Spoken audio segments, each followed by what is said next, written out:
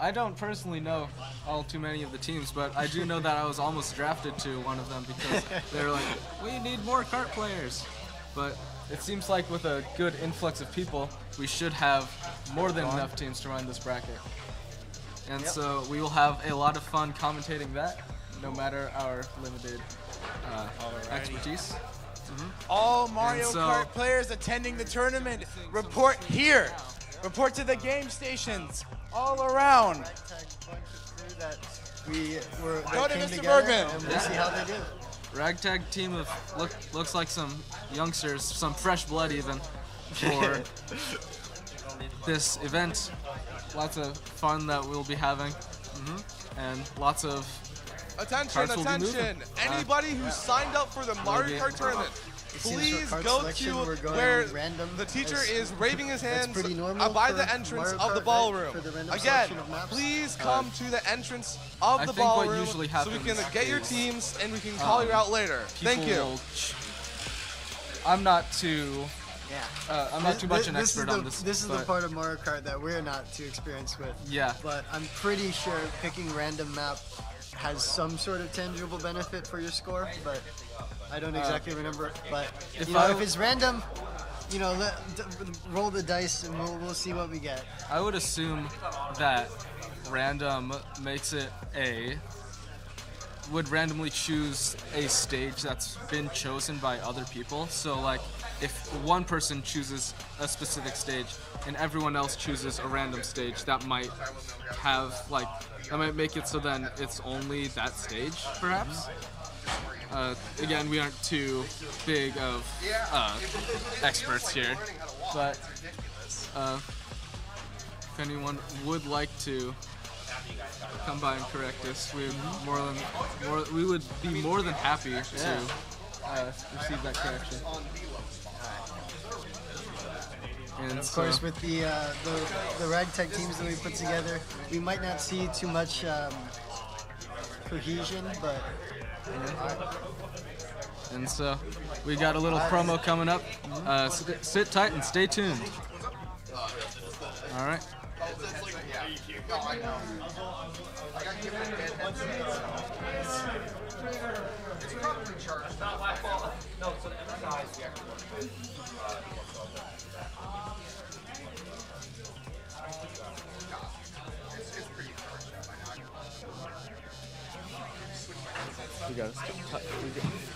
If we aren't able to talk about Mario Kart, we can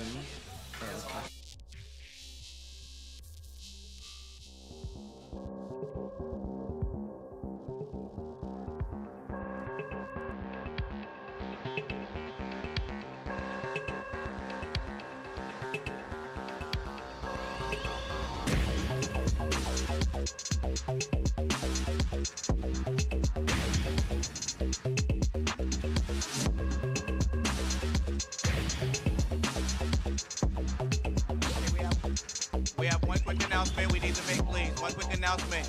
Can we get the parents, educators, or any of the other adults, please report to Tilden. It is the corner room over on the side here. Parents, any educators, or any adults, we're asking you to report to Tilden.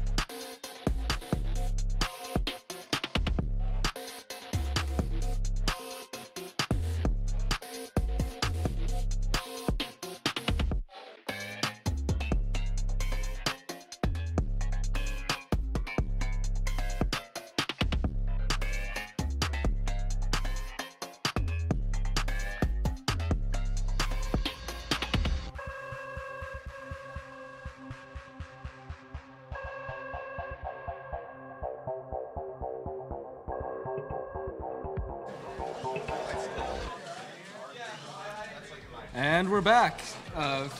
We would like to thank our sponsors, Emerge Apparel and Sequoia Construction Services, as well as the City of Concord, Kingston Fury, Master PC Builders, the escape rooms over at the veranda, and our friends at the full service events. Yep.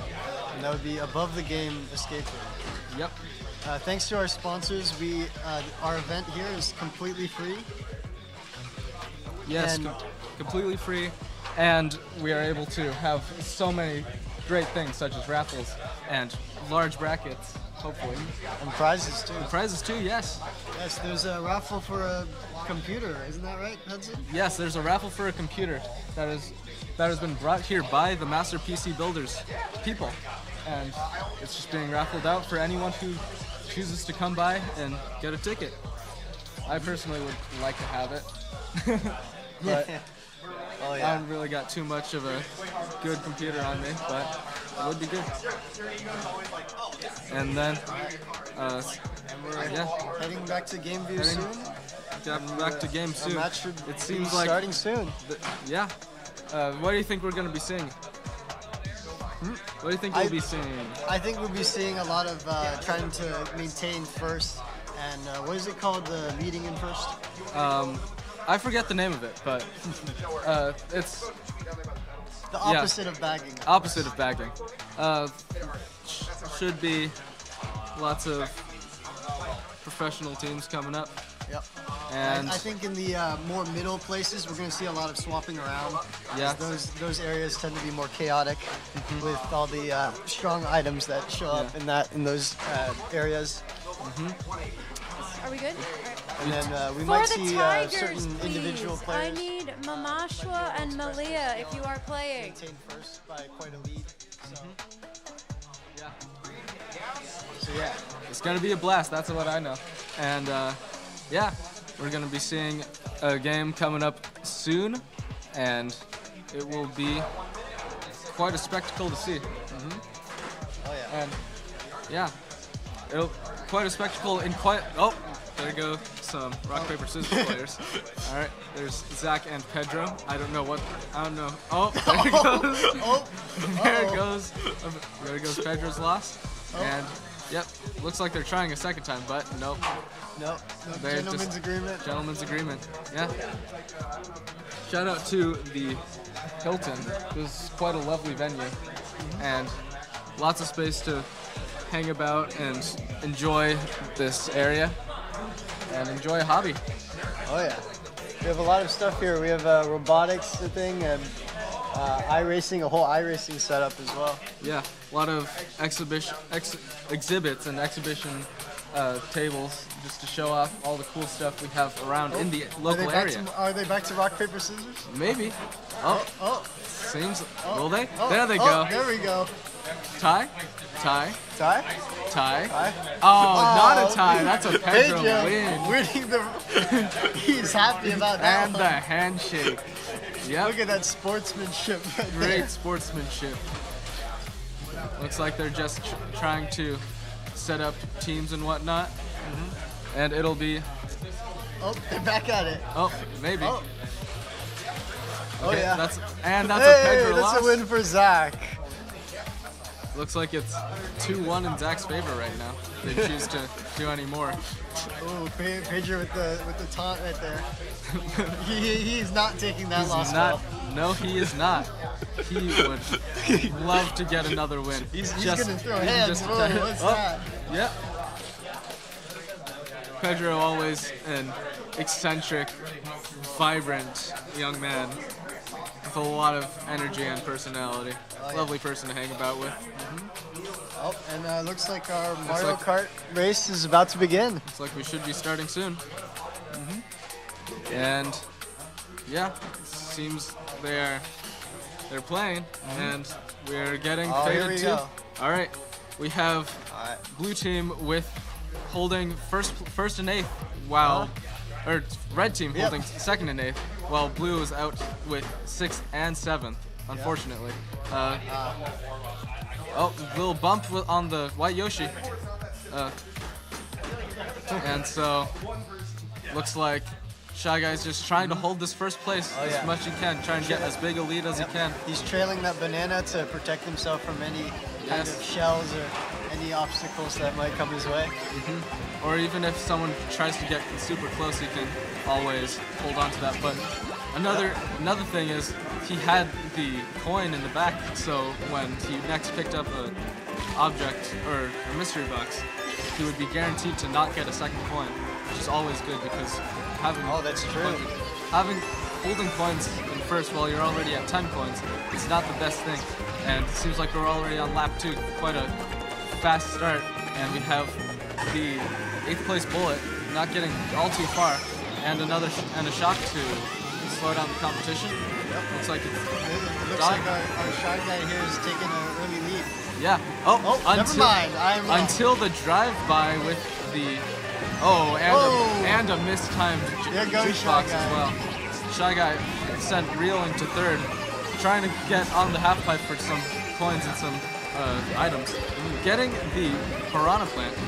Let's see what some other people are doing in the back. We have the Inkling in third, just trying to vie for control while not giving it up to holding on to that mushroom. Is there a shortcut coming up? Maybe. There's always a shortcut somewhere. Spending it now. Trying to get the extra keeping item the bananas box for protection. And he has a mushroom in the back as well. Let's see how our Yoshi's doing all the way back there. Yoshi is on Yoshi, not Biddy Buggy, but he's on the Mr. Scooty, which is another meta pick for those who want a more bike-focused build rather than a kart-focused build, because there are some little differences that both pros and cons that can give lots of advantage and disadvantage to those who choose to use it. He's out of last. Out of last. Holding that bullet bill. Spending it right here. Maybe going for some kind of extended bullet bill sequence. Meanwhile, we have our first finishes. Yep, we have a second on the Shy Guy and a third on the Inkling. Looks like 7th and an 8th place finish for our other two competitors. Looks like Red is taking an early lead with first, second, and 4th place. Red, indeed. We'll see what Blue can do to catch up. Of course, Mario Kart is based on a points system, where depending on your placement in any given match, it'll give you a certain amount of points, which will be accumulated into your team's overall score, and it's just whoever has the highest points wins. And we are getting a thumbs up by resident kart players saying that, yep, we are saying it right. And so maybe players getting into the right headspace for this round 2. And looks like it's coming soon. 3, 2, 1. Any burnouts? No. Yes, we got the burnouts. Why don't you explain burnouts a little bit? So, on the start of a round, when it's doing the 3, 2, 1, you can hold the A button, or whatever your accelerate button is, and it will give you a beginning of the round boost depending on how well you time it. And so if you time it exactly when the 2 comes down and hits, it will give you the largest boost. But if you press it any earlier, you will get a burnout, which is you'll instead just stutter in place because you pressed your button too quickly. And we got an early boost. Looks like we're getting the same results as before. Shy Guy's almost first, and our Raccoon Mario's trailing. Yeah, just trying to get all the coins he can and all the good items that he can. Looks like a star and a triple mushroom in 8th. Always a good idea. And the Shy Guy with his mushroom stolen. That's unfortunate. And that mushroom could have been a great push into first, but it was stolen. It no longer has it. Blue's got the first place.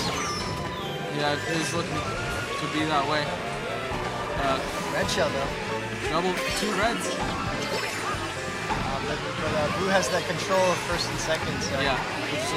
Not only control of first and second, but control of first and second with a red shell, which looks like it was spent to not get hit by a red shell of red zone.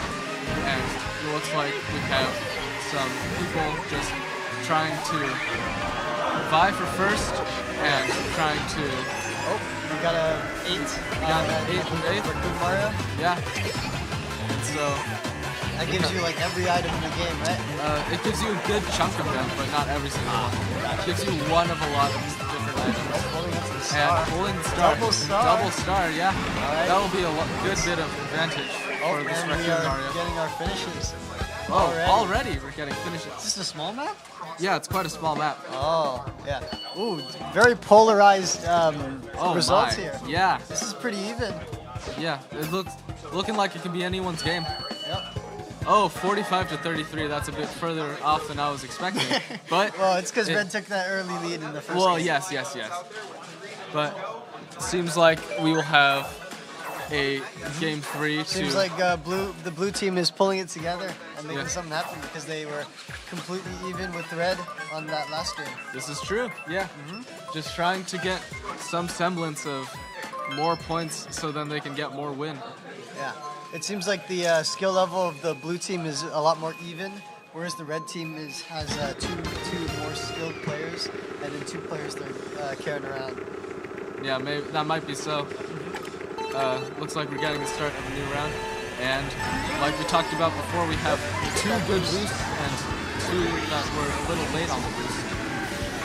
Oh, Tanuki Mario hitting the wall, just trying to get some boost drift, or some drift boost, but ultimately not getting it. Oh, and we have a fall from the White Yoshi, getting straight back on, and then bumping into his teammate for some extra boost. Oh yeah.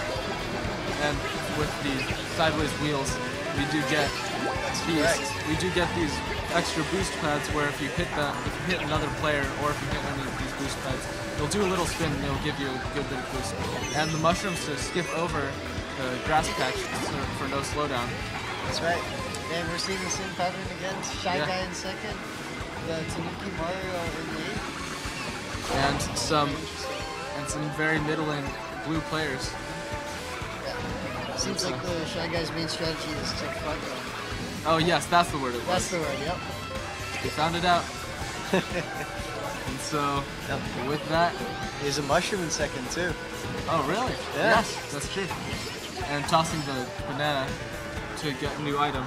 Cycling for a red shell. Oh, maybe he's gonna go for the skip with this. Yep. And then red shell in second. Red shell in second is always a scary prospect. Can he take first? Maybe. He might be waiting for later in the track to take first, so then his opponent doesn't have as much time to react and to try and take first back. Straight blue shell, he won't get hit. And the second red. And the second hit. Oh. Maybe the first one was almost there. I don't know. I couldn't really tell. But it looks like a bomb. Another red, 2 red shells. Jeez. Yeah. He's coming for first. Yeah. He smells blood in the water, and he wants that first. Eventually taking it with 2 shells for protection. And it looks like we're nearing the end of this track with Shy Guy in first, and Tanuki Mario will be finishing 8th. But it seems like we have a first and a second on screen, as well as a third. Meanwhile, we have the 8th place Mario just barely not making it to the finish line. Oh, blue team's making some waves? Yeah, but the question is, will it be enough to overtake the red team? It seems like it is not. They're down 9, but they're catching up.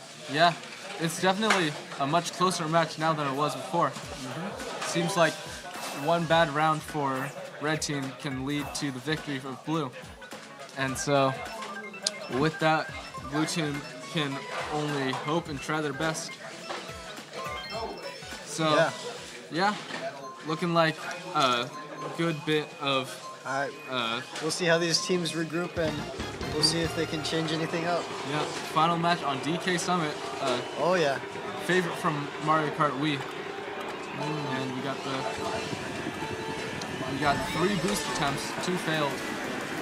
And looks like some early drifts into... Shy Guy taking the early lead once again. Yep, started in first and he plans to keep that first. Inkling right behind with the red shell. Yep. Toss it, there he goes. And into 7th, unfortunate. Ooh, that's rough. Yeah. Shy Guy holding on to the point and spending it right as he got to the double box. Alright, with 3 mushrooms still in the back. Oh, going for a Shy Guy skip with the shortcut. with the super shortcut. Whoa! I've seen that one a few times before. Attention, Street really Fighter players! It's a Please very convene in one, the ballroom in the entrance. And another Again, shortcut Street with Fighter back up to players, second. Oh, please got stuck there a convene near little the bit, entrance though. of the Trying ballroom. for half-pipe Thank you. Shortcuts, but didn't exactly get it. Triple red shell in second. Uh-oh. Yeah, very scary. Watch out, prospect Inkling. First, and Inkling 1. Inkling spends 2. If you were checking, Double Inkling whammy on the Inkling. Yeah, Inkling did spend a jukebox to try and protect from the first red shell, but was just barely too late on Shortcut it. once again. Yeah, Damn. it's a very fun looking shortcut. I will not lie. Always Up to 9 coins. Yeah, just one more, and Yeah. does he hit the Shortcut wall? again. He does not hit the wall this time. That is He's lovely. taking a early lead or a pretty big lead. I'm just trying to get as much of a breakaway as possible so then those in lower places can't overtake him. Because that bigger lead gives you a lot more of a cushion, a lot more of a safety when you get hit by red and blue shells. He's up to 10 coins there as well. 10 on the coins, bottom left. Just trying to get these Get the boosts. speed boost. Oh, no Not shortcut going this for the time. shortcut this time. Not gonna risk it. I don't think he got to a good position to do the shortcut, so it would have been quite risky to attempt it. And trailing Red with shell the coming green shell. with the trail. Yep, and Holding that early lead. But blue is second and third, it looks like, so. yeah, They're right behind. maybe the second and third places can, I'm pretty sure first is 15 points, but second and third is together is 12 and 12 then and 9? 9, maybe? yes, so a little more than just the 115, or the 115 points. And Let's see we're that gonna score see difference. 80 to 76, It's a very, difference very of 4. close. They gained 5 on red.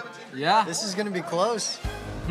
Oh, seems like that was the. That's yeah, the end. It is a best of 4 format. 4 races. 4 races, yes. And the one with the most points, that being the red team winning round 1. Yep. Valiant effort from blue though. Yes, it got very close on those last few rounds, but unfortunately they were not able to overtake these red giants.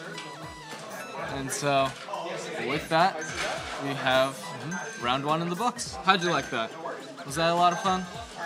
It was good. It was a very close match and it seemed very competitive.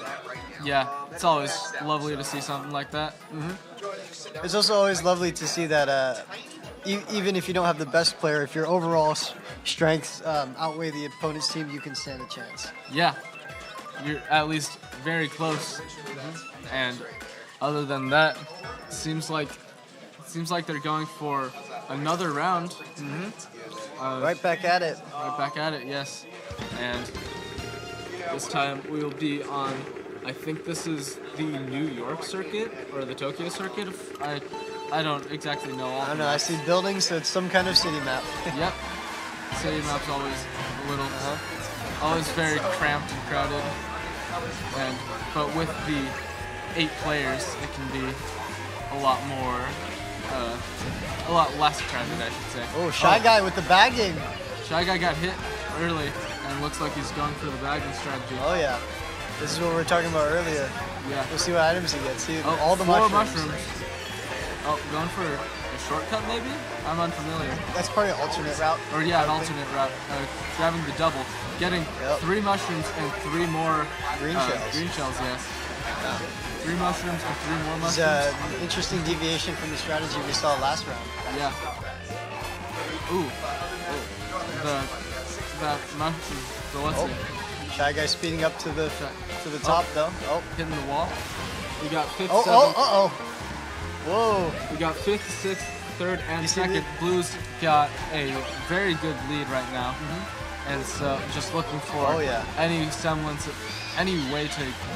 Oh, it looks like they also have Yeah. 1st place as well. They got So first, second, third. It looks like Yeah, they just maybe have to, 4th even. Yeah, Dude, Blues making whatever they did worked. yeah. Whatever second breather they needed, it worked. Maybe they just needed a little time to figure out.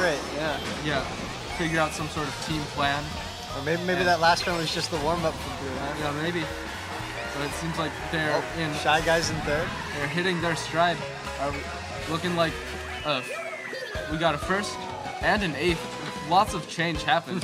What happened to the Yoshi? Yeah. He was in second like 3 seconds ago. But Blue does take first and second. Yeah, Blue does take first and second. They got 5th. They're taking the lead this time. And 7th. Up 9. Starting with the lead. Always really great thing to have. And with that starting lead, it'll make Red Team at a good bit of disadvantage until they're able to overtake the Blue Team. Absolutely. Yeah. Now let's see if the Red Team can respond back. Yeah, seems like we're going to be on Neo Bowser City this time. And you know anything about this map, Hudson? Well, since it's raining, it's a very slippery map, and with that, the traction stat. Oh yeah. Yeah, traction's very important to have, because if not, then you'll just slide off the map very easily. Well, for most of the meta wheels, like you see the little rollers, do they have great traction? I'm pretty sure they have like very middling traction. Not all too good, but it's serviceable if you know what you're doing. It's good. Right. And so looks like Inkling trying to take better lines than Shy Guy, just to get a little bit of. Oh, that's a nice skip, jumping over the. Yeah, interesting. Because the hops reduce your traction or the slowdown effect of the bad terrain. Well, more specifically, when Shy Guy got close to the bad terrain, when they did the hop, they went over the bad terrain, and so since their wheels didn't touch the bad terrain, they weren't slowed down. Gotcha. We got a little snippet of the Tanuki Mario falling off and now grabbing a. Yoshi's in the back. Yeah. Yoshi's in the back. Boosting his way through. Boosting way through. Oh, on a very slippery part of the track. Yes. With very big hazards if you're not careful. Yeah, this map seems to be slippery with tight corners. So it's very slippery with tight corners. If you aren't watching your speed, it can be devastating for you. It'll send you back a good few spaces. Especially if you get greedy with that yellow mushroom and just boost the heck out of it. Especially on this final turn that Inkling is on. A lot of the time Inkling seems to be maintaining that lead. Yeah, a lot of the time you'll have to break drift through those corners. Well, we'll see if Shy Guy can catch up. He's got 3 mushrooms in third. Yep. Just trying, maybe boosting through shortcut. Boosting through the. Chain chomping. Or not chain chomp, but Piranha Plant on the blue player, and being able to squeeze out a second place finish, and looks like Blue's dominating this round. Well, what happened to Red Team? Don't know. Oh, and we'll see the points. 46-32. Looks like a good bit of a difference. That's a 14-point lead. Yeah. Red's got to make something happen, or they won't be able to catch up. No, they won't, and it'll be. If they aren't able to take at least first and second this next round, it'll be very unlikely they win third round or fourth round. Yeah. And we have the stompy thing. What is it? The Swamp Ruins. That's what is the name of the map. And so we'll be getting right into it. There's a few shortcuts on this map, I know. Yeah, it's a very fun map. You want to say a few of them? Say a few of what? Maybe a few of your favorite shortcuts on this map. I don't know any of the shortcuts by name, so if they happen, I'll mention it. That's always fun. Looks like a 2nd and 8th for red and a 6th and 5th for blue. A lot of looking very similar. Shy Guy's taking the front with the banana ramming. Looking very similar to what we saw in the first Grand Prix, first round, but with maybe a little bit difference. Let's see this Shy Guy going. Is he going to go for the shortcut?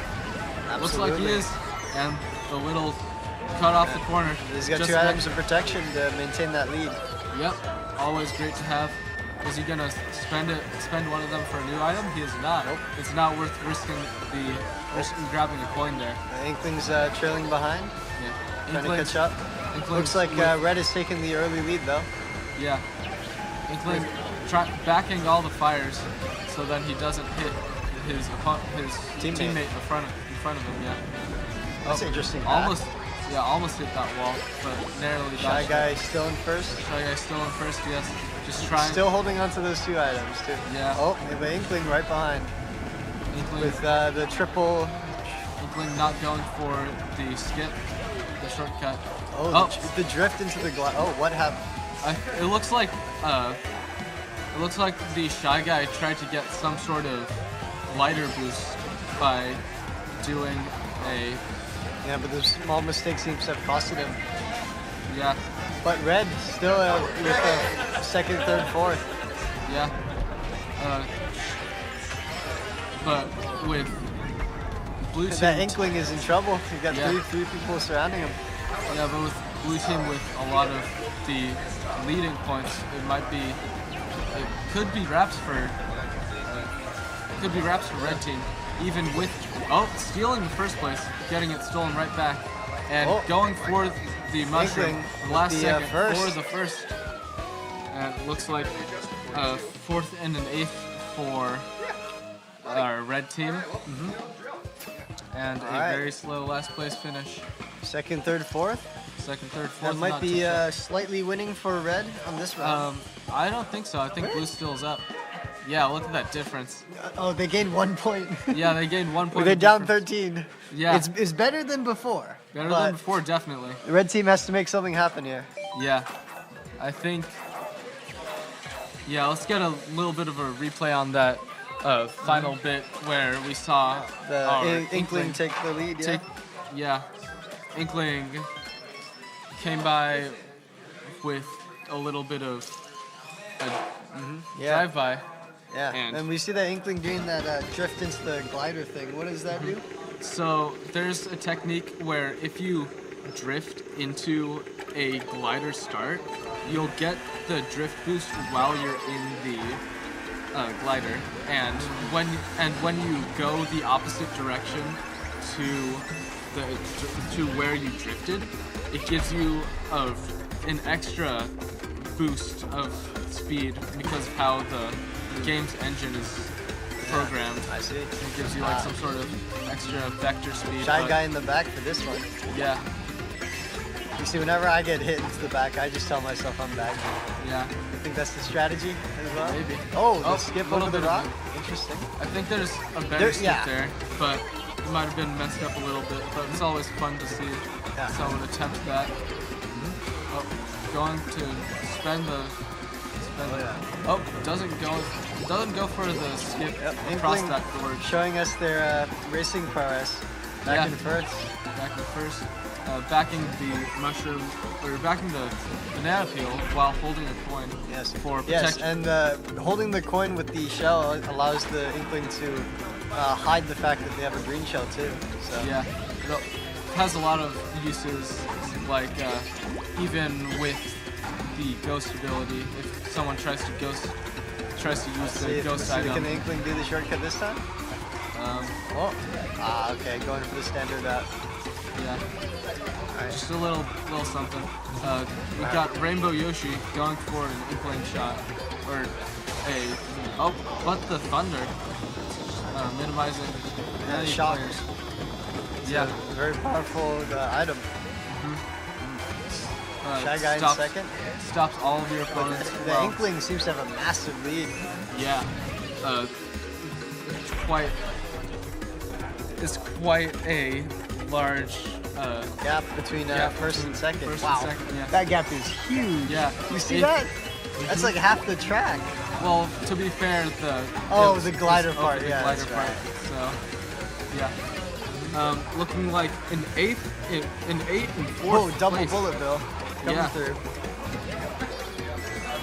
We got a cut to Tanuki Mario with another bullet, just trying to catch up. Some way to catch up to the other team. or even to his teammates. But oh, shortcut. Oh yeah. We have the Yoshi, or not the Yoshi. We have the Shy Guy taken it going already. for the shortcut, but maybe for not, as Inkling has already taken first. And it looks like this may be Raps. Yep. A good. Let's see. Valiant fight from Red, but I think with the point lead, Blue should stay in the top. Yeah. It's looking very unlikely that. All right, this is a good match. Close. 87-69. Yes. Oh yeah. Very. Right back at you. Oh yeah. With the points and with. Yeah, we'll see what these teams do in the next Grand Prix or set of 4 races. Yeah. Looking like it's 1-1 right now with the team compositions. Yeah, given what we've seen, this could go either way. If I remember correctly, since this is only round 1, it will be best of 3 Grand Prix.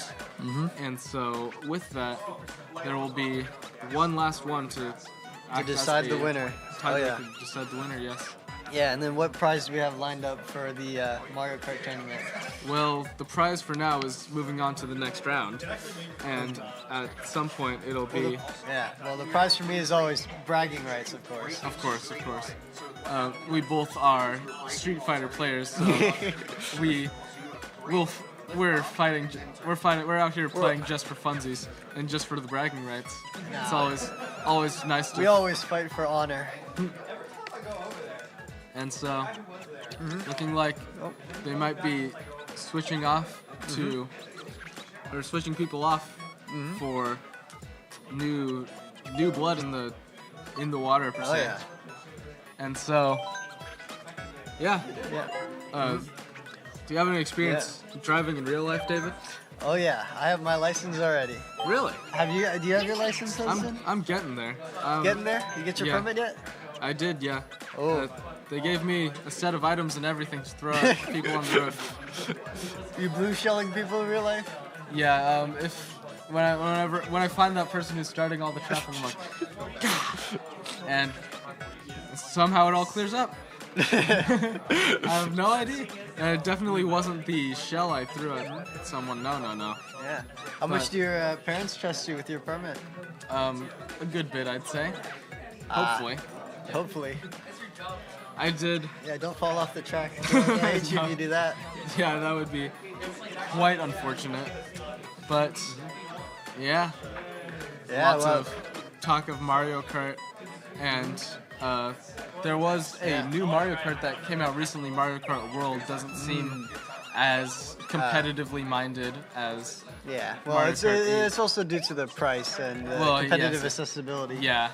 It's the price of not only the system of the Switch 2, but the game as well is very, very prohibitive to a lot of esports. Because like often with esports, you'll have like free games. Like think of Valorant. I think League's free. Think of Marvel Rivals. Marvel Rivals too. Yeah. And then you'll also get fighting games with a big price tag at the front, but they're often free, and they receive continual updates. Yes. And some don't have in-game stuff, or it's just cosmetic stuff for in-game. But that's always nice. Yeah. And as compared to real life, how would you say Mario Kart and real driving compare? All I will say is, if I met someone who only knew how to drive from Mario Kart, I would drive slower. I don't know, I might just stay off the road. Yeah. Alright, but looks like we're back in it. Cutting back to everyone on... Looks like we have a new crew here, new teams. Yeah. We'll see how they do. Looks like a group of a bunch of youngsters. Yeah. It's always nice to see some of the youth. Oh yeah. See some of the younger people trying out the game, trying to get into competitive. Oh yeah. Competitive gaming. They're learning the wheels. Yeah. Hitting the sticks, as we say in the business. In the how do you think the gameplay will compare with the last teams, given that these guys look much younger? Well, them being younger they might be a bit more amateur than some of our varsity high school varsity players, such as Zach, who was just playing last round. Yep. And Pedro, who was also subbing in last round. And so with that, it'll be a lot of fun to see just how these newer players will play. I think I saw one of them raise up a GameCube controller as their controller of choice. That's always nice to see. Yeah. I'm quite fond that's of old school, right? Yeah, I'm quite fond of the controller layout. Oh yeah. Oh, yep, there he is showing it again. Yeah. And so we Yeah, so- are gonna we're gonna see some replays of last round, yeah. while they set up a little more. And so Yep. All right. let's see. We'll see the highlights of last Yeah, match. we got We got the Inkling. Inkling holding first, just holding that shell, but there goes our. All right, Yep. So and so Yeah, just a all right. little bit of just a little bit of a touch on last round. last round before we move And then we've got to the next round. these new two teams going at it. We'll see Yeah. how it ends up. I think I did see some off-meta builds. Like I saw some really big tires on a ATV. Really? Maybe some kind of fringe speed build. Yeah. But yeah, we're seeing a lot of the same of Yoshi Bitty Buggy. We have two Yoshi Bitty Buggies on screen on the red team. We have a mushroom in first, surprisingly, and that's Yeah, look at the shortcut right there. yeah. Oh, That's nice. Didn't even that's need the mushroom. that second place shortcut is Heck yeah. always really cool. I'm always a big fan of Another lighter shortcut. shortcuts. Oh, Dang, he ain't using his mushroom for anything. yeah. Sometimes all you need is the the mini turbo, and that'll get you far enough. Yeah, Especially look at that. especially when is you this have player? really fast mini turbos. Jumping over the grassy patch, jumping over the rough patch. Seems like we have red in first and second, just trying to hold on. Let's see, does he do the short? Oh, he's saving it for the shortcut. Oh, never mind. Dang. Yeah, quite a fun shortcut, I'll say. I And know. So, yeah, we got red team holding first. Uh-oh. Oh, there getting comes hit a by red the red shell. But, Oh, decides not to spend the. and here we have the other mushroom. Yoshi Bitty Other Buggy. Yoshi Bitty Buggy, taking up the mantle of the first, taking up the mantle of first. Passing, from the yeah. first. Yeah, back and forth between the two. Looks like Looks like red has a big lead. Red has a very big lead. Oh, and yeah. They're being very. They're being very Yes. deliberate to conserve their mushrooms. I know. As, but there we see go. One being spent at just the end, and there's round 3, or I should say lap 3 of round 1 Yep. in this game. Yeah. This the skill level here seems to be a lot more polarized. We got a lot of people very far ahead and very far behind. Yes, that is true. Let's take a look at 5th place over here. Only halfway through lap 3, Yeah. and looks like we got to the end. Oh, but despite first and second taking it for red, it does seem blue is not Blue is too far behind, other than the first and second, yeah. which are of course very important places. Yeah, those first and second have the highest points, and with that you can get the biggest leads Yeah. from just Yeah, that. we have our blue team behind 11 points, but we'll see. Anything can happen. I mean, last match we saw that comeback, so it could happen is again. true. Yes, yes. And so we are going to be seeing these more amateur teams on Toad Circuit, looks like, and starting shortly. Yeah. So you can see these guys. Readying up, and seems like we're starting. Oh yeah. We got the Yoshi in second. Yoshi Bitty Buggy Oh, bagging? Yoshi Bitty Buggy trying to Bagging? bag. Yeah, you see that little pause in there Yeah. to get last place? Yeah. Trying to. There used to be a strategy where you just stop at one of the.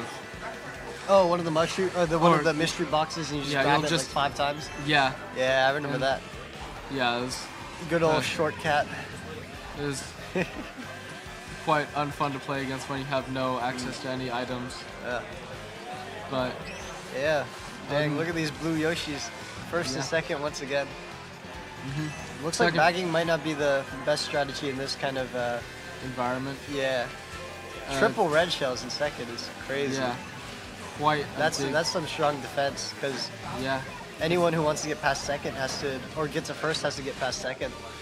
And three red shells is a menace. Oh, we got we got an unfortunate self hit with the green shell.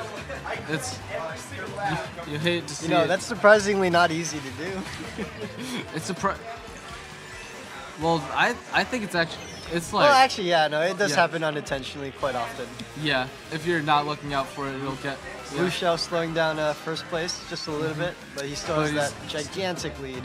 Yeah, again with this Yoshi Bitty Buggy build, he's able to build up mini turbos really quickly, and with that he's able to build up his speed very quickly. Yeah. And so, able to get the gap first jump and second for red again. Yeah.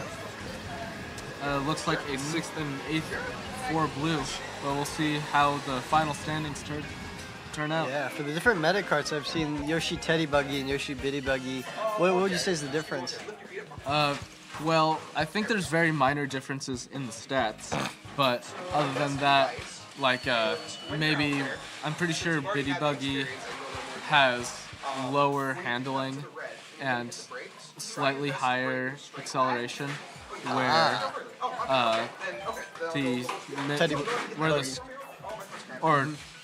So the Teddy Buggy would have like a little bit higher handling and a little bit less acceleration? Yeah, maybe. And then there's also the Mr. Scooty builds that are basically the same thing, but with Mr. Scooty. Oh, look at him showing off the GameCube once again. Yeah, always a nice controller. Yeah. GameCube, the difference is it doesn't have motion controls. Is that right? Some of them don't. There are some models that have motion controls put into them, but other than that, it's. Would you say between the different controllers that players can use, would there be any advantage in any of them? I think in Kart specifically, the best controller is just the standard Pro controller that comes with that you get with the Switch, and some people say it's the GameCube. I'm pretty sure, but I think the ability to have access to having the ability to just simply shake the controller to get a whole bunch of boosts is really good. But I do see the argument for for its GameCube controller. I personally just use it because I like how GameCube controllers feel better. Yeah. Driving past the second lap, looks like we have a Shy Guy just sitting on the starting line. I don't know what's going on there. Yeah. Red's taken the first and second place, but blue is shortly behind in third and fourth. And since the distance from first is so large, third and fourth are actually going to get some decent items. Yeah, like got stuck there a little bit. We're seeing Yoshi out here and another Yoshi out here with a red and a mushroom in second. Yeah. Looks like first and second are just using the strategy of maintaining first and second and protecting each other. Yeah, always a great strategy when you are trying to... it's a very dominant strategy. Yeah. Especially since this is a team game, you're able to just vie for that first... And ideally, you want all four of your players to be in all four top spots, just to maximize the points. Of course. But someone took a dip. Yep. A bit of a bath. Yeah. Typically not advised. Typically not advised, especially as an Inkling who does not take well to water. That's right. He's a bit hydrophobic. Isn't that right? Yeah, in the lore at least. Or at least that's the lore reasoning for them to... Oh, and another hit. Yeah, look at that. Yellow mushroom in fourth. Yeah, that's just to show how big a lead that this blue Yoshi has, getting the first immediately. These guys are crazy. I wonder what the actual skill level of these guys are. Yeah. It looks like they've already finished, and Yeah. Or they just finished and the other guys are still catching up. Yeah, a lot of... Actually, Inkling wasn't too far behind, only about like 3 seconds. Maybe. Maybe you can see a comeback coming in. Could but, be. It looks pretty dominant from the red team. I mean, what's it? This game doesn't really care too much for the time. It only cares for the placement. That's true.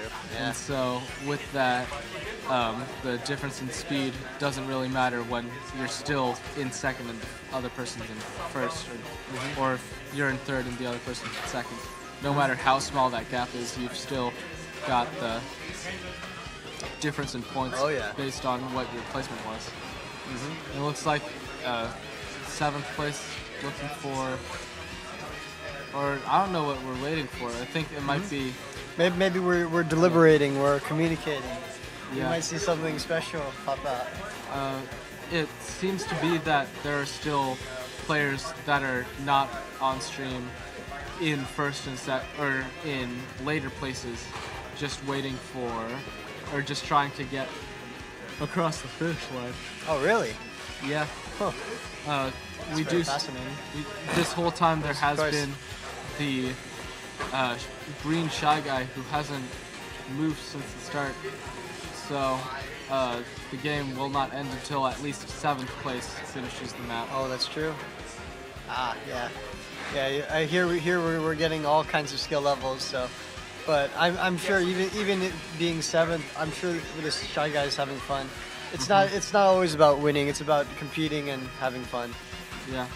Sometimes it's just the competitive drive in you that wants to just get out and go do something. And try to gauge your ability, you know? Yeah, no, a lot of times it's not purely about winning. It's just about being here, playing, driving, having fun, and doing the best you can. Because for a good bit of people, video gaming is their main hobby, and for another good subset of those people, Mario Kart is the main game they'll play. And so... Yeah, you'll definitely see some skill discrepancies between casuals and people who play a lot more often, but it's all good. It's all for fun. It's all in good fun. Yeah, and it's especially sweet to see when experienced players help and coach the less experienced and give them tips. It's always nice to see that. We see a quit out. Maybe we're having might be having some technical difficulties on the other side. Communication error, yes. All right, yeah. Looking like some sort of debugging needs to be done behind the scenes. But, yeah, why don't we give a little bit of a sponsor segment. Let's give a bit of a shout out to the city of Concord, who is sponsoring this event, as well as Honda and Dave & Buster's. As well as XPG, Radiant, Sweet Thrive LLC, and Intermission Esports. We have a good bit of interest in this event, and a lot of people coming by to. Yeah, what would you say about the skill level of players and like how difficult Mario Kart is? Because personally, for Mario Kart, it's very easy to pick up, but then there's a lot of skill expression and there's a certainly high skill ceiling. Yeah, I think in a game like this where you have it's a very simple game on the surface, but there's a whole lot of things to dig into to give minor advantages, and with that, no matter how minor the advantages seem to be, they'll stack up, and eventually you'll have quite a big skill discrepancy just based on how good the lines you take are, or how efficiently you use your items. Yeah, and that's why we're seeing things like certain players might be maintaining first and second most often, because like, they're taking the faster or more efficient racing lines to get some to take an advantage early. They quit. Yeah, certainly. They quit out early. The drifting also will play a big factor in your placement and your micromanaging of it can really help maintain the lead or destroy it if you make a few mistakes. Like what we saw in the Neo Bowser circuit match, there was a moment where there was the Inkling player and the Shy Guy player just trying to go around a turn, and at that, the Shy Guy player was trying to do like a big wide drift around that corner. Yeah, wide drifts are a little bit slower, but you charge up more. Is that the? You cover you theoretically cover we have more a few ground. replays here. Yeah. Of Like the last match. Oh, it froze. But yeah, you'll see when you're on the outside of the turn, you have to cover more space. Right. So you sacrifice the speed and efficiency of taking a tight corner. taking the tight corner with getting a bit more boost with the drift. And so we saw that with the Inkling and the Shy Guy on this one turn on Neo Bowser City, where the Shy Guy takes a tight drift around a corner, and the Inkling takes a tight turn around a corner, and then the Shy Guy takes the wider one around, yeah. And so with that, the Inkling is immediately ahead because of having to cover less distance, but the Shy Guy gets the boost to catch up, of course. Yeah, just like even a little boost, and we see that over here, like we see this Yoshi trying to stay as close to the inside wall as possible, but just to get a little, like a little bit of a immediate speed advantage. Yeah, like you'll notice as they're going, just like if there's like very specific points of turns that the players are aiming for, so then they can maximize their efficiency at turning that corner. Yeah, that makes these racing lines in Mario Kart 8 a bit more complicated than your standard real life ones, which are just stay on the line. Yeah. So that adds a lot more complexity and individual player expression and choice. Yeah, I do like that about a lot of racing games, just trying to find whatever the most optimal line is, no matter if it's Mario Kart or like, I don't know, some sort of realistic racing game like we have in the foyer of this ballroom. We have the iRacing setup just to our left, and we have some players just testing out the setup with it is a big old Formula One seat with it's got the whole full like steering wheel too. Yeah, full steering wheel has with pedals and stuff. Yeah, it's always fun to see the very immersive technology. All right. And yeah, looks like our next game is coming up shortly. Looks like we got those tech problems solved. You know, the tech problems always come up, but it's just about being adaptable to fix them and get things back on track. Seems like we are on Rainbow Road this time. Ooh, I hate this map. I fall off all the time. Wait, is this which Rainbow Road is this one? Okay. This is the Mario Kart 8 Rainbow Road.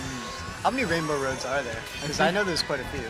I think they make one for each new installment of the game. So there's a short answer, there's a lot. Yeah. And so how many there are in this game, I can't tell the exact number. What do you think about this particular Rainbow Road? I think it has some something really interesting about this one is the map. Instead of doing loops of a track, it's one long continuous track going so all the way it's down. Not the big circle.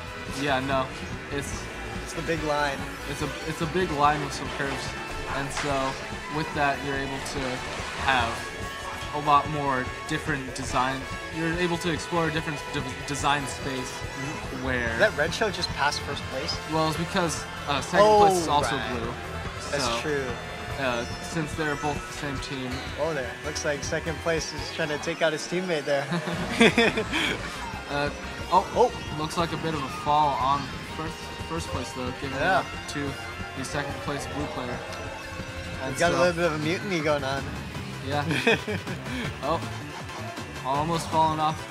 Looks like we're already back to the start. What a quick round. I know. This map doesn't seem to be seems to be on the smaller side. Yeah. Do not let the size of the map fool you. It is a quite short map. Quite a short course. You just loop a few times. And it looks like blue getting first through third. Yeah. And blue's taking that giant lead. Yeah. No, actually not as big as I remembered. Well, no, they have twice the points as red team. That's true, but the red team is only down 13. So they only have 13 points, though. I mean, you're not wrong. Yeah, I mean, we have seen this 13-point difference a few times before. Yeah. It's certainly not insurmountable. Yeah. From what we've seen, you can get pretty close just by having middling points on, just by getting stuff like. And we're gonna see a random map once again. What would you say is the importance of the different maps? Is it just different scenery or? Well, the different maps all have different track layouts, and so with that, you're able to you're able to take different lines and not just have the same. Oh, this is a U shape, and you go up and down the U shape. And different strategies are better on different maps, right? Yeah, not only like if you have a much more windy map, you'd be better off with an acceleration build, so then you can build the mini turbos on those turns much quicker and get much more boost that way. Meanwhile, on a map that's more of a straight line, you'd want to optimize for speed, so then so you can take those straights much faster. Yes. And you don't have to worry about turns slowing you down. Exactly. And another fun thing about it is with all the different skips you can get. Like, second place just attempted a skip, but ultimately it cost them their placement. Thankfully, only to their own teammate. But looks like a fall though. Devastating fall. Devastating fall, giving up third place. But we'll see if red can take advantage of that. Yeah. Looking like we're already on lap 2. Up through the cannon. Let's see if first can get the shortcut. Let's see it. And going for it. Oh, there it is. He gets it. Almost bumps into the wall. Was barely able to just tap the wall instead of full bump. Yeah, I think this is the second time we've seen this map too. Yeah. So. Going for the skip. Oh, it's the other skip. Surmounting the gap. The giant crack. Yeah. Oh yeah. But slowing down a little bit on the off-road. Yeah. And looks like, it's a giant lead as always, but... Yeah. We have red team on 6th and 8th currently, and just trying to get some sort of... Yeah, trying to keep up the valiant effort. I respect it. Yeah. It does look like, ooh, what a hit. And a hit from the teammate too, unfortunately. We do have some communication lack as the bullet build blasts through its own teammate. Yeah. But hey, we see a red team member in third. That's not too bad. Yeah. And the Bowser Jr. Yep. I feel like I've never seen that character before. Yeah. This character doesn't often see play because of the stats that the character has. It isn't exactly the best for an acceleration build, but like I'm pretty sure it has more stats into stuff like handling and traction on the actual character. Meanwhile, you have hitting the wall, just trying getting stuck there a little bit. Player, communications error. That's strange. That's pretty bad, but that's no good. Yeah. But we got the It's game. unfortunate, but we got a bit of a game over. Looking at the points, it seems like blue team has a very large lead. Oh yeah. 26-52. While red team has doubled their points, so has the blue team. And again, the point difference is still double, but now it's now the difference is 26 rather than 13. But it's about the attempt, right? It's about the attempt. That's really what matters. Yep.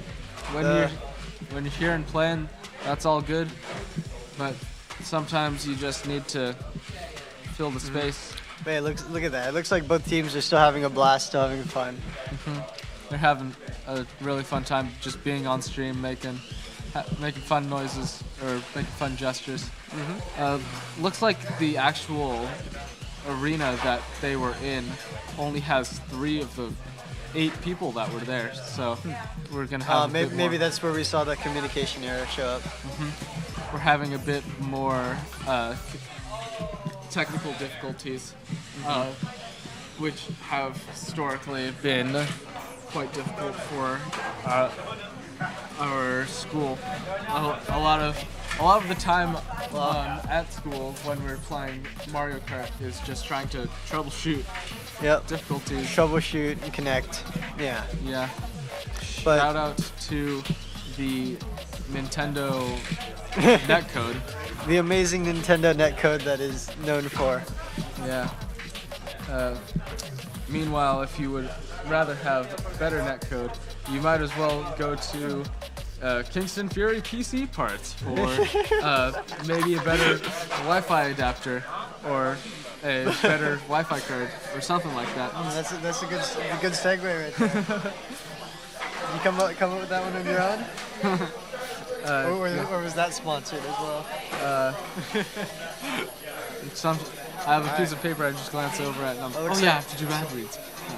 And there's our team members' names, and yeah, and so we'll be hopefully getting our next Mario Kart team up shortly.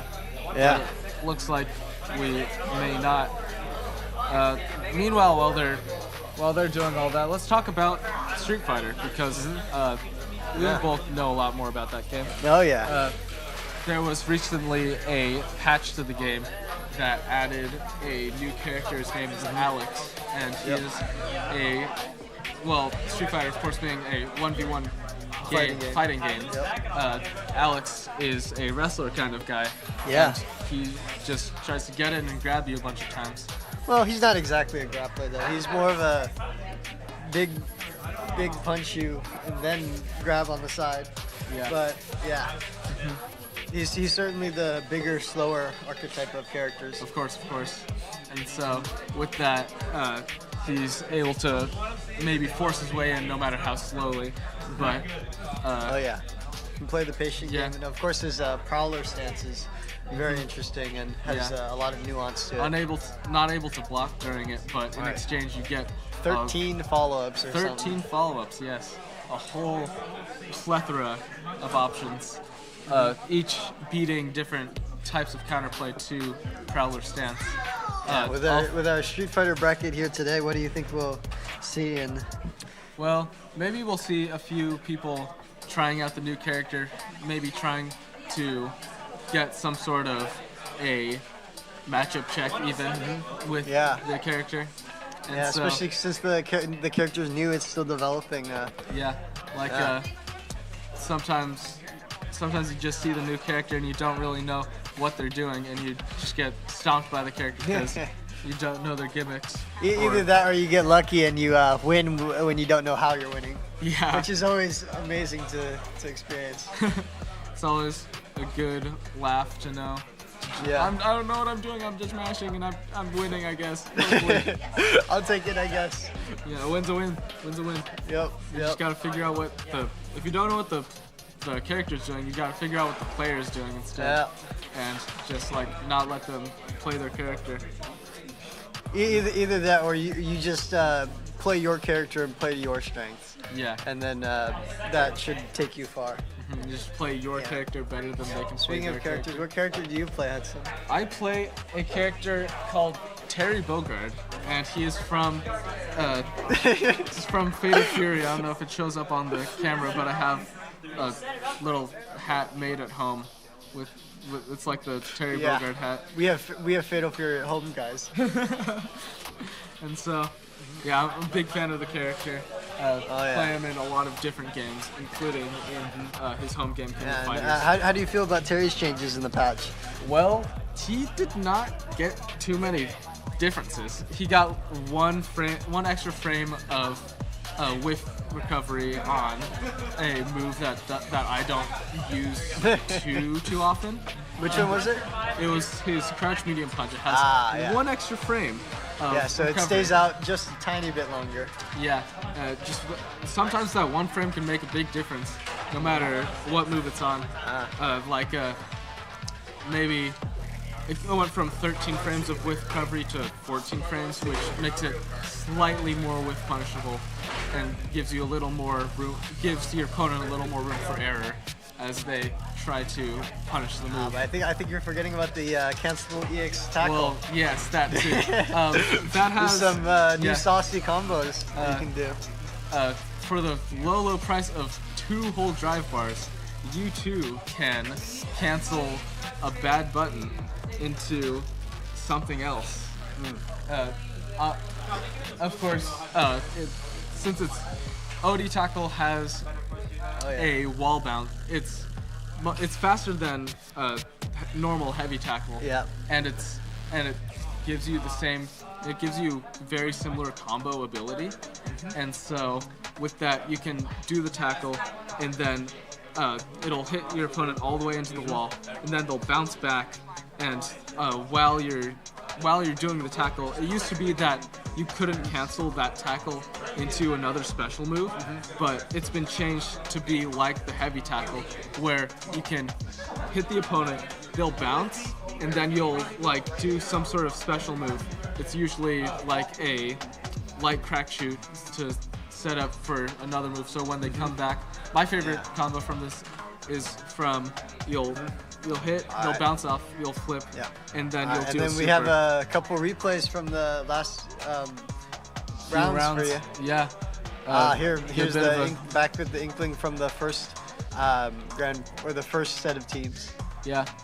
Just got the first place and going for that Inkling maintained that lead. Yeah, just a highlight reel of all the first places. I wonder how this team with the Inkling will do against the team that we just saw. That was pretty dominant with the blue Yoshis in the front. Yeah, that could be very interesting. Maybe they'll try to transfer to a more bagging play style to capitalize on how the Yoshis are just trying to take first. Or maybe we'll see a front-running showdown. Maybe. Those are always fun to watch. Or blue shell, whoops. Yeah. Front-running showdowns are always good. Notice how he got blue shelled and then immediately was able to get back up to full speed. Did you use a mushroom? No. Just because of how his build is, higher acceleration. He can accelerate really quickly, and that high acceleration let him transfer into a drift really quickly. And so he was able to get the extra boost that he needed to jump across the rough patch gap and get onto the ramp. And so, lots of minor optimizations in this from this character. Or not character, but from this player. Yep. Yeah, this character seems, or this player seems to be pretty experienced in the game, so it certainly shows. I would say that is true. And so we're gonna see the 6th plate is finished. Yep. And All right. And looks like a good bit of it looks like we just have a short time before our next match that will show up eventually. Yeah, eventually. A lot of Kart since it is. Yeah, we also have a Smash Bros tournament here too. Yeah, but that will be later. Oh yeah, what character do you play in that game as well?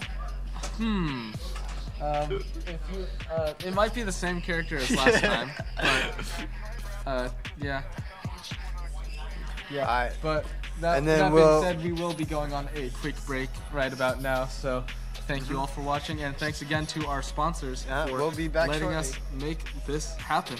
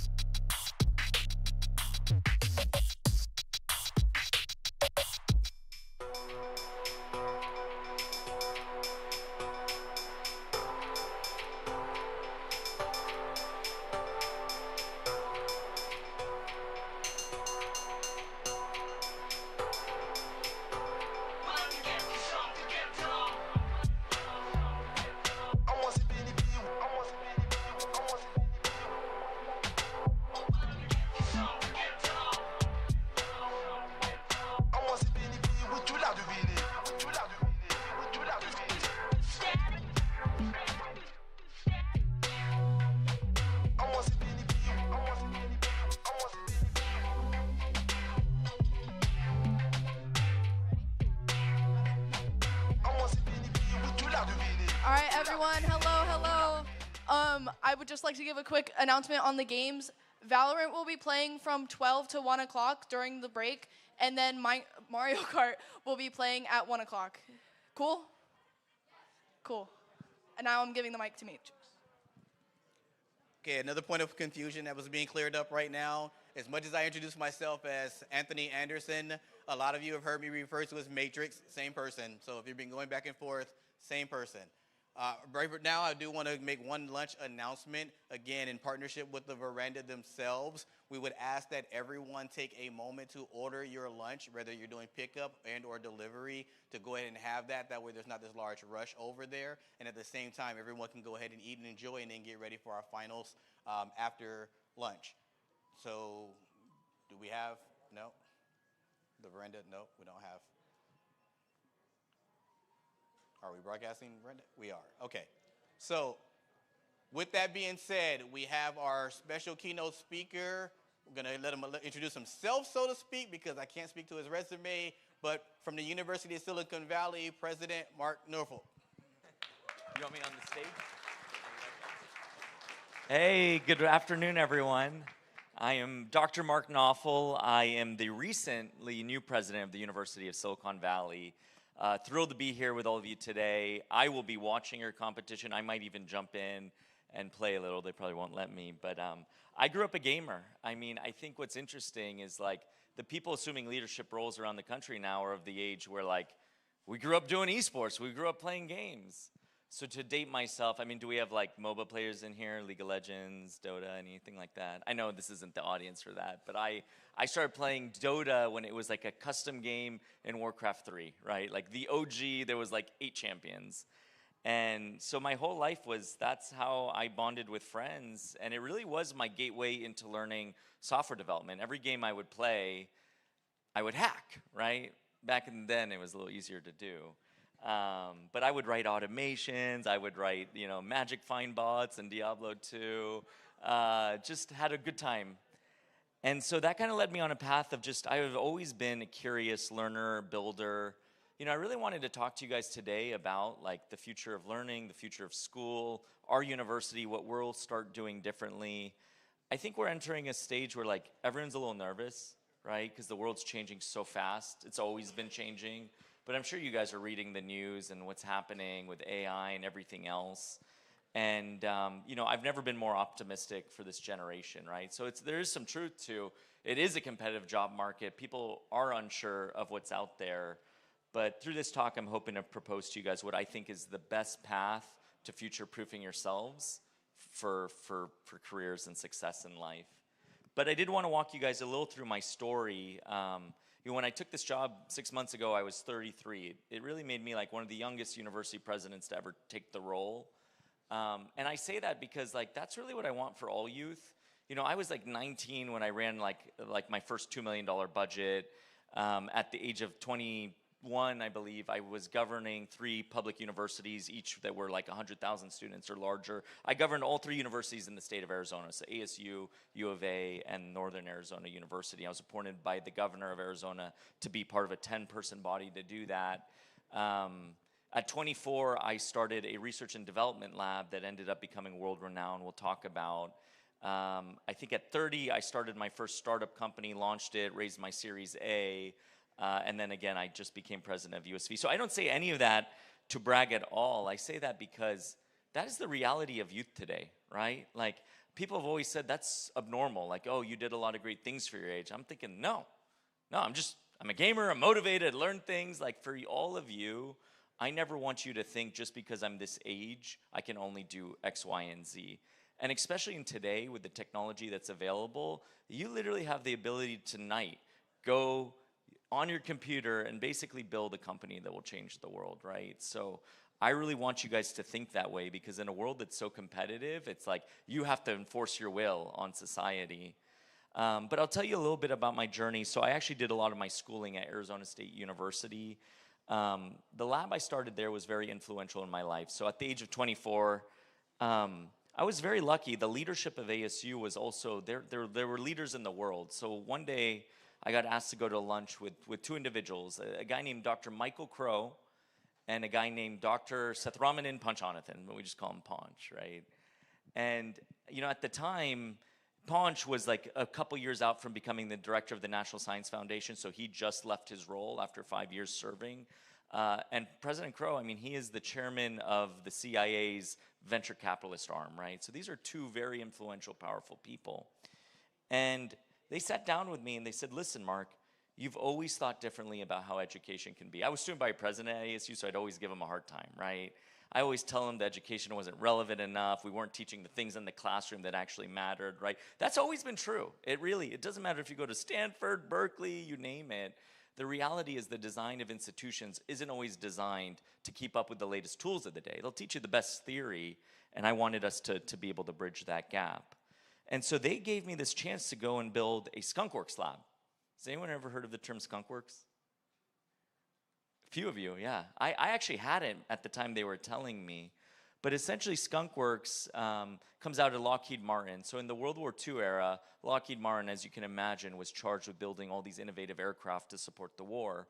And during wartime, you kind of have to innovate at a speed that there's just an urgency to it. And like any major engineering projects, these things always go over budget. They go behind schedule. And one of the leading designers of aircraft at the time went to the executive C-suite and said, listen, if you want innovation, just like cut the red tape, give us some warehouse, like we don't care how crappy it is. Let me just pull our best motivated people and just stay out of our way. And so they built this unbelievable culture, this unbelievable model, and throughout the course of history, any aircraft you've heard of that's innovative, right? The stealth bomber, the SR-71, all of those were designed and proved out in the skunkworks department, right? That has always been smaller, it's always been more secretive. And so when they told me to build a skunkworks at ASU, they essentially wanted that same model but with students. And I was never so excited to do that because I was so excited to flip the university model on its head. At a research institution like ASU or any other, it's very much like a top-down dominated model, which in some ways is good, right? Like, don't get me wrong, like you have to have teachers, you have to have mentors. But what they don't realize is the youth today that are coming to college, you guys are already so talented, right? You guys have been using the internet. You guys, I see the Rex Robotics team, if you're in the Rex Robotics team, like all these things you guys are learning and doing, there's nothing holding you back. You're there to supercharge your experience and spend 4 years building, creating, iterating. And what tends to happen is the faculty is like, you do the work, I take the credit, right? And we wait. We gate everything. You got to wait till master's degree to learn this, and then you have to wait to get in the research lab to do that. So the idea with Luminosity was this idea that we would just flip the entire model on its head, that there wouldn't be any faculty in this model. There would be a skunkworks, and we would go hand select our most motivated students from all academic disciplines.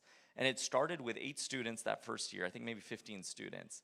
And ironically enough, last night I was in Arizona, and we had our 10-year anniversary. We threw a banquet. It was like 600-700 people there, you know, mostly my former students. And a lot of them have gone on to lead major initiatives, work with some of the world's biggest companies. Even one of them, he leads a company in Scottsdale. They actually built the Shahed drone clones for the Iran invasion. They were sending decoys over there to protect our troops, right? And so over the years, that lab, you know, we just gave them objectives, like go add value to society, solve the world's biggest problems. And at first, they were always looking for the playbook, right? Like, okay, can you give me the instructions? Because that's what we do in school, right? You guys are in high school, a lot of you. It's like, here's the packet, read step A, go to step Z, and as long as you just follow that, you're going to finish the assignment. But there's no like critical thinking oftentimes. I'm being overly cynical, right? But you get what I'm saying. And then society looks and we're like, why are we a society that just follows directions? So in my lab, it was, if you're going to do anything innovative, if you're going to truly create something novel, there's no playbook for that. You know, I'm not going to give you some instruction sheet. You're going to have to figure that out. So we always had a process. You know, we had students building these teams. They were agile. They had people from all disciplines. And they did everything from building prototypes for NASA, like true rovers that were tested and they could go to the moon. We won the X Prize, which is like one of the biggest competitions in the world for our mass design. We run Red Bull's Global Innovation Challenge, all to say, I say that to say I was so proud of the students because every time they competed against tens of thousands of other teams all over the world of any age group. And the teams that won often were our freshman and sophomore teams. Again, just hearkening back to the fact that age doesn't matter. Motivation matters, culture matters, like building a team, going out and getting it matters. And so that model really became a core passion of my life. And to me, the problem is like we wanted to scale it. You know, ultimately, it got to the point where 100 students would participate in every year. They'd have an incredible experience. But in some ways, it was always just going to be that. By design, a Skunkworks lab has to be small and exceptional to build the culture you need. And I never really stood by that. I always felt like, no, we need to scale a model like this at global scale. So about 6 months ago, a very unique opportunity came up for me to come and lead the University of Silicon Valley. I mean, this is a very historical university. It was Cogswell College before the name change. It's been around since 1887, started by Henry Cogswell. People don't realize we were actually the inspiration for Stanford being created. So Henry Cogswell and Leland Stanford were good friends. And Henry Cogswell built this first private school, and Leland Stanford copied him. It was the first polytechnic school on the West Coast, right? And so it was one of these, it was so interesting for me because I read the chartering document from like 1887. And they talked about the same things we talk about today. They talked about the great labor challenges that were going to exist in the future. They were being created by all these changes in industry, right? And all these new tools and all these new technologies. And they were claiming at the time that the education approach was not at all adequate for meeting the labor demands of the future. And I'm sitting there thinking, well, we're there again, right? There are going to be huge labor demands created by this advance in technology. Right now, it's AI. It's always going to be something new. But it's true. AI is advancing at a point where like it will create a lot of disruption. And we want to make sure that we are creating the learning models and environments that are conducive to making you successful in that future. And so my hope is that this kind of takes over throughout the whole country. But at USV, what we're trying to do is we're trying to train like the polymathic learner. You guys know what a polymath is? That term's been around a long time. It's a lot of times it's associated with genius. That's like a mistake. It's not. It's essentially someone who's skilled in multiple disciplines. And to date, our society, and I think I've agreed with this for the most part, we've wanted people to specialize, right? You come to school, you do software development. Well, guess what? Software developers used to get any job they wanted. You go to college, you get software development degree. I did, right? You get a job. It's a good paying job. Today, very few software developers are getting hired unless they're the ones driving agentic AI. You know why? Who here does not code? Who's never touched a piece of code, right? You guys are awesome. You guys are all code. Okay. Basically, anybody who's never touched code could go tonight and build a world-class application, right? It's getting better by the day. And I don't say that to scare people. I say it, slop will always be slop, right? You guys see it in the art side. I see AI slop all the time, and I can't stand it, right? But people who are true artists and use the tools can iterate and produce something they could have never done before faster, and it's still truly their innovation. You can do that on the coding side these days as well. So it really harkens the question is like, what will be needed in society? I believe that all people, and this is the way we train students in my lab, you should have a core skill set that sits at design. You really should have an eye for design. I'm not saying you go become an artist, but knowing design thinking, knowing how to create a mock-up, having UI, UX background, and then you have to merge that with the theory of software. I think all students should learn the theory of software because coding is less important today. If you know the theory of software, you can bring any application to life. I think systems thinking as a way of thinking and a mindset is critical. That was actually my PhD in background at ASU. It's this idea of how do you deal with complexity, right? Everything in life is complex. And the skill set needed to say we have the tools to model, analyze, simulate, break down, and understand systems, and then create solutions within them. And so you can see where I'm getting at. Ultimately, agentic AI will be a core set of tools in that system. So I just believe people need to be engaged with a tool set and a mindset that are really going to just make them creators of value in society. There's always going to be problems in society. And I think those of you who know how to identify a problem and come up with a solution and work with teams to do that are going to win the day. And you guys are all doing this already in terms of building teams, competing at the highest levels. I just don't know if there's ever been a better time to be leaving high school and going into your college years, right?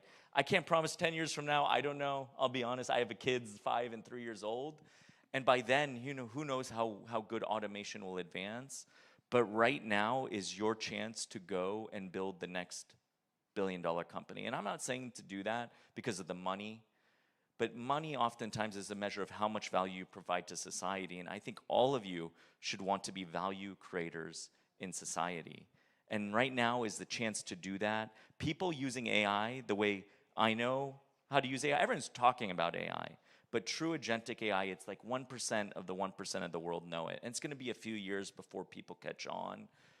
Learn a multitude of skills, right? Learn media, art, design, engineering. You guys do this in robotics and everything you do.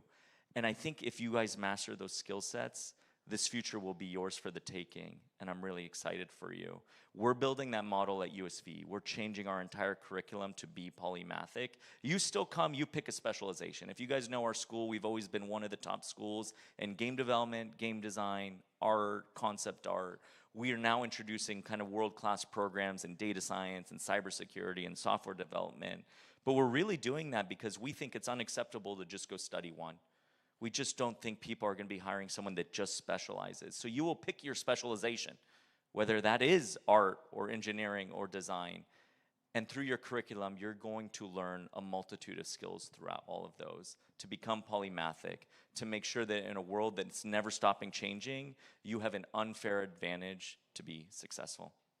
So with that, I actually always love to open up time for questions. And I think right now it's like in this space. I just want to see if any of you have questions I'd love to answer. Yeah. So my name's Daniel. I'm actually part of community college. Great. Which one? I go to Evergreen Valley College. Amazing. Great. My question to you was, with this ever-changing landscape and new technology being brought forward, what are some key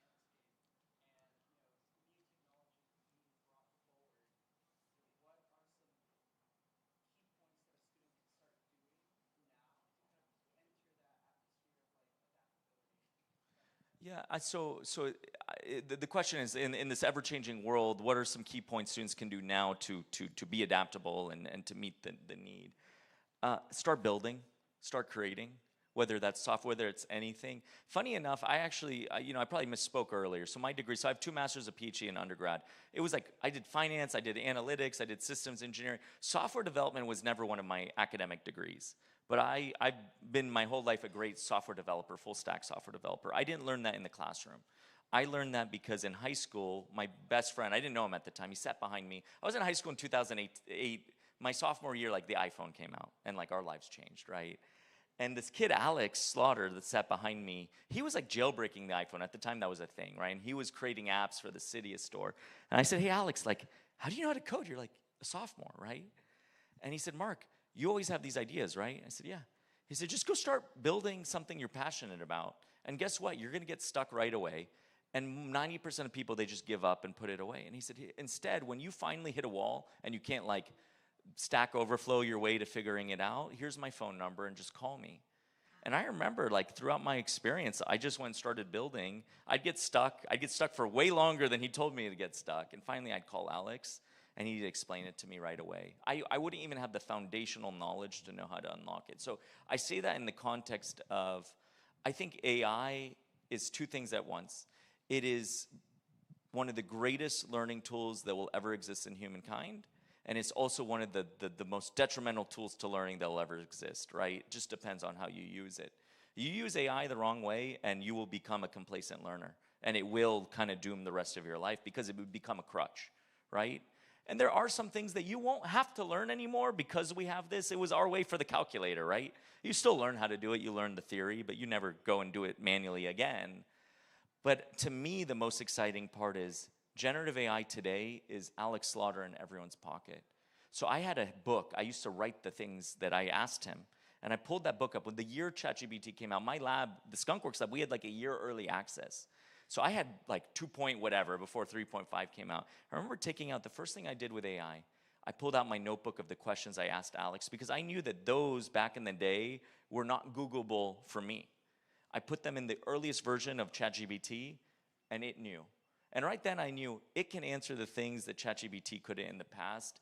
And in the 4 years that generative AI has been, it has advanced so far. Like you have to keep up each and every day to realize like kind of the extent to it. So I would say keep building, keep learning, stay on the forefront of it, learn new tools. Like there are just easy ways to get into it, right? Like Lovable is like such an easy website. Anyone use Lovable yet? Right? Like, that is like training wheel tool compared to what you can do. But like in 30 minutes, you could build a company and have a lot of success, right? And here's the thing, you will get stuck if you're just doing Lovable. Like, you're not gonna launch an enterprise secure app. Everybody knows that right now, right? It's vibe coding is like the worst terminology ever. I hate that term, but it is powerful, right? Someone like me, I can vibe code and I can launch an enterprise level app because I did software development. I know how to secure it. I know where I get stuck. That's what we're changing the curriculum at USV to be. When you're in the software development class, when you're in any class, we're teaching you enough theory about these topics that you can go vibe code and truly launch something that's enterprise secure and ready. But you guys don't even need, you could do that tonight on your own as well. To me, college is about the experience. It's about the skunkworks labs. That's what we're building at scale. It's about the community. It's not just sit and listen to the stage on the stage, right? Stage on the stage, they say. I mean, you guys are like the COVID generation, right? Like, you guys were in high school for COVID or maybe middle school. I mean, you guys probably know what I mean. Do any of you ever take any of your classes on a Canvas course or like on Google Classroom, right? I had a startup company. I toured the country and I met with university presidents, and they would think I'm like, oh, young guy trying to, faculty. I was faculty. I'm a great faculty at ASU. I taught for many years. I built things with my students, right? And I always go to them and say, we're becoming dystopian in higher ed. A lot of these schools, big name schools, they have online, they push everyone online. It's click, click, click, next, next, next, right? If you ever do one of those Canvas shells, he's laughing because he knows, right? How fast can you click the next button and get through a Canvas shell? They give you a video, you don't have to watch it. There's no live, it's asynchronous, they grade your papers. I asked these teachers, I'm like, did you create your course at these other schools? They're like, no, an instructional designer did. I said, okay, is it your book? Is it your material? No, we have Pearson McGraw-Hill, they bring it in. I said, okay, how many times a week do you meet one-on-one with students? And, we have open office hours, nobody shows up, right? Do you guys go to office hours? Like, people don't love to do that. I said, okay, how many times a week do you meet with your class on a Zoom session? 0, right? I'm talking about asynchronous courses. This happens way too often. And they're gonna charge you a $100,000 degree for that experience, right? So I say, what interaction do you have at all with your students? They say, well, we grade their papers. I'm like, okay, these days, I'm sorry, students will always take the path of least resistance when you give them busy work, right? So like, at our school, look, I'm not encouraging it, but I'm saying like, you give us dumb busy work, we're gonna use like Gemini, ChatGPT, Claude to submit assignments. That's happening, right? And it's hard to protect against it. And now what? Guess what? The teachers are using AI to grade the assignments. We have computers going to school and computers grading school. I'm talking about the average, right? I know this. I'm a student, right? I'm right out of college. We're designing a university. It's like, how could that even be the case if we just changed the model? You just stop doing boring assignments. You know what you can't cheat? Go launch a company with a team of colleagues. Go build a video game, launch it on Steam, have people play it. You're probably gonna get ripped apart by reviews. Go back to the drawing board, iterate, build again, launch, right? Across all topics, why I love video game design and development is it is the best learning environment for learning polymathic skills, right? You build a video game with a team, what skill are you not gonna learn? You're gonna learn storytelling, you're gonna learn software, you're gonna learn how to collaborate with a team. I mean, every aspect of driving a business, a startup, anything kind of has rooted in building a game. So we actually use game building, because that's been our core strength as a school, but we actually use it as a learning approach to all learning. And we believe that by going through that experience, you might go be a great doctor one day, lawyer, it doesn't matter, but you will be a polymath. And that's what we're trying to change in terms of the mindset. Super long-winded way to like answer, not answer your question.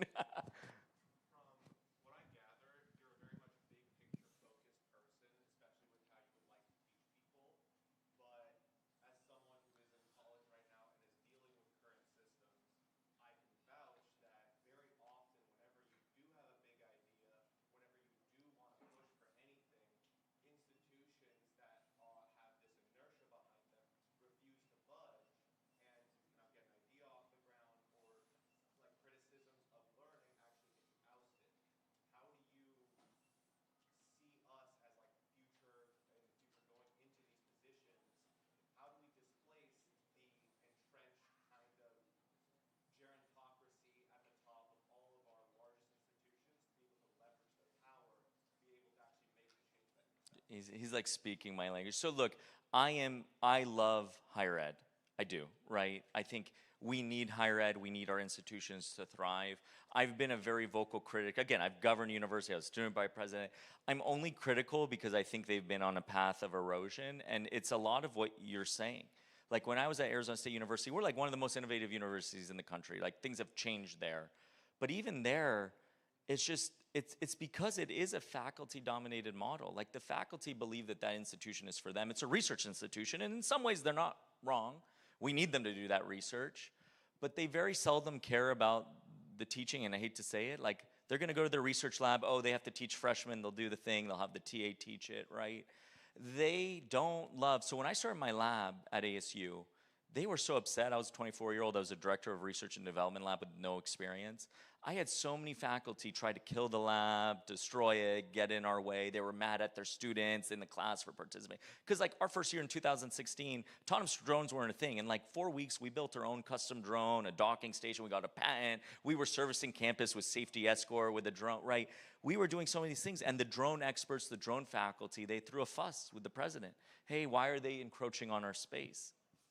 What space? The president said, when was the last time you built a drone from scratch? We don't. So you're the drone faculty, right? So what do? We write white papers, right? They talk about the theory of it. So all to say, those universities will have to change, right? People are going to college less and less, and that will be unacceptable for the country. That's not a good idea. But our universities need to provide an experience that's more applied, more experiential. They need to give agency back to the student. It was actually the topic of my PhD, was how to give agency back to students and let them take control of their destiny. The faculty in the later years of Luminosity, once we became a success, our students would create, design, propose, launch projects. We had a process. We'd kill our own projects internally. Unless it had buy-in from our students, it wouldn't even launch out of the concept phase. And then once it was off the ground, it had its own leadership structure of students, its own project manager, its own engineers. We would recruit new students. Students would go recruit students for their teams. And you know what? They would go recruit faculty to come work on their projects. But it was the total opposite. Instead of faculty saying, you work on my project, do everything, I'll put my name as first author and take credit, right? And you're shaking your head because it's true. Our students went to faculty and said, can you work on my project under our leadership? And you know what? Faculty are like, yeah, this is awesome, right? The best faculty, and this is most faculty in the world, they're in that environment because they want to mentor, better the lives of students, and advance society. They just don't realize that the model we have today is literally rooted in the medieval model of the master and apprentice system. And it hasn't changed, and it's time to change. And at the University of Silicon Valley, look, we've been a smaller school, we've been a niche school. Part of my desire to go there was to say, you can't change Berkeley, Stanford, ASU, none of these schools will change because of the bureaucracy, even if they wanted to change. It's gonna be a slow thing. At USV, we're able to just change, right? And the world needs higher ed to change right now. And we've made those changes. Those incoming class that will come in August will be part of a whole new curriculum, a whole new leadership team, and really a school where we're launching our new campus on Monday, which is exciting. And all learning is gonna happen in this innovation center, and we will give you course credit for building and proving. And I think there's something for all you high school students. For those of you that are doing these activities, global game jams, robotics, we're a WASC accredited school. We have the same accreditation as Stanford and most of the UC systems. It always drove me nuts. You guys do AP credits, you do dual enrollment, it's like a really important thing. We never give credit for like robotics or anything like that. So as a WASC accredited school, we're building a system where you can bring us your body of work. You can go to a global game jam, build a game, bring us your GitHub repo, and it will go through a formal assessment with our faculty. It won't be easy. You'll have to demonstrate your work, but if you demonstrate the work you've done, guess what? We will give you the credits, and you'll pay like 1/4 of the price you would to take it. So you're saving time, you're saving money, and you don't have to come to USV. We don't care if you come to us. We're gonna give you credit for what you've done. You can go to Stanford, Berkeley, any UC system with their credit. No other school's doing that right now. We wanna do it, so. You didn't ask that, but I'm gonna plug it.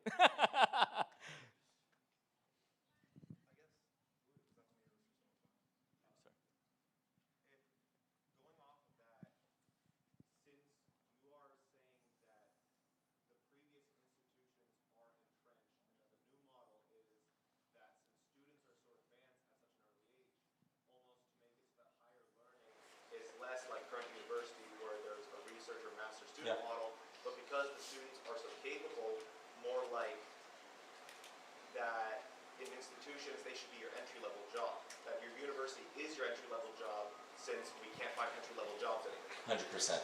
So college today should be a simulation of the real world working industry. You should basically either have your internship day one or be building a company day one. Whether you go on to launch the company, more people need to do that now because it is true job security, but that's what's gonna win you on the resume. Companies are so sick of the transcript and the resume. These universities, I've hired a lot of people, I've run companies, right? And you look and everyone says they know this stuff and nobody actually knows this stuff. So then it mattered about portfolios. Now we wanna see people, it's like, you started a company and failed? I'm gonna hire you for that. The fact that you were even willing to attempt, fail, iterate, try, these are the life skills. People are looking for formative learners, right? Toolkit's easy to develop these days, but mindset is even more important. I wanna make sure we're good on time. I'm gonna be around the event today, guys. Like, I love nothing more than mentoring and coaching young people. Like, you let me know how I can help you. Whether you come to our school or not, I am in the area. I love gaming, I love building, I love all of these things. If you guys need, how many of you have a mentor in your life that you meet with like once a month, gives you advice? So like a few of you, but most don't, right? If you ask someone, they will mentor you and it will be an honor of their lifetime. If you don't have a mentor, ask someone, and if you need one, I'm here, all right? Probably can't do everybody, but I'm here. So thank you so much for your time, I appreciate it. Good luck.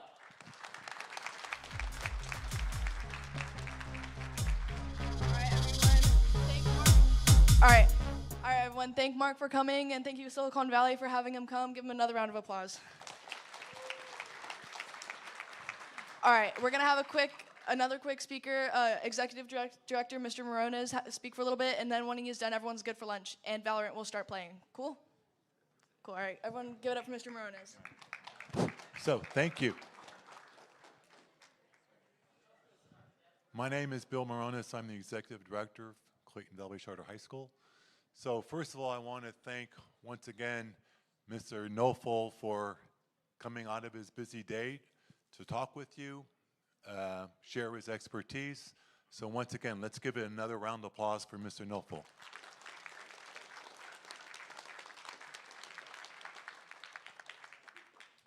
Okay, I know that I don't want to get in your way of lunch. I know how important that is for you. So I just want to acknowledge some people and thank some people for putting on this fabulous event. So first of all, I want to thank Matrix.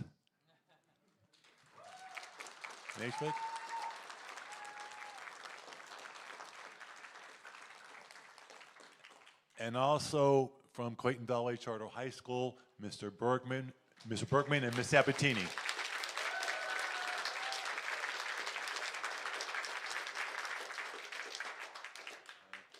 And I also want to thank all of our sponsors, or these sponsors, for sponsoring this event, and also for the guests for taking time out of your busy holiday weekend for attending this great event. So once again, thank you for all of you.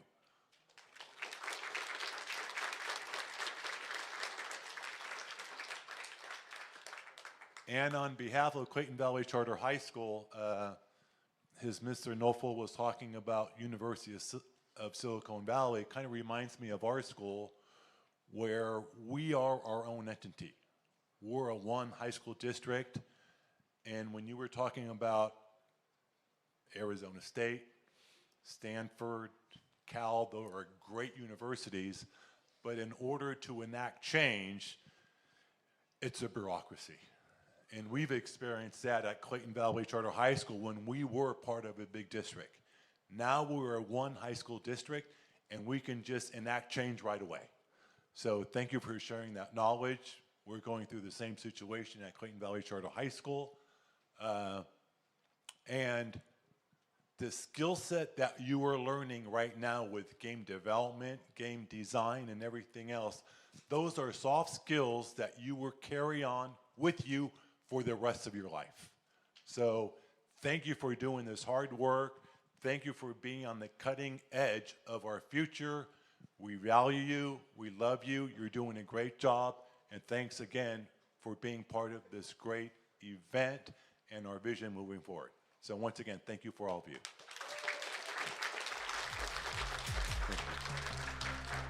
Thank you, Mr. Morones. All right, everyone is released for lunch.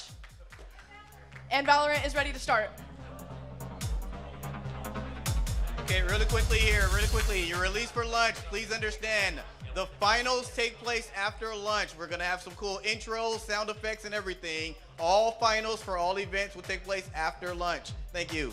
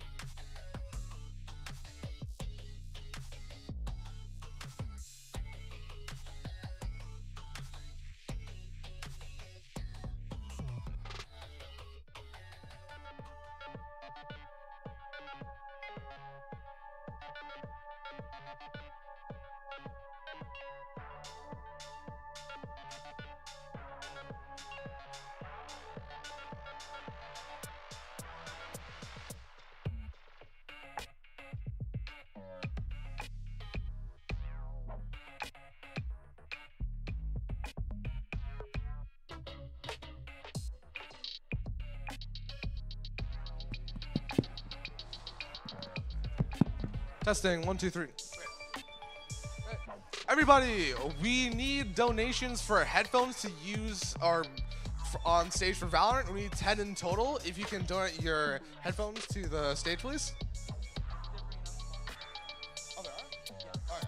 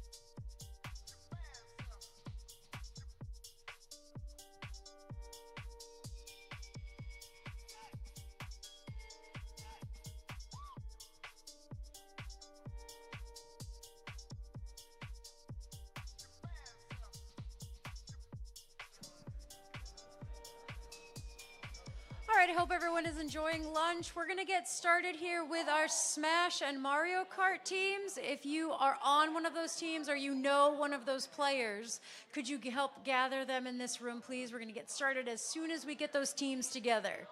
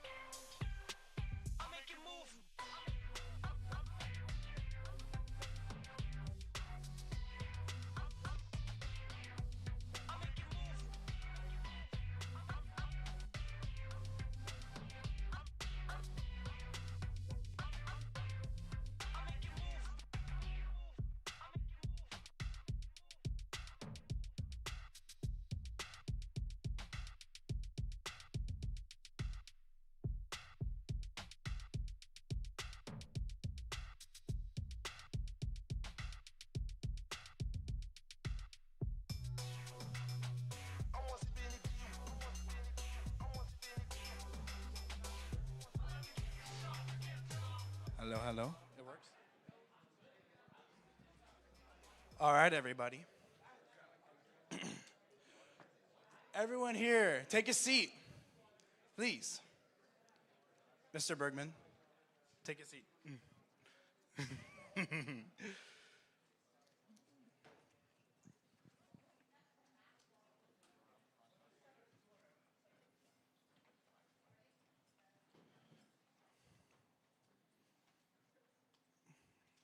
All right. We are about to start Mario Kart back up again. Oh, no? Okay. Where am I going? I wasn't supposed.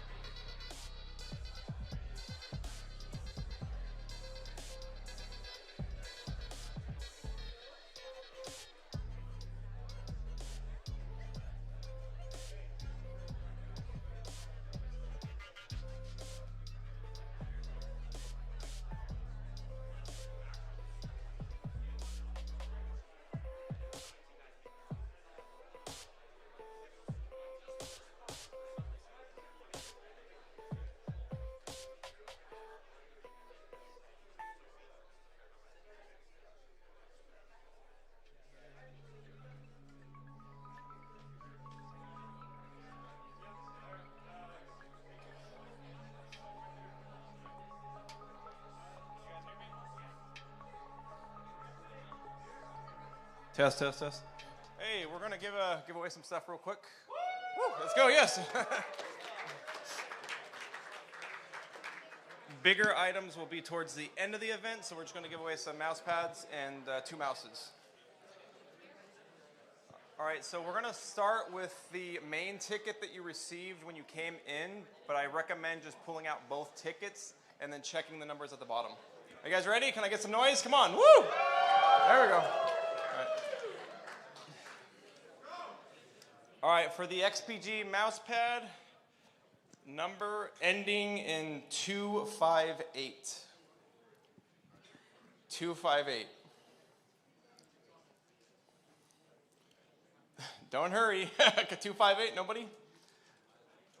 Oh, yes, okay, perfect. And then let's get a picture. Hold on to this. And then hold on to that right here. And then we just look at the camera.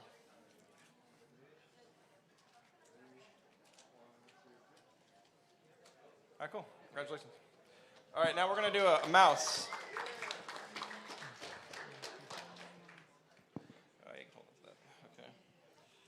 Okay, number ending in 307. 307. There we go. Woo! 307. All right, real quick, we're going to take a quick picture. Just hold that up. All right, cool. You're welcome. Okay. All right, this one's going to be we'll do the mouse pad. Okay, one more mouse pad, number ending in 301. 301. Hey, there we go. Okay. Perfect. Perfect.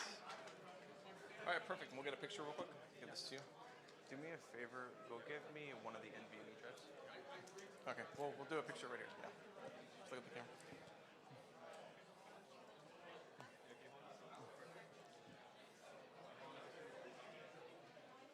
And then we're going to... All right, we're going to do one of the NVMe drives, a $600 drive, Gen 5. Can I get a little bit of noise for Kingston for this? Woo! There we go. Okay.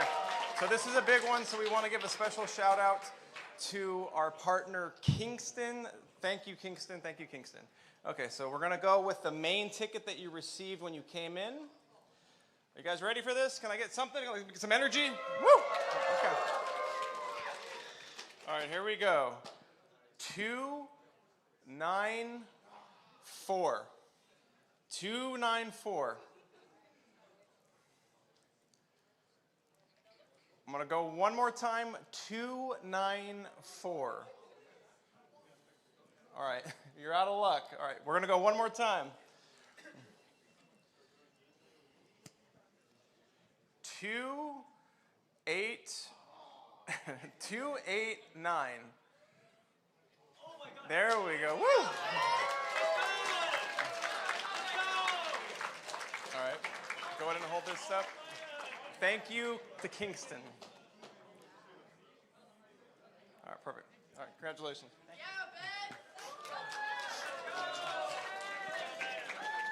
All right, one more. We're going to be giving away this mouse. We have 2 more mouses for later with 8 more different mouse pads.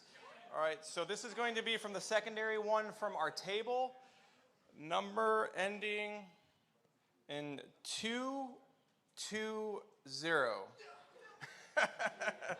You got it. There you go. Okay. All right, we'll take pictures right here. You know what? We're going to do 2 more mouse pads. 2 more mouse pads. So it's going to be the same ticket. All right, guys? 2 more mouse pads.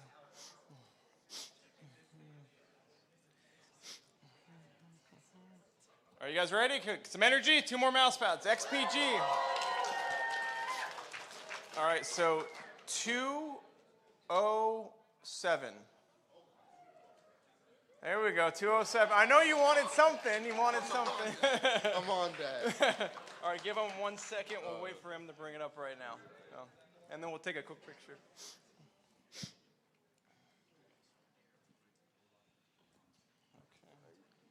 skip one, and then let's take a picture here real quick. Shout out to our partner, XPG. Yeah, if you could just. All right.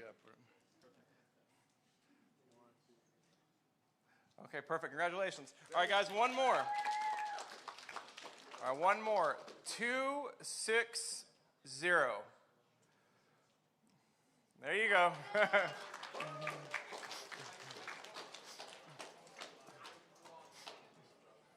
Just going to grab a quick photo. Let me see your ticket real quick. 260. All right. Oh, yeah, that's the front of the message. Perfect. There we go. All right, congratulations. All right, guys, that's going to be it for the giveaways. Keep in mind, we still have the $1,500 PC that we're going to be giving away. So just make sure that you're sticking around. If you haven't signed up for that, or if you haven't received the initial ticket, you want to make sure that you're getting that at the front where the check-in's at. We also still have more mouses and mouse pads and one more NVMe drive. All right, thank you.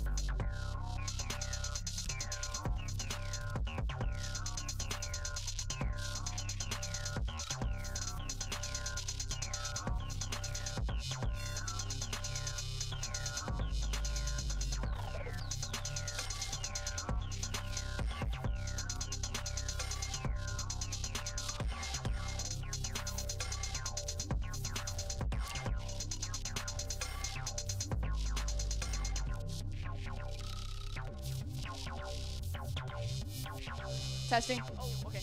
Hi, everyone. Please stay seated just a little bit longer, okay? Thank you.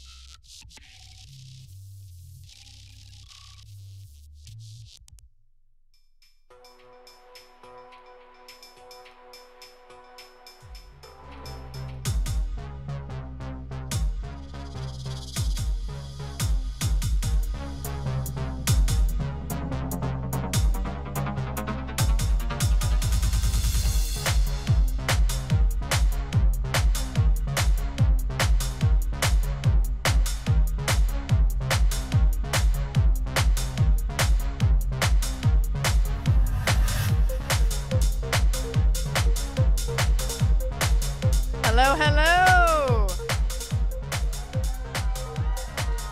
Woo!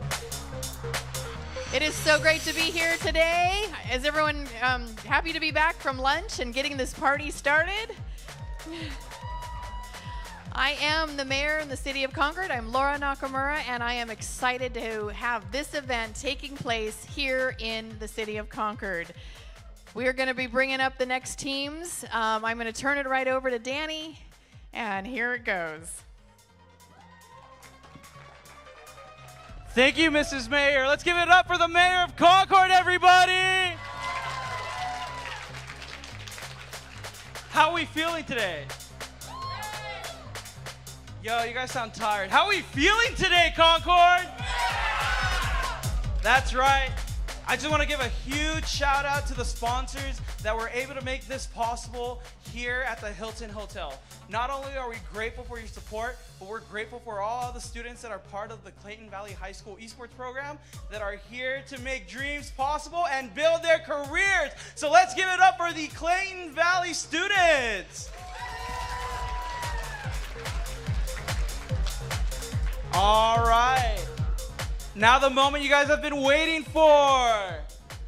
Let's give it up for the home team, Evergreen Valley College Hawk Gaming Marvel Rivals team.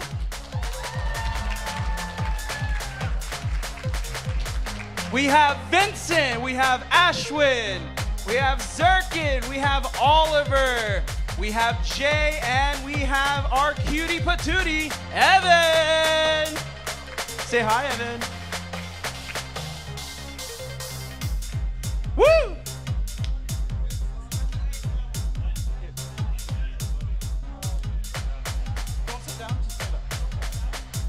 All right.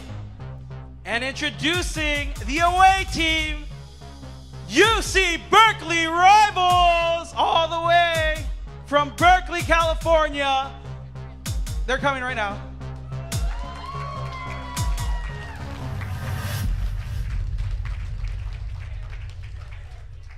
We got Jacob, Nico, Henry, Cheyenne, Kevin, and Aaron. Let's give it up one more time for UC Berkeley Marvel Rivals. Get up, get up.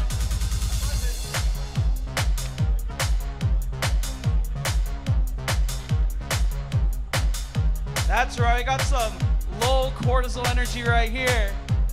Let's give it up one more time for these two teams. All right, one more final thing on a serious note.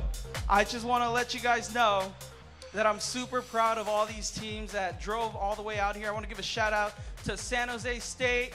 They're all over here. We got SJSU Blue, we got SJSU Gold, and SJSU Gray. Let's give a big round of applause for them. I want to give a shout out to the seniors who are graduating, who are part of our dual enrollment program.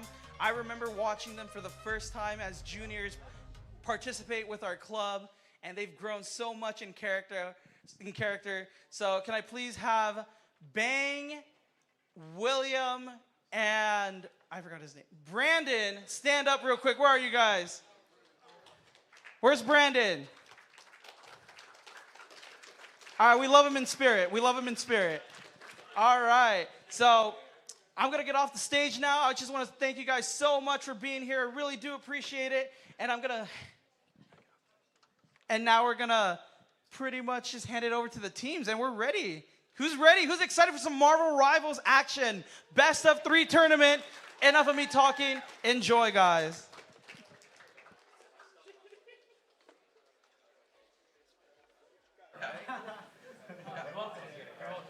All right.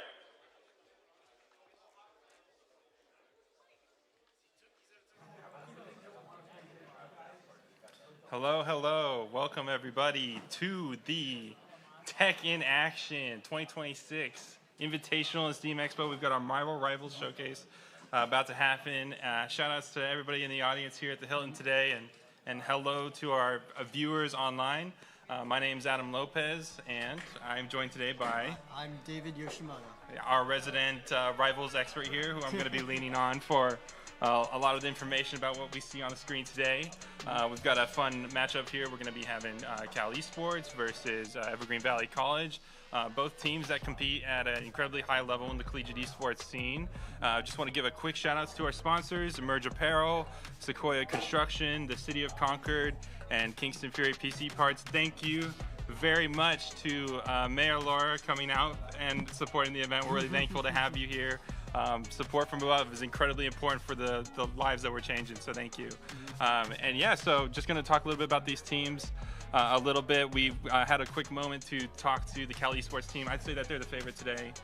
They've been, in terms of their performance, they compete in many different collegiate leagues. Hawk Gaming has been in a really good collegiate league, but just talking to Cal Esports, they seem like a little bit more formidable. So going into it, they're going to be the favorites. They're going to be running Dive. So what do you think we're going to be seeing from them today, David? What sort of characters and strategies are they going to be doing? We're going to be seeing a lot of characters that move fast, take space fast. We're going to see a lot of playstyle. If you are competing in the Super Smash Bros. Ultimate off angles to allow for dives to the supports to pick off supports cleanly. So yeah, just characters that enable that kind of playstyle and allow for that are going to be prevalent. Okay, and just give a quick background on what kind of characters do you play when you play Rivals? So I play Iron Fist, and I'm pretty much a one-trick, so that's all I do. Okay. Iron Fist straight to GM, and Iron Fist is I would say a dive character as well. Okay, good, perfect. Yeah. So we've got a bit of an expert here in dive. That's good to hear. Okay. And then in terms of what Hot Gaming is going to be bringing out, they do have some subs today. They're going to try to keep it very basic, just across the board, just a standard comp. So we're going to be seeing a lot of reaction out of them. They're going to be looking for when those dives happen, kind of pulling back, try to focus the right characters. We're going to be going into hopefully picking bands soon. Up until that point, what do you think about the event? How it's been today? What time did you get here? I got here at 7:30 to help set up and everything, but the event's been going great. It's been a bit chaotic with everything going on, but it's been great. Okay, nice. Yeah, I just got here around 12, and I am just shocked by how awesome this event has grown. I came to the one last year, and that was a great start, and now we've got things really stepping up. But we got our teams here on the screen. That's going to be your Hot Gaming team. And just to the second to the right there, Ashwin, he's reaching over, grabbing that PC. That's gonna, the mouse. That's probably gonna be their IGL from Hot Gaming. Ashwin's a very skilled support player. He's been really high ranked, and he contributes to communication. I have the privilege of sitting. I'm from the Hot Gaming organization. I work with the school there, supporting esports, and he's been an absolute benefit to our team in terms of not just his raw skill, but really his ability to communicate and talk everybody through what's going on and get everybody on the same page. So yeah, that's our IGL from Hot Gaming. And then looking over here on the Cal Berkeley side, they're one of their main IGLs there, Winboy, talking to the tech support. He seemed, when we went and we approached him, if you remember, he was the one who kind of spoke up right away. We were trying to get a backstory of their team. He's going to be one of their IGLs, but they mentioned that they are more of a dynamic team. They're the kind of team that everybody really gets to step up and contribute. So they also have, I think, Shinbo was the other person's name, and then Patriarch. I may be messing that up. But yeah, they're a really dynamic team. So that's good too, because when you're diving, you really want to be able to call those things out quickly. Decisions are made, and the outcome of the outcomes of the matches are made in split seconds. So.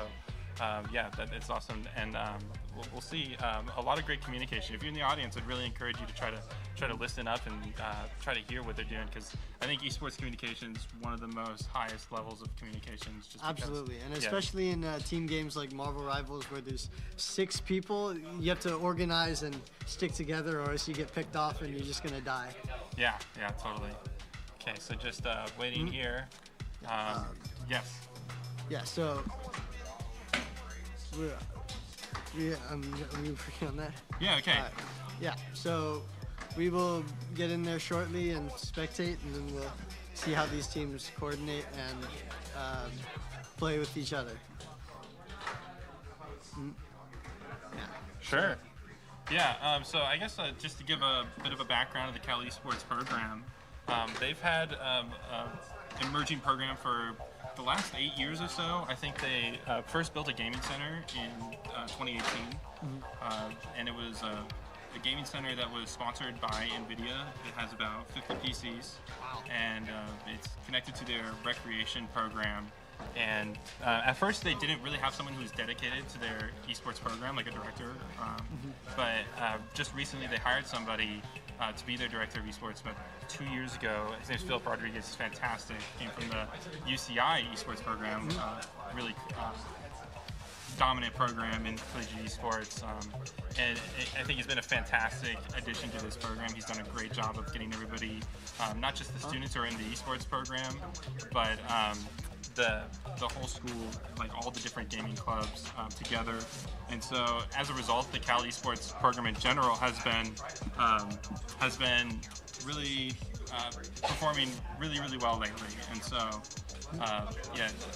that's why I said earlier, I think they're going to be the favorites. Hot Gaming, they're a little bit newer. They started out just about 2.5 years ago. As a club, they got established. There is some support coming to their program from the workforce office. So I'm a consultant. I work with the workforce office, and we're trying to do some really cool things around giving students a sense of belonging. We think that's really powerful to meet the students where they're at in terms of their passion for video gaming, and then trying to pivot that into career development and social development and things like that. And so just an update here on the games. Everybody, we're currently updating the games on the competitors' PCs. And so just hold up really quick as we get that done. Sorry for the tech challenges. This is known to happen in the esports space. So it looks like you've got any sort of updates for me, David? What was that? Oh, sorry. Do you have any updates for what's going on right now? I saw you got something. Oh. Yeah. Yeah, just that. Oh, okay. Interesting. Not exactly sure how to do that, but we'll get through these technical challenges. Okay, cool. Yeah, just to give more history, one thing that we're doing over at Evergreen is developing a certificate. We've put some professionals in the industry together to develop what they would like to see in entry-level esports professionals. And so that way students can kind of work towards their degree while also getting a certificate that can help them land an entry-level position in the industry. And so that's one of the main sources of funding. We're also developing a gaming center. That's a really key thing.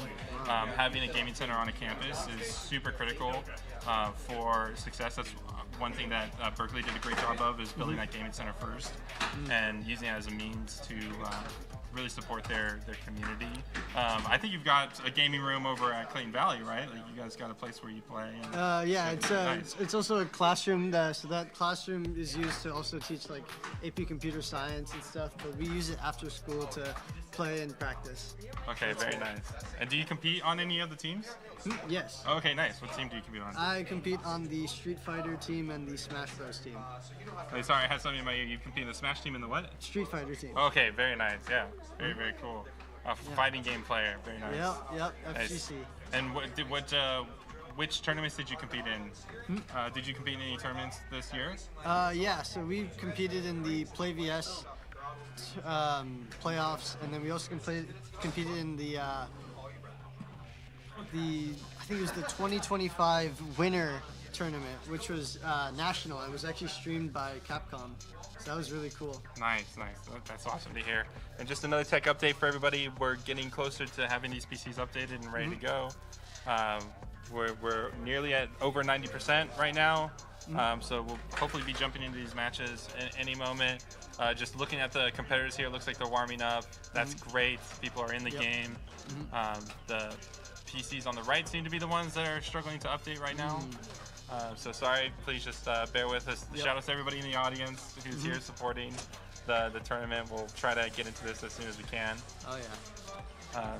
Okay, going back, maybe this is a moment we can reflect on what has your experience been like playing on the team and being a part of the Clayton Valley Charter High School Esports program. What sort of things have you gotten out of it? It's great. It's really fun.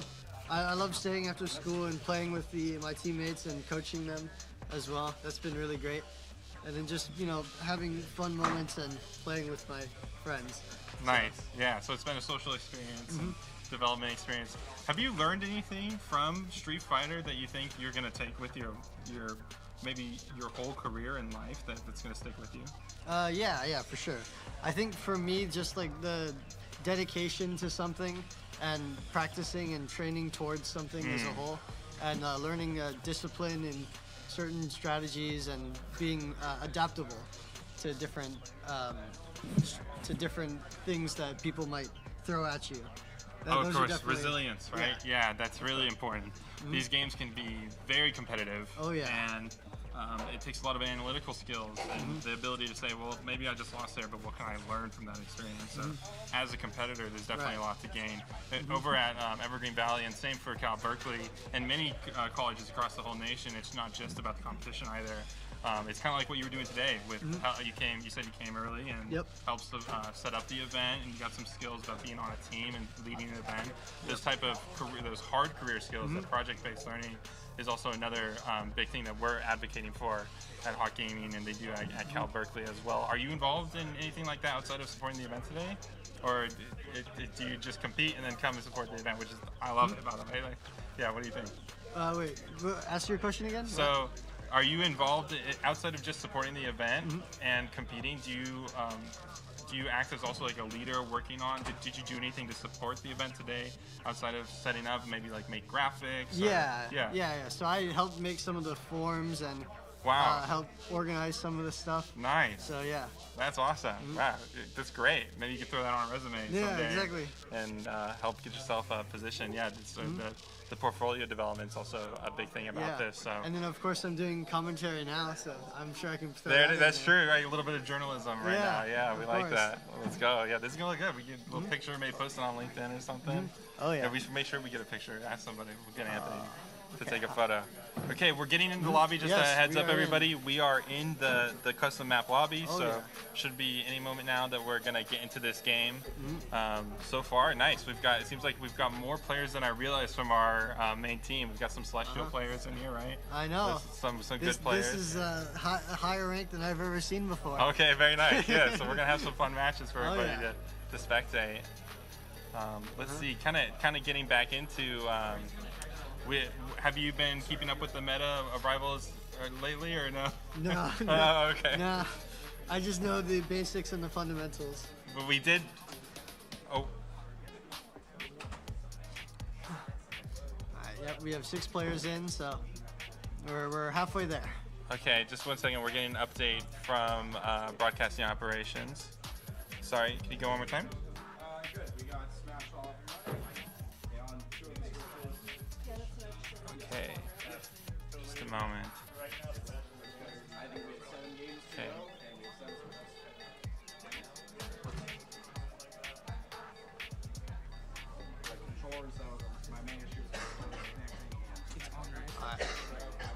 Yeah, so I don't know much about the meta right now, but I do know that support is really strong. Yes, yeah, I think historically in this game, support has always been very strong. The healing amount, or the healing, like the quantity and speed of healing has been very high for a shooter game. So I think supports have always been very strong in this game. Yeah, so we should expect to see a lot of supports getting banned today. Perhaps, yeah. And that seems to be a really critical point, is controlling which supports are played. Yeah. And so I think we're going to see a lot of support bans when we get into the pick ban, and some secures too. Like Loki's been really strong. Invisible Woman, I think, has also been a really strong. Yeah, because those characters also have incredibly pivotal ultimates. Oh yes, yeah, the ultimates are big. That's right. And then in terms of tank or DPS, I think if we're going to be seeing some dive out of Cal Berkeley, we're probably going to see. You said you're an Iron Fist. Iron Fist. But yeah. What else do you think? Maybe we'll see some Spider-Man today, or what do you think? I watched some YouTube videos, and from what I've seen, Spider-Man isn't all that like top tier anymore. But I think if who's the character? Daredevil. I think Daredevil has been very strong. Right. Yeah, he's a newer character too. Yep. Yeah. If he isn't banned, I think he'll probably see some play. And then other strong dive characters, maybe. Are we just using these mics, or? Just keep going at it. Okay. Okay. All right. Sorry. We're changing things up over here with the audio end. Okay. All right. Yeah. So I think maybe other characters that aren't. Maybe. I don't know the current meta too well, but I know characters like Venom and Wolverine can also represent that dive playstyle. Psylocke. That's right, Psylocke is good. I've seen her in some of my games. Him or her? Sorry. Her. Okay. Yes, her. Yeah. Psylocke. I've been playing a little bit of Rivals lately. I've been trying to pick it up so I can help coach the team. I used to be a sponsored World of Warcraft player. And so, World of Warcraft arenas back in, 2010, I was a sponsor. And I think the games are actually quite similar because I was able to coach Overwatch back then very easily, and a lot of the principles are the same. Right, it's the positioning. Exactly, which abilities, who's your focus fire, right? And lining up your abilities and CC, controlling the opposition, space, and keeping those CC chains going, right, on top of it. And so, I think I'll be able to contribute a little bit to this, but I'll be leaning on you today for a lot of your expertise, David, on these games. Looks like we're getting everybody finally into the lobby. Let's go. We're excited to see that. Yep. All the teams are in the lobby, which should be getting going any moment here and getting into the pick band. Yep. And so, let's see. What else do you think we could talk about? You said you were with what team again? With what team did I compete on? No, what team were you like with or like affiliated with? Oh, Evergreen Valley College. Evergreen Valley. So have you been able to like see the team grow and? Oh, absolutely. Yes, so how definitely. That's a great question. So yeah, this team at first started out, we had a lot of excitement for the team. We recruited these players on campus by tabling, and they have really taken to this program and developed, especially their communication. So I'm really proud of what they've done in terms of development. A lot of them have been ranking up. Some of them came from Overwatch. But really quick, we're going to wrap this and throw this over to somebody else who's about to speak. The Matrix, yeah. Yep. We got.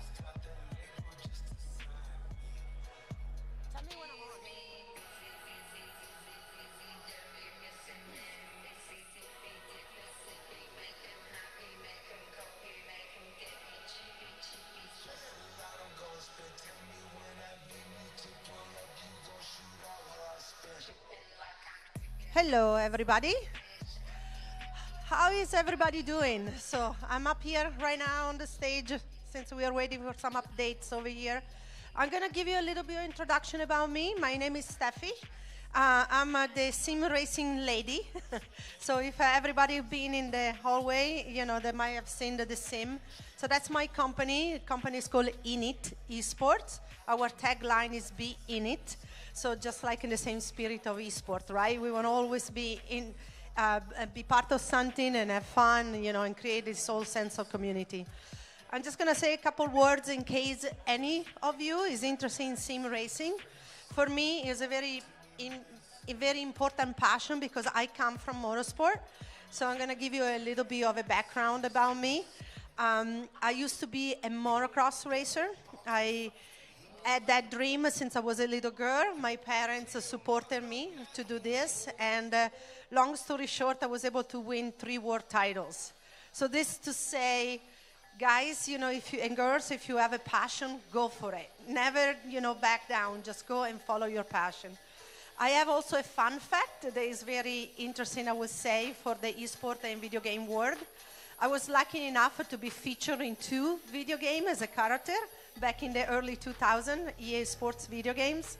So, you know, like I'm kind of like part of the community, and for me, it kind of came full circle in a way that I used to be a racer, and now I own a company that use racing to get people interested in esports and motorsport as a whole.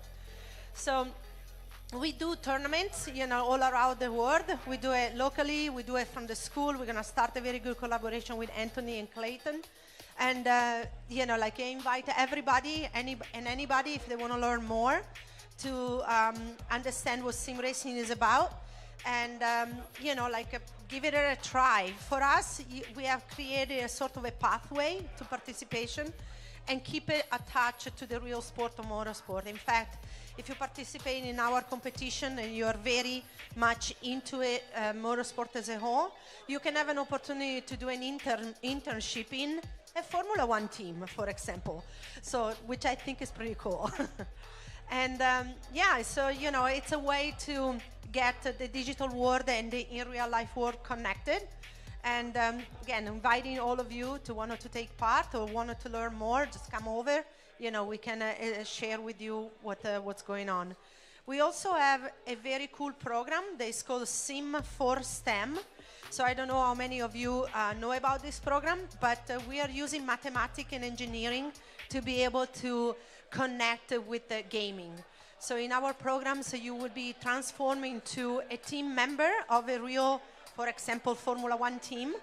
And it's almost like a job preview. So you can do mathematics and engineering and physics on the game. So it becomes your experiential learning.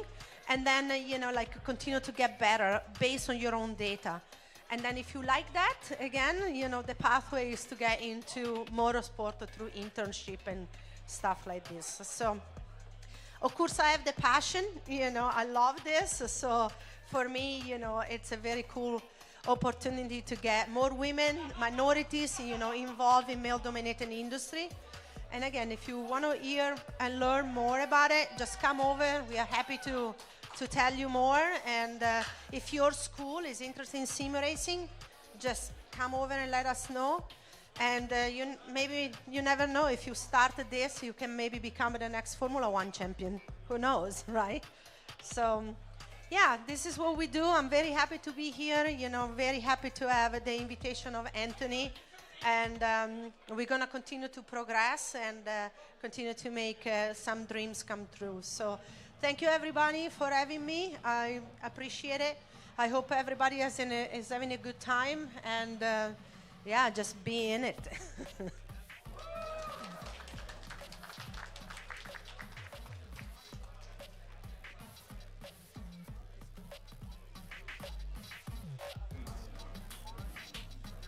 Thank you very much for the message, and welcome back, everybody, to the commentator's desk, and maybe like impromptu podcast that we've been putting on. Oh yeah. As we wait for us to get in this game. Yeah, we are in the lobby. It looks like we're going to be going any moment. If you could you give them an R and see if they're ready? You know, I'm talking about R question mark. Yeah, I got you. Okay, we're going to be going into spectator any moment. Here we are. This is the lobby. We made it. We finally made it. I'm so excited. Yeah, so on the left, we've got the EVC Hawk Gaming team with a few substitutes. I see 2 or 3 substitutes there. And then on the right's the Cal Esports team. I think we want to get started in this match any moment, right? Are we clear to go, operations? Looks like we might be fixing a few small issues. Okay. But it shouldn't take too long. Sweet. Well, going back to the event, did you have a chance to take a look at any of these booths or watch any other matches today? Is there anything that you checked out?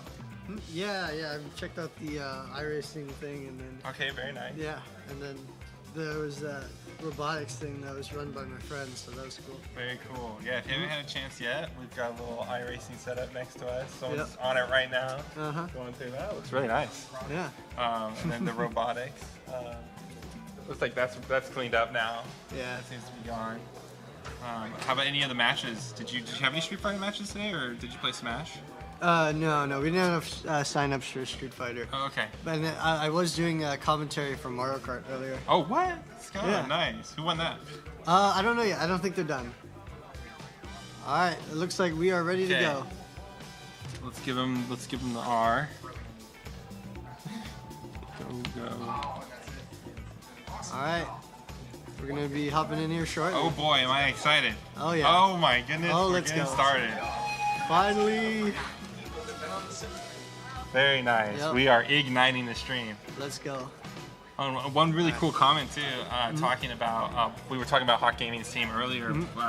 We were lucky enough to secure some free tickets for the team to GDC. Do you know what that is? The Game Developers Conference? No. So that's a big conference that is considered pretty much the biggest in the world for game development. Wow. And 3 of our players went, and they actually got to meet Guang, who's the director of Marvel Rivals. Wow. Yeah, and I think they really enjoyed that experience. All right, so we're getting into the pick band here. What are we seeing first? Is that a band? We're seeing a hover from, who's on the bottom again? That's going to be Cal That'd Esports. be Cal, okay. So have they secured a character or banned somebody? Looks like it's Loki. It's the blue teams. They banned Loki, and now it's the blue team's turn to ban. Yeah, we talking earlier about how strong Loki is. Supports are, Yeah, and both those Gambit, Loki, I think they're both really strong supports. That's right, Gambit. That's another big one. Yeah. I've just picked up Rivals, and I purposely avoided those characters because I knew they got banned from what I was told, and I know that they're about to nerf them. So I'm not even gonna bother learning these. I picked up Invisible one. So it looks like we've got some more. Namor and Daredevil's. That's right. There's that dive that we were looking for from Cal Esports. They've secured the Daredevil. The Daredevil. Right. Oh yeah. And what is Hawk Gaming Bandit secured? Looks like we've got Namor. Okay, so we got a Namor secure. Yeah, so I think the Namor is probably a dive counter. Okay. Because the squids, the squids that he sets up, kind of control space and make it harder to jump in. That's right. Without, We have a Namor main on our team. He's not here today playing, but it seems like he is playing in spirit. Someone's going to be picking up Namor for him. Oh, yeah. But yeah, we have noticed he does really well against dive. If he hits a few of those headshots on them, which is, then that person's probably getting 1 or 2 shot, right? So right. really But it's also the squids are just zone control.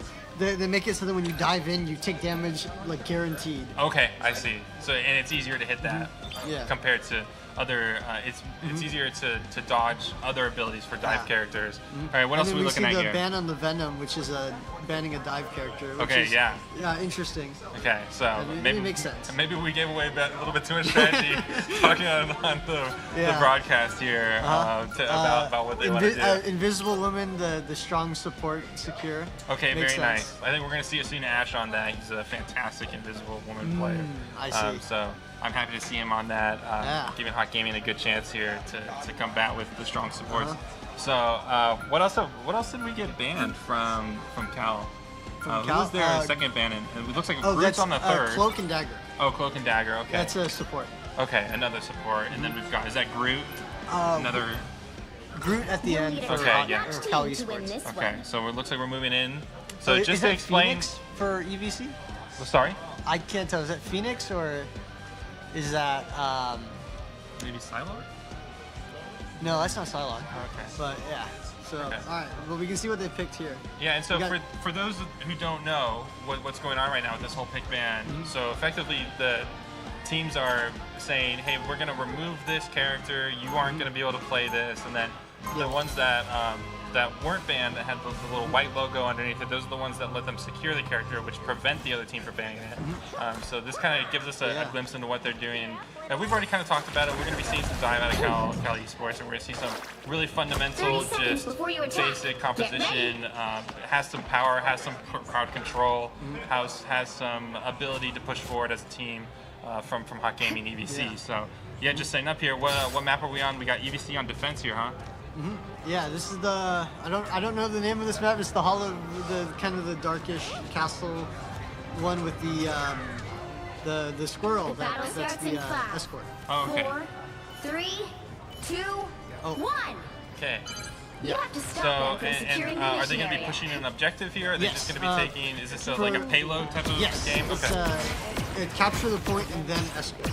Okay, nice. Oh, I see. So it unlocks the payload and then they push it forward. Okay, great. So right now you're just going to be seeing this is the EVC Hot Gaming. They're posted up on the first point that Cal Esports is going to be attempting to secure. We're just getting some trading going here between the characters. We've got that, what is that? The Namor's in front, just trying to prevent that dive from happening. We can expect, like, during this time, the characters are building up their ultimates. So those are their big abilities. And it looks like Cal Esports broken through. What's going on? It looks like they broke through a few important picks and they just won the team fight after that. Yeah, nice. Oh, we got a bit of a trade happening here from Novo. Very nice, but Cal Esports seems to be taking control of that first point as they're looking to do. And we are on a kind of a time limit. Each team is going to have a chance to be on offense here. Sorry, now here Cal's on offense, and so their time is being tracked. And as they're trying to complete the objective as soon as possible, and then Hot Gaming is going to have a chance to counter and see if they can do this quickly. So yeah, going back into it, looks like Hot Gaming got a pick onto who was that? The Daredevil. The Daredevil. Very nice. Okay. Yeah. Cal's going to be pulling back here. Yeah, and you can see that happening like right now. They're getting pushed back because they're down a player. Yeah, but maybe a bit of an overextension from Hot Gaming because as they were pushing in, trying to capitalize, they had one of their characters taken out. So now it's down to a 5v5, and Cal's going to begin reinforcements sooner. So what do we see on the screen here, Dave? Who do you think's fighting really well? What are they doing? From what I can see, it looks like the red team, like Cal Esports, is kind of dominating and pushing the EVC back pretty hard. Yeah, their focus fire looks really strong. Yeah. one thing that you want to do in order to secure the takedown in these types of games is get everybody focusing the same exact target, and that way you can get kills fast, especially with high healing. Exactly, there's a lot of healing that's going on in this game, and so right now Cal Berkeley's doing a great job of focusing. Right now we see the Moon Knight stalling the escort. Okay, which is nice. Which is a smart strategy to just delay for time. Yeah, just buying a little bit of time there. Like we were saying earlier, it's important to be getting the objectives done as quickly as possible when you're on offense. So who are we expecting here? Is this Magneto? Or? Yes, okay. this is the Ryuga. Ryuga, very nice. One of our, I think, TPS players, but Magneto, is he a tank? Yeah, okay. He's a tank. I think Ryuga started out as a TPS. But now he's, looks like he's being filling. flexible. Yeah, he's a flex player, yeah. Right. There's going to be more pressure coming in here from Cal Esports, but Hawk Gaming used the ultimate, right? Oh, and is preventing it. I just see a bunch of flashing lights. A lot is going on. Yeah, a lot is going on right now. And it looks like Cal Esports is going to be coming out on top of this match, just barely.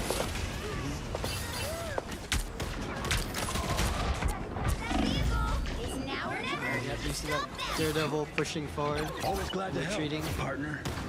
It's Nice pretty typical of a dive character. Another bit of an overextension there from Cal Esports. So this is the final point here. Yep. They're trying to push in the payload. Cal doing a great job of securing another one. They're looking really good right now. It looks like Cal Esports is just holding behind the payload and pushing forward and being patient. Nice, but we do get a counter out of EVC. Yep. A little bit of pressure. Hitting the support. Very close, but not enough. They're going to have to get on the point soon. A couple ults are being used to try to secure the team fight. Yeah, and for those who don't know, ultimates are their abilities that they don't get to use all the time. They have to build up their ultimate bar. It's a really powerful ability. So when you use your ultimate, it's really important. Yes. And so right now, because everything's on the line, they're going to be throwing them all out. Yeah, because it's very important to win this fight here. Otherwise, you just lose the objective. It looks like that's going to be it. But, Cal Esports pushes it through. 3-0 and quite quickly too. I know, 3 minutes and 49 seconds left. That's pretty fast. Yeah, as we were saying, that they are the favorites coming in here for sure, but, based on their history and performance. Yeah, but that doesn't mean EVC is out of the game, because I've played in matches where both teams kind of steamroll, so it can go either way. Nice. Both teams maybe have a little bit more ability to pressure and be on offense. Yeah. Yeah. We see different picks coming out here though. The Spider-Man. I see. I think in terms of defense, is there anything that you think Hawk Gaming could have done better there? Anything you noticed that they could have improved? EVC is arguing, right? EVC, yes. Yeah, okay. So, now I'm pretty sure these players are higher level than me, so it's going to be hard for me to give proper advice, but yeah, I'm maybe just trying to make sure that the enemy dive characters are pushed out and they can't be as effective as they should be. Yeah, and one thing I think I noticed was there were moments where both teams, even Cal, had gotten a pick and then they overpressured and someone got too excited. I think I even see that in my iron level games. Yeah. As a level 15, it's like, once you get that first pick, you can really slow it down, right? Yep, you slow it down, just use the advantage of having one more player. Yeah, exactly. Some of the best commentators will say, when you're ahead, try to get more ahead. Don't just push it all out there right away.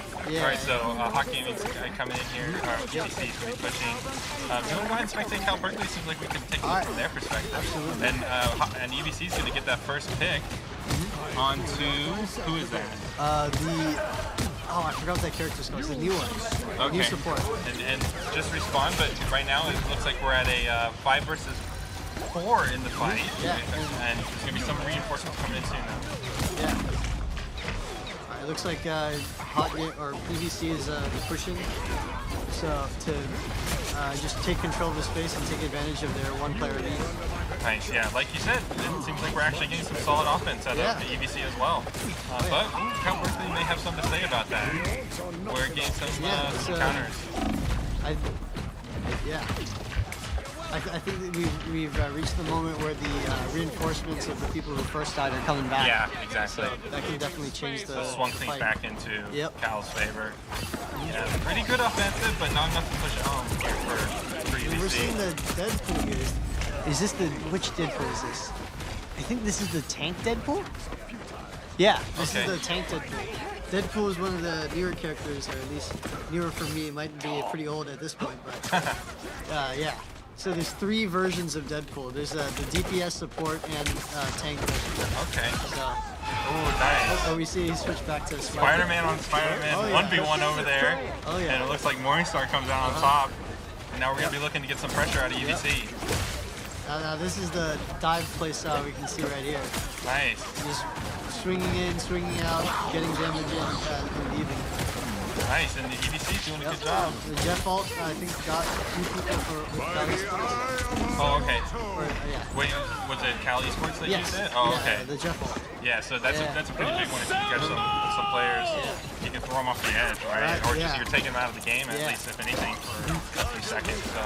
But in this map, there's the closest ledge is a little bit of a distance away, so... Yeah, that was more of like just the time advantage.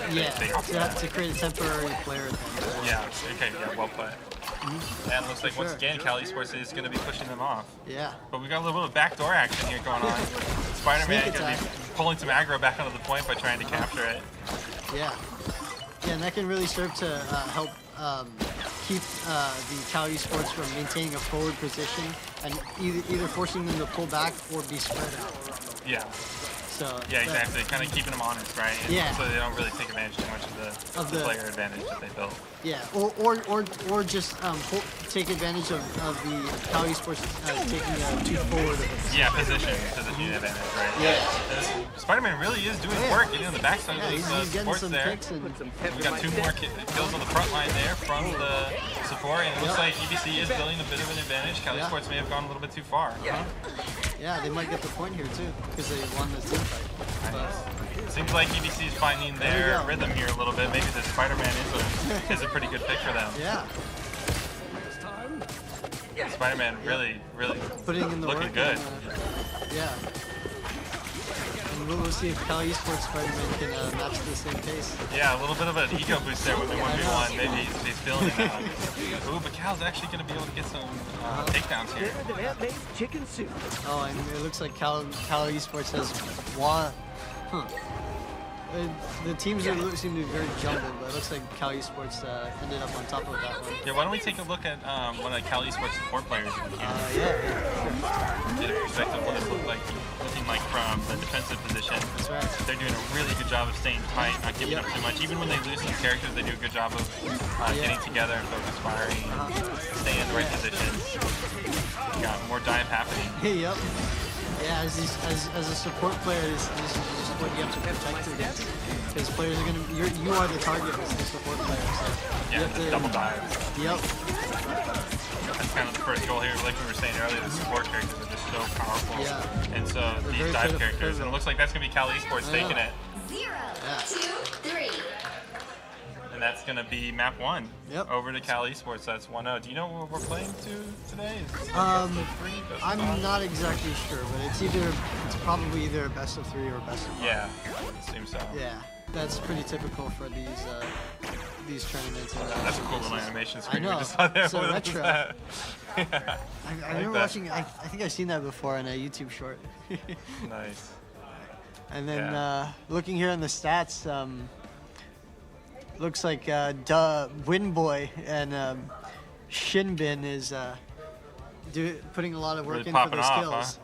Yeah, they're taking advantage of those dives. That's how they're getting the final hits. Is that a Captain America on Winboy? Okay, very cool. Yep. Yeah. Very cool. Although in this windscreen I see 3 tanks. That's probably because they swapped around. Okay. Because I don't remember a 3 tank meta being a thing. I see. Is this goats? Yeah, maybe. This is the counter dive. Oh yeah, and then we see from the EVC the triple support. Oh, okay. We heard that they weren't going to be doing the triple support, but it seems like they're going to be switching things up because, like I said, they've got some substitutes here, so they're probably trying to find their rhythm today. Their groove. Yeah. Okay. What composition works? Yep. I don't think we're going to be taking a break. I think we're going to be getting right back into it. Do we need to leave the scoreboard or and get into the lobby, or are we kind of waiting on them there? I think we leave the match. Exit spectating? Okay. Exit. Oh, yeah. Exit spectating. Thank you. Maybe confirm. Shout out to David, our operator and spectator for these matches. Did we get another auction? Is that? All right, looks like we're about to get ready for the next match. Yeah, we'll see how these teams adapt, and we'll see if EVC makes some changes. So, are we going back into that same map? Is that called Yogsgard? What is that? What's going on there? Is that Yggdrasil? I'm not exactly sure, but we are getting back into it, so Okay, we'll yeah, we're find just out gonna go right shortly. back into it. Very nice. Exciting. Yep. Keeping it going. Cal Esports right. up 1-0, back into the pick ban. Yep. Here we go. Let's see. Ooh, the Iron Fist! Hell yeah! Okay. Woo! I gotta take notes. Very nice. Oh yeah. All right. Seems like they are hovering over different characters. So. Maybe we shouldn't give away what the hovering, because maybe they can hear my us bad. in the My bad. All right. competitive Cal Esports. You did not hear that. All right, we see the Loki band coming out again from Cal Esports. We're running it back, same band as last time. They liked it. They got the good result, right? So just keep going back. The target band, I think. Okay, yeah, they didn't like that captain. So Yeah. the EVC is going to be saying that captain was a problem. You were mentioning how Shinbin did such a good job on, or was that Windboy, I think, was on captain? Oh, I think it was both of them. Yeah. Oh, okay. Both okay, of them sweet. were putting in work. So, yeah, EVC didn't like that, so they're going to be banning Captain America this time. Yeah. And now they're going to be choosing which one they secure. Yeah, Namor again. It's a Namor, very nice. So more dive prevention again. Yeah. Which And makes a then, lot of sense. Gambit secure this time. All right. Okay. And then we have a couple of clips of replay here, I think. Yeah, going back into that last match here. Yeah. Oh, the Daredevil ban. Because maybe Daredevil caused some problems last match. Oh, here we go. This is the last match. So taking a look, what do we got here, David? We have the Magneto just holding space, and then the Jet in the back line, as well as this is the Moon Knight just stalling the point to just buy time, and then just the Magneto always controlling that space in the front, making sure the enemy team can't move forward without dying. Oh, is this our Spider-Man 1v1? Yeah. No, that was just after it. Nah, Just had missed it. All right. Yeah, but that is a good dive, though. Yeah. Very cool. Just get in, get out, don't die. And, the Spider-Man's doing his job if he's being annoying, so. Totally. Yeah. Alright, and then, so, alright. Back to the ban screen, we see the Punisher secure. That's interesting. Okay. I wonder what Cal Esports is going for this time. Nice. And we got a Spider-Man ban. Spider-Man ban. Very nice. And a Groot secure. Last match, secure, they had banned Groot as their, Cal Esports had banned Groot as their third ban, and this time EVC wants to pick it up. So EVC trying to change it up a bit, and then from Cal Esports, what is that we've got banned there? We have Hela, Loki, and Moon Knight ban. Moon Knight ban. That's Moon right, Knight, I think, is another target ban as well. Yeah. Maybe they were thinking that Moonlight. Yeah, maybe Moon Knight's just putting out too much DPS. Yeah. Because that's typically what he does. He's just mass damage, make everyone low health. Yeah, there were a few moments that EVC did get some picks and push things forward a bit for them, and looked like they had a chance. And so I imagine some of those were caused by Moon Knight, and Cal Esports is banning it. So now we're on. What is? Do you know this map? I don't know the name of this map, sadly, but I'm familiar with it because this map is pretty common in the map pool. Yeah, I've seen this one too. I think this is this a similar situation? It's just a convoy push. Yeah, this one is like I think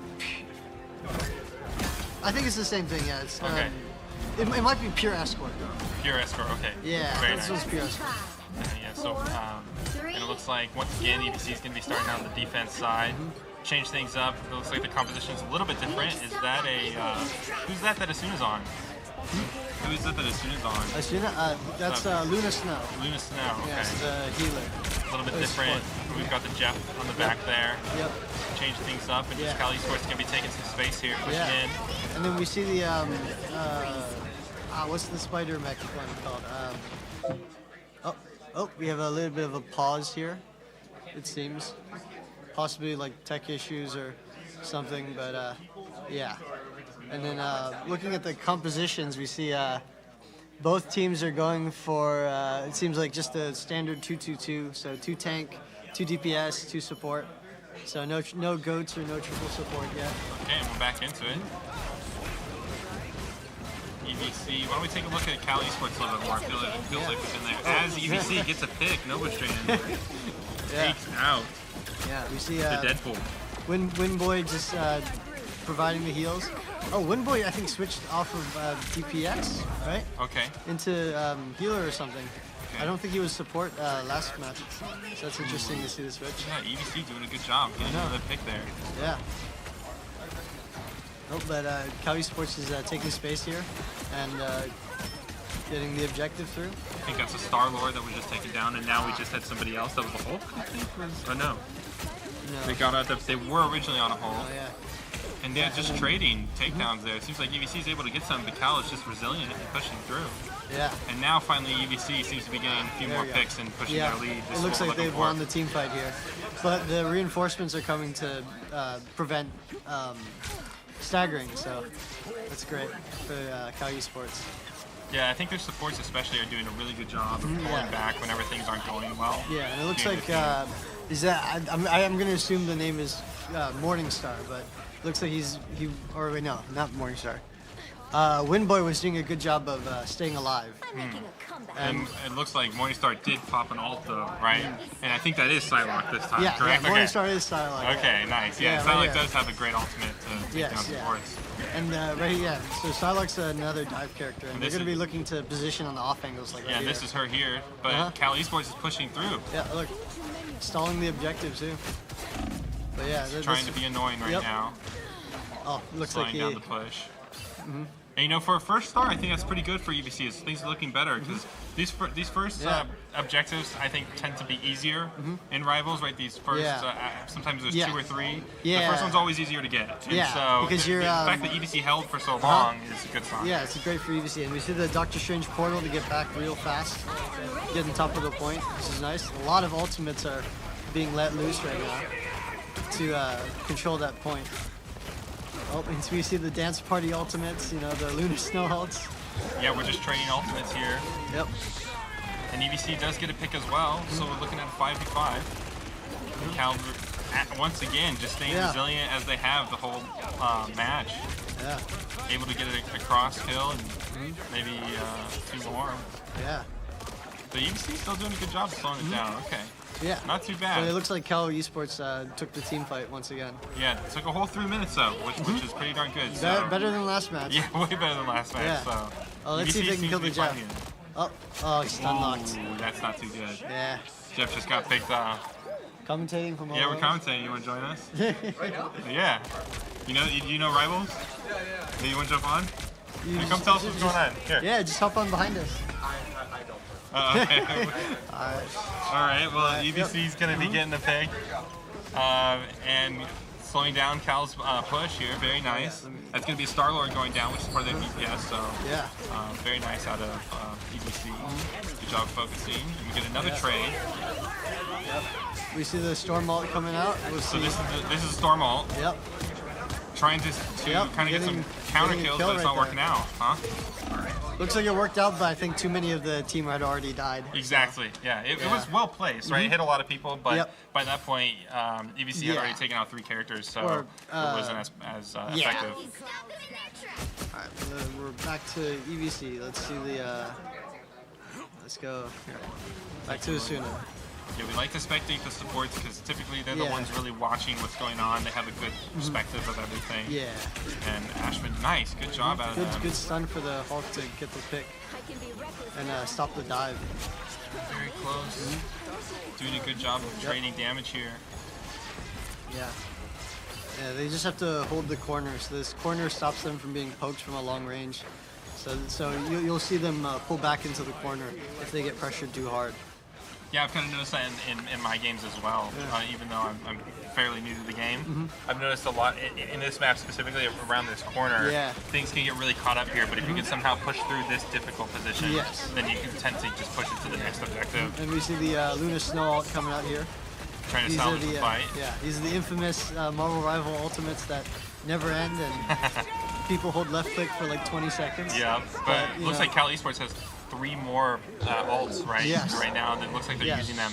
Yep. And it looks like Ash, as soon as Ash even knew that this was coming, it was like, we're about to you got to pull take a back. lot of Someone's damage. getting jumped. Exactly. So it's kind of accepting the loss already, so it doesn't make it as bad. But look at that, and that pullback seems to have worked. EVC doing a good job of returning some damage even through those ultimates and getting a takedown. Exactly. And then, but it looks like Cal Esports is taking over the position, so they're going to be pulling back for a little bit in order to hold the better angle. It seems like the Star-Lord has been pretty aggressive. Maybe we could take a look at the Star-Lord's perspective going into this fight. So this is one of their DPS. This is like Tracer from Overwatch. Is that correct? Well, it's not a one-to-one, but similar enough. Okay, close. Okay. Yeah. So he's kind of like a half dive, half like brawl almost. So we're gonna see him going in and out as well as just fighting on the ground or in the air as well. Because he can fly to a limited extent. Okay, with his, got a little jetpack there, his feet too. Yeah, you see him running in and out, just getting the DPS into charges ult. Yeah, it seemed like he helped there getting the kill. His ult is pretty pivotal, and it charges pretty fast with the amount of like DPS he does. Okay. So we might see that come out, but he gets picked off right there. He's a little over anxious, right? And sometimes after really the balance between how deep do I go, how far in do I go so that I can get damage, but if I go too deep, then I'm just going to get focus fired. And EVC seems to be doing a good job of really getting onto that Star-Lord whenever he's diving. He seems to be the one that's being taken out the most, right? So going back into it though, Cal Esports getting a takedown. Yep. Getting a pick, and then I see a lot of ults going on, but EVC's getting that Jeff ult in. We have another Luna Snow, right? That's her name. Another Luna Snow ultimate. Yeah. Just to slow things down. Yeah. Team, please stay alive. And EVC doing a good job of getting some, and we got a lot of cross trades happening here. Yeah, let's see it from EVC's perspective. Yeah, back so it looks to the like Skywalk. Looks like the Hulk ult is used to stall out, and that allows Cal Esports to maybe recover. And then, of course, the Luna Snow ult once again. Bit of a split-up fight here. Hulk kind of on his own, getting back to the team. And Cal Esports going to be pushing up here. And Psylocke. Psylocke ult. That's a fat ult. Oh, but they kept their players in the bubble to keep them alive. Yeah, that was a really good response from Cal Esports, but it seems like they're still going to be losing this fight. Yeah. We'll see. Is that Daredevil? I can't tell. No, that's Deadpool. Okay. All right, so Deadpool was just picked off on the high ground. Yeah, it looks like EVC is pushing through and won the team fight, but here comes the Doctor Strange portal. And there goes... It's going to be the last stand for Cal Esports to get in, but no, EVC is going to take it. Yep. Well, at least slow them down, right? And so Cal Esports only got 2 objectives there, and now we're going to move over and give EVC the chance to push the payload, see how they do. Yeah. So, looking at the teams, what do you think? What do you think happened there for Cal Esports? Why weren't they able to push this one home as much?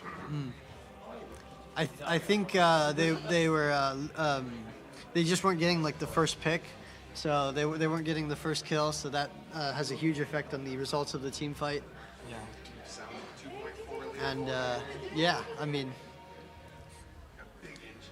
there's not too much else I can think of right now, but. Maybe it's this map might be more defensive, right? It might be easier to hold. Yeah, that's a good point. No maps are made the same, right? Yeah, so, exactly. This could be more defensive side of the map compared to the first one that we saw. And so, if that is the case, maybe EVC won't even be able to break through the first 1 or 2 points, right? So, and it looks like we're going to be staying on the same comps here for the push, right? We've got the Psylocke, Magneto, Luna Snow. Looks like we do see the Ultron pick though, but a lot of flying characters, the 2 flying characters we see from Cal Esports. So it looks like, and so just a heads up for the viewers, these type of characters they're trying to stay above and then push down damage into the enemy team. Yeah. A little bit more what's called AoE damage, right? Area of effect. Yeah, especially Iron Man. Yeah, Iron Man's, and so they're going to be trying to do just a lot of damage to so many people that eventually somebody can go down, and Ultron's going to try to focus fire that person down. And that's what we're looking at right now. And then we'll see them using the buildings as cover to hide and take cover as well. Doing a good job here, just flying back and forth. Yep. Just flying, just dealing DPS and charging the ult while holding the objective. Yeah, it looks like EVC is actually having some difficulty getting through. This does seem like a choke point for this type of competition.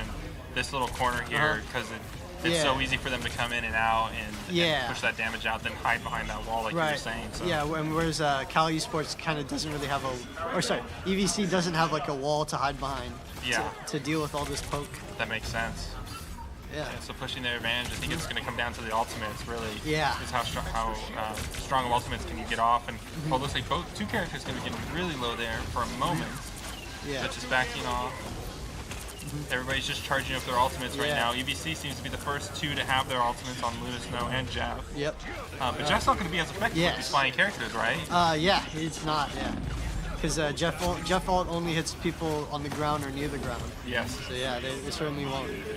And it also gives a really big audio cue too. When if you can hear it and get out of there, it's going to be especially easy for Cal Esports. Yeah, we see a lot of ults from Cal Esports though. Nice focus fire there. Ultron goes down. We have only a few players left, it seems. And Luna Snow is also down. But looks like Cal Esports has...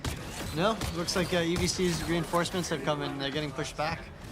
Ryuga securing, Nova securing it down. Yeah, it seems like Cal Esports is just regrouping and getting back together. EVC finally breaking through that first choke. Took him some time there. That was about 2 minutes, and that was a lot of time for that first one. But and then we see the positioning since there's no active team fight going on. Everybody getting ready for the next fight here. Psylocke kind of hunting on the backside here. Maybe not found, they don't know. Ult though. Just going for a back out of nowhere, just an ult. Pushing, kind of slowing down Cal Esports from getting into the position. And now 1v1ing, is that the Iron Man? Yeah, that's the Iron Man. Oh, but didn't get the pick though. And now Iron Man's back up to full. Yeah, doing a good job of being a nuisance though. May not have secured the kills, but definitely slowed down Cal Esports. But Cal Esports back in it and taking down 2. And EVC returns with 2. Yeah. Psylocke doing work. Novo really securing that. Lots of ults are going off, I think. Trading ults for this last point. Oh, it looks like maybe Cal Esports might have ended up on top. Just the last moment, Yeah. The small differences build up real fast. A really close fight out of EVC, but still not enough to push it through.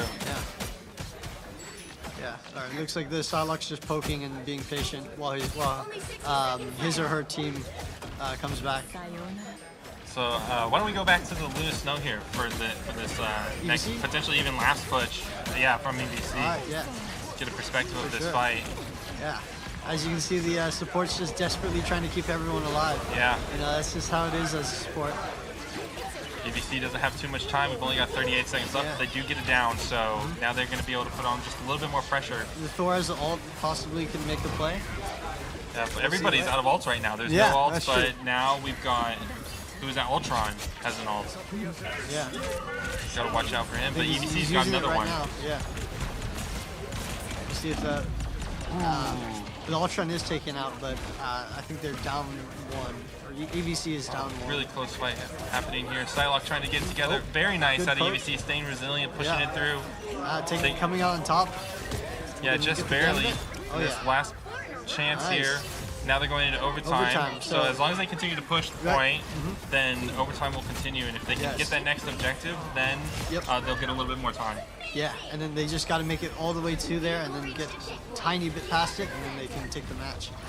Yeah, and just a mirror of what happened in the beginning, I wonder if Cal Esports has enough time to take this wall again. Yeah. We'll see if this corner over here is a detriment or not. Yeah, EVC getting an early pick once more, though. I know. Yeah. We see they are sticking with the flying characters. Nice. Two characters from Cal Esports have been taken down now, so they are retreating and getting pushed back. But they should be coming back at right about now, so we'll see them start to push. Yeah, that's why ABC's pulled back a little bit. Yeah. Right, so they're getting ready, just trying to get some damage in. Yeah, so it looks like we've got a lot of ultimates. Yeah. There's Luna Snow. Pops, yeah. Everybody's popping. It's all going on. Holy. Still Psylocke holding on. EVC's down 1, maybe? I think, because their Punisher just died, and then now they're... Yeah, you down a player, and then you give an inch, they'll take a mile. That's just how it is. Cali Esports. We'll see if they can. We'll see if EVC can get back onto the point in time. Yeah, only a minute left here on map 2. Yep. EVC down one map already. They really want to take this next one so that they tie it back up. Yeah. Starting out there with 2 picks, very nice. Yep. Yeah. With those 2 picks, they're able to push hard like right now. So. It did cost an ultimate out of Novo. That is true. And it looks like Psylocke's popping as well. And it looks like that's giving Cali Esports the ult advantage. So they're ripping them all now, and the consequences are devastating. Wow. Cali Esports does a very good job of not letting 1 or 2 downs really preventing them from winning these fights. They stay resilient, they stay in the fight and keep focusing. Yeah, for sure. And I think normally when you see other teams, when they lose 1 or 2 players, they really just like kind of back off and lose the fight in general. But this is a good sign. They're staying strong, and then they're using their ults to compensate. Yeah. So it's a very good play. Very good skill to have. You can see all that trained and done as a team together. Yep. Phenomenal program over at UC Berkeley. Really on the rise lately too. Yeah, and we can see the coordination as the entire team pulls back and pushes together. Yeah. Sign of a cohesive team that knows how to play together. Yeah.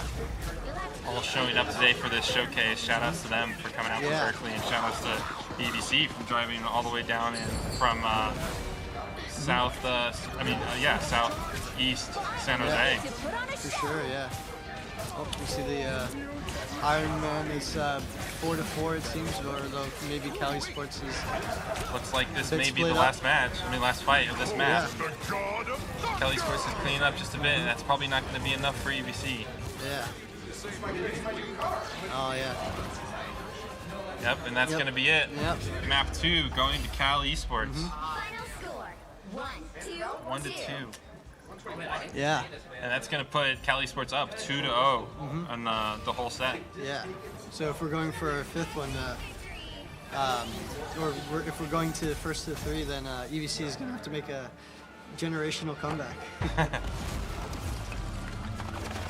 right. And then we have a replay coming up shortly.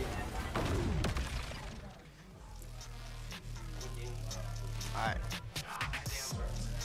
Oh. Oh. Alright, so this is from the first map match. 1, yeah. Yep. We see the Spider-Man doing his thing. Unfortunately, Spider-Man was banned for Game 2, so we didn't see any of this.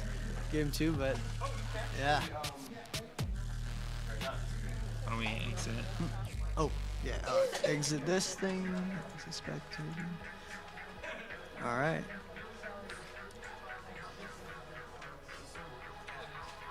One thing I think I'd like to see from UBC is really making sure that when they build those leads and get those first 2 picks or first pick, really make sure that they slow down and are aware of everything that's going on and aren't getting blindsided and overexcited by some of those ultimates. Like you were talking about, Cali Esports does a really good job of, we're down 1 or 2, but we even saw that with the Storm, who was so ambitious to pop her ult, even with 3 players down, so they seem willing to push these fights back, and it seems like Ash is doing a really good job of pulling back, but I'd like to see the whole team really kind of get on that same page of how do we slow this down and make sure that we continue to win this fight that we've already done the work to get ahead of. Right. And it's just taking advantage of the patience and the advantage that you already have, and just maintaining it to overall win the team fight. Yeah, because Cali Esports does give them some chances, right? There's moments, especially like we're seeing here with the Star-Lord, can get a little bit over-ambitious. Yeah, and you can get overextend a bit. Free pick, for sure. Yeah, see, and I think this is the moment I was talking about, of being able to come back up. Fortunately, we didn't get to see the whole of that fight, but we're just going to be getting back into it. So I'd assume this is a best of 5 then. Yeah, probably is. If we can get word from broadcasting, if this is a best of 5, maybe it's a best of 7. I don't know. But if it is a best of 5, this could be the last map. Yeah, right? This could be. Or EVC could make a generational comeback. Yep. Reverse 3-0. The rare reverse sweep. Yep. Maybe we can get that. We'll see. Going back into the pick band though. Yep. We're already into it. We are already into the pick band. See the hovering on the.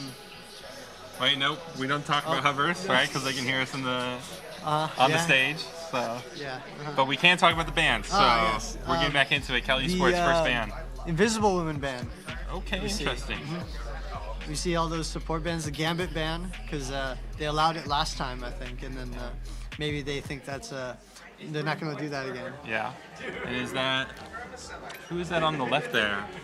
Oh, we got the Luna Snow. We liked that, securing the Luna Snow. Gambit's on all the way on the left. Gambit on the left. Okay. Yeah. Cool. Yeah. See the Luna Snow secure this time instead of Namor. Yeah, interesting. Yeah. We really haven't even been seeing that Namor out Yeah, there, which is interesting. I think the Cal Esports might have shifted away from a pure dive. Okay. So maybe the Namor isn't as important. Okay.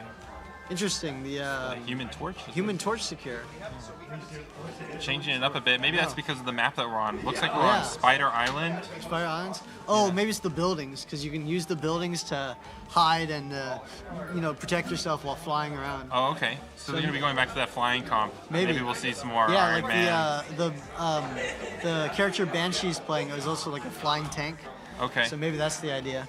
And it looks like, is that a Psylocke band? Yeah, Psylocke band. So they didn't like that Psylocke last time. And Psylocke was doing some work, so that makes a lot of sense that Cal Esports to be banning that. Yeah, Captain America band. Yes. Seems like most of the target bands at this point. Yeah, I think the Captain America band must have worked out, because I think EBC did look better in that last fight. Yeah. And then last map, so. Yeah, for sure. It seemed closer than the first match. Yeah, definitely. Yeah. All right. They like the Magneto. Yeah. For sure, yeah. I'm pretty sure Magneto is very strong in this meta. I haven't checked, but last I checked, he was very strong, and I think he's still very strong. So. Okay. Yeah. And he did a good job, so we'll keep him. Oh yeah. If it ain't broke, don't fix it. You know? Exactly. Yeah. Let's see what this final Hela. Yeah, I think Another EBC Hela. has run with the Hela before. Okay. But I don't think they ran with it last match, but... That's the Loki. Hela might be to protect the flyers, because Hela's a hit scan that can chop down those flyers pretty damn fast. I see, that's right, yeah. The hit scan, meaning that it's just something that hits immediately when you pull the trigger. Yep. Those are really good against flying characters because it's easier to hit them, right? When you have a projectile that takes some time to hit the characters in the air, they can kind of dodge it, right? Yeah. While they're flying around. But a hit scan is, and we even saw that, I think, in the last match. We saw some of the flying characters get focus fire down. Yeah. And that was the way that EBC kind of built that lead in the beginning, Yeah, so that for makes sure. sense that they're trying to prevent that. Oh yeah. And we're back into it. This is map 3. EBC back again for the third time on defense at the beginning. Yeah. Oh, we see the Mantis pick. Oh, never mind. Oh wait. Oh, I think this is the strategy. Just give everyone armor before you actually pick your character. I think. You can do that? Yeah. What the heck? I'm pretty sure. That seems kind of broken. You just pick Rocket and give everyone armor initially, and they swap to whoever you're playing. Wow. Okay. So you just buff them up right before the match starts, yeah. and See, then, look, they still and then have they the swap. Okay. Yeah. Wow. Using some advanced sweat. Cal Esports out here sweating, right? they're try-harding right here. This is all for the extra 10 HP. Wow. Well, hey, if it's the advantage you can get, then go for it, right? Yeah, it's free buffs, so why not? Mantis a really fun character. Pretty high skill ceiling, from what I understand. Yeah, it's you have to manage your healing over time a lot, from what I've seen. Because she can put her healing on multiple people, and then they're all on timers. So optimally, you would keep track of each one individually, and then just restock them once they're over. But that sounds like a headache, so I don't play Mantis. EBC able to pick up 2. Yeah, they're able to get the initial pick, and then But at this moment, we got the Mantis as well. Cal Esports doesn't have a support until the. Yeah, and that's really important, right? When you don't have heals, it's easier to take down. Yeah, it's really hard to control space when you don't have support. Oh, are they using the thing in the Wolverine team up to throw Wolverine? Okay, it looks like because the thing's coming out of here. Oh, but Wolverine died pretty fast there. Yeah, Ash doing a great job of really focusing and securing. I think that's one hallmark of a great support player, is one who not only keeps your team alive, but helps secure those takedowns and push the damage past just a little bit. Exactly. Doing a really great job. I believe Mantis just has fast projectile speed, but she can't help out against those flyers. Okay. And she does gain her she gets her healing stocks by dealing damage. Okay. So the more damage she can deal, the more damage output she can give out. Oh, and here's the throw you were talking about. The thing throwing in Wolverine. Wow, he is flying. Oh my goodness. he was trying to track that. And he noticed and just pulled back immediately. Okay, that's cool. Does that like buff his damage or something? No, it just throws him into the battle. So he can like get to the back without like walking all the way back. Yeah, and doing a good job there. Wolverine getting a pick while they're pushing this payload. Yeah, Wolverine's controlling space. And yeah, Wolverine does get pushed away by those flyers though, because he cannot get up there. Okay. Unless he hooks them on just like that, but he missed there. So that's the only way Wolverine can really interact. Wolverine is mostly a tank brawler almost, so he's trying to kill enemy tanks, especially since his left click deals percentage damage instead of raw damage. Yeah, but I've noticed he also has the ability to grab people and bring them out of position sometimes too. So if people overstep while he's brawling, then he can grab them, bring them into his team, and then everybody on the team knows it's fine. And it looks like Cali Esports doing a good job just pressuring through in general. The Human Torch ult splashed a lot of people there as well. Now we see why that Human Torch was secured for the fight. Yeah. And Cali Esports is going to be taking this first objective point. Oh, we see the Blade switch. This is interesting. All right. I have not seen Blade before. I stopped playing before this guy was released. Let's see. So from what I remember, Blade is has a gun and a sword. So he kind of switches between Yeah. And he has a lot of movement abilities. He's I think primarily a dive character. I want to take a look at Morningstar if we could. Yeah, for sure. Who had their Psylocke band, but threw out the Psylocke band, but still able to jump in the Star-Lord, right? And still putting out some damage, securing some downs. Oh, he got hurt there. Oh, but Magneto, his teammate, keeping him alive with that barrier for the bubble. ABC getting it down here. Ult. Maybe we might see the ult come out. He's hunting for an ult right now. There it is. There's the ult. Yeah, look at that. 1, 2, 3. Wow. Morningstar pushing it through. Very nice. Yeah, that's how these ults can be extremely pivotal. Or pivotable. No. Pivotal. Nice. There we go. Yeah. Earning that journalism check mark. Yeah, so it looks like the Star-Lord's working out this time. Yes. Yeah, Morningstar's been doing a really good job of getting in there and getting work done. Yeah. Oh, and as I say that, the commentator jinx, right? Yeah, commentator's curse. Let's see, maybe the thing.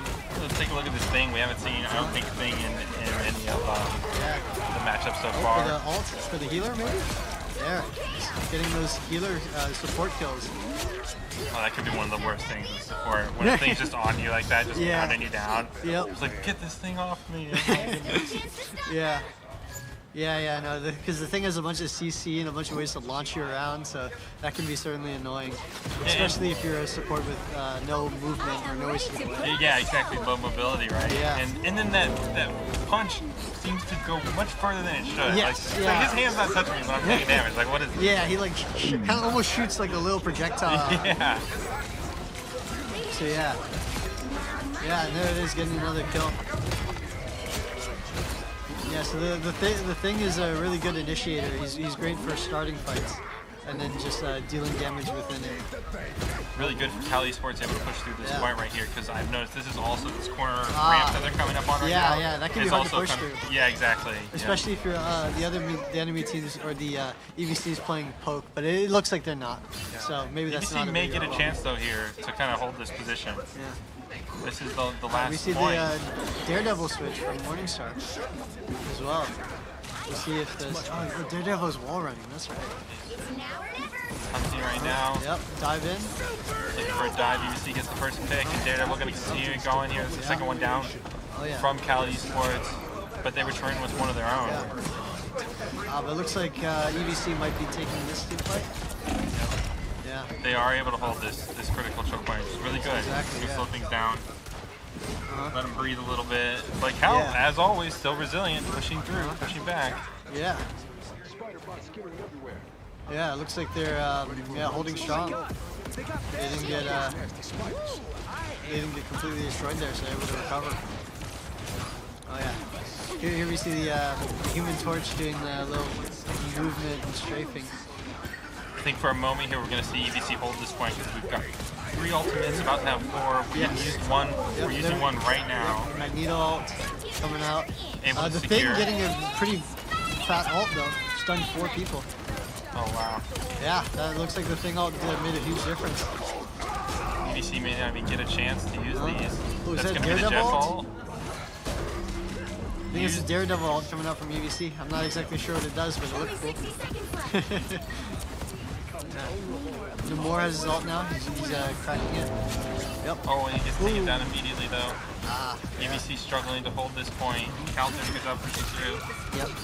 I think Cal Esports might be down. Yeah. Down there to it is. players. Yeah, we finally. But they made good objective progress though. And they pretty much have They're headed our way. pretty much one more team fight left in the tank. Yeah. Because they have got 30 seconds left on the clock to push the objective as far as they can. Yeah. Got one ultimate. Yeah, let's take a look at Banshee. Sure. Or Banshee maybe. Yeah, I don't know. Maybe Banshee was taken, so. Okay. Or we like sandwiches. Yeah. We have the ult. Oh. Here's the ultimate. But EVC actually stops it. Yes. Good stops it in fire. his tracks. EVC just barely holding on. Oh, Going down the last seconds here. Yep. Another support ult that gives everyone bonus HP. So. Yeah, what EVC did there is what I've really been looking for from them in these fights, is like pulling back together, taking that first, and slowing things down. Yeah. This is what we've been looking for, and it seems to be working out for them. We're finally going into preventing the it last looks point. like they've made that adaptation. And, you know, maybe they've changed their game plan to counter Cal Esports. It's looking like it's going to be it for Cal Esports. Probably just like, what? Man, you guys spoke too soon. Yeah. The Spider-Man coming in. I know. It's interesting, especially when Namor is in the field, because Spider-Man's just going to get chipped down, but he gets the Namor kill anyways. Oh yeah. It's going to be Jeff on the point. Yeah, no, Jeff can stall the point really well because he can just hide. Wow. It looks like Cal Esports is able to just capture it. Nice. Getting all 3 objectives there. Just in the last few seconds, like last second, pretty much in overtime. Very nice. Yeah. For sure. We're going to give EVC a chance. Yeah, EVC has a chance to run it and make that comeback. Yep. This is it. This is the reverse sweep. Completely. It starts here. In its truest form. Oh yeah. Down 0-3 on the map. Oh yeah. Yeah. Definitely not scripted. Yeah, definitely the prior matches had no effect on the comeback right now. There it is. It's not over till it's over. Oh yeah, for sure. Well, looks like we're getting another pick out of Morningstar. Very dynamic player. Oh, this character was really strong. What is this character? She first came out. Okay, this character. I don't know the name of this character, but I can tell you this character was incredibly broken. Really? When I first started playing Rival, about 3 or 4 weeks ago. Oh, okay. They've nerfed her like 3 or 4 times. That's how bad she was. But even then, she's probably still good. Yeah. So, I was like one of those characters. Yeah. What does this character do? So her ultimate throws this thing at you that like grabs you and then like pulls you back. And it was just incredibly broken.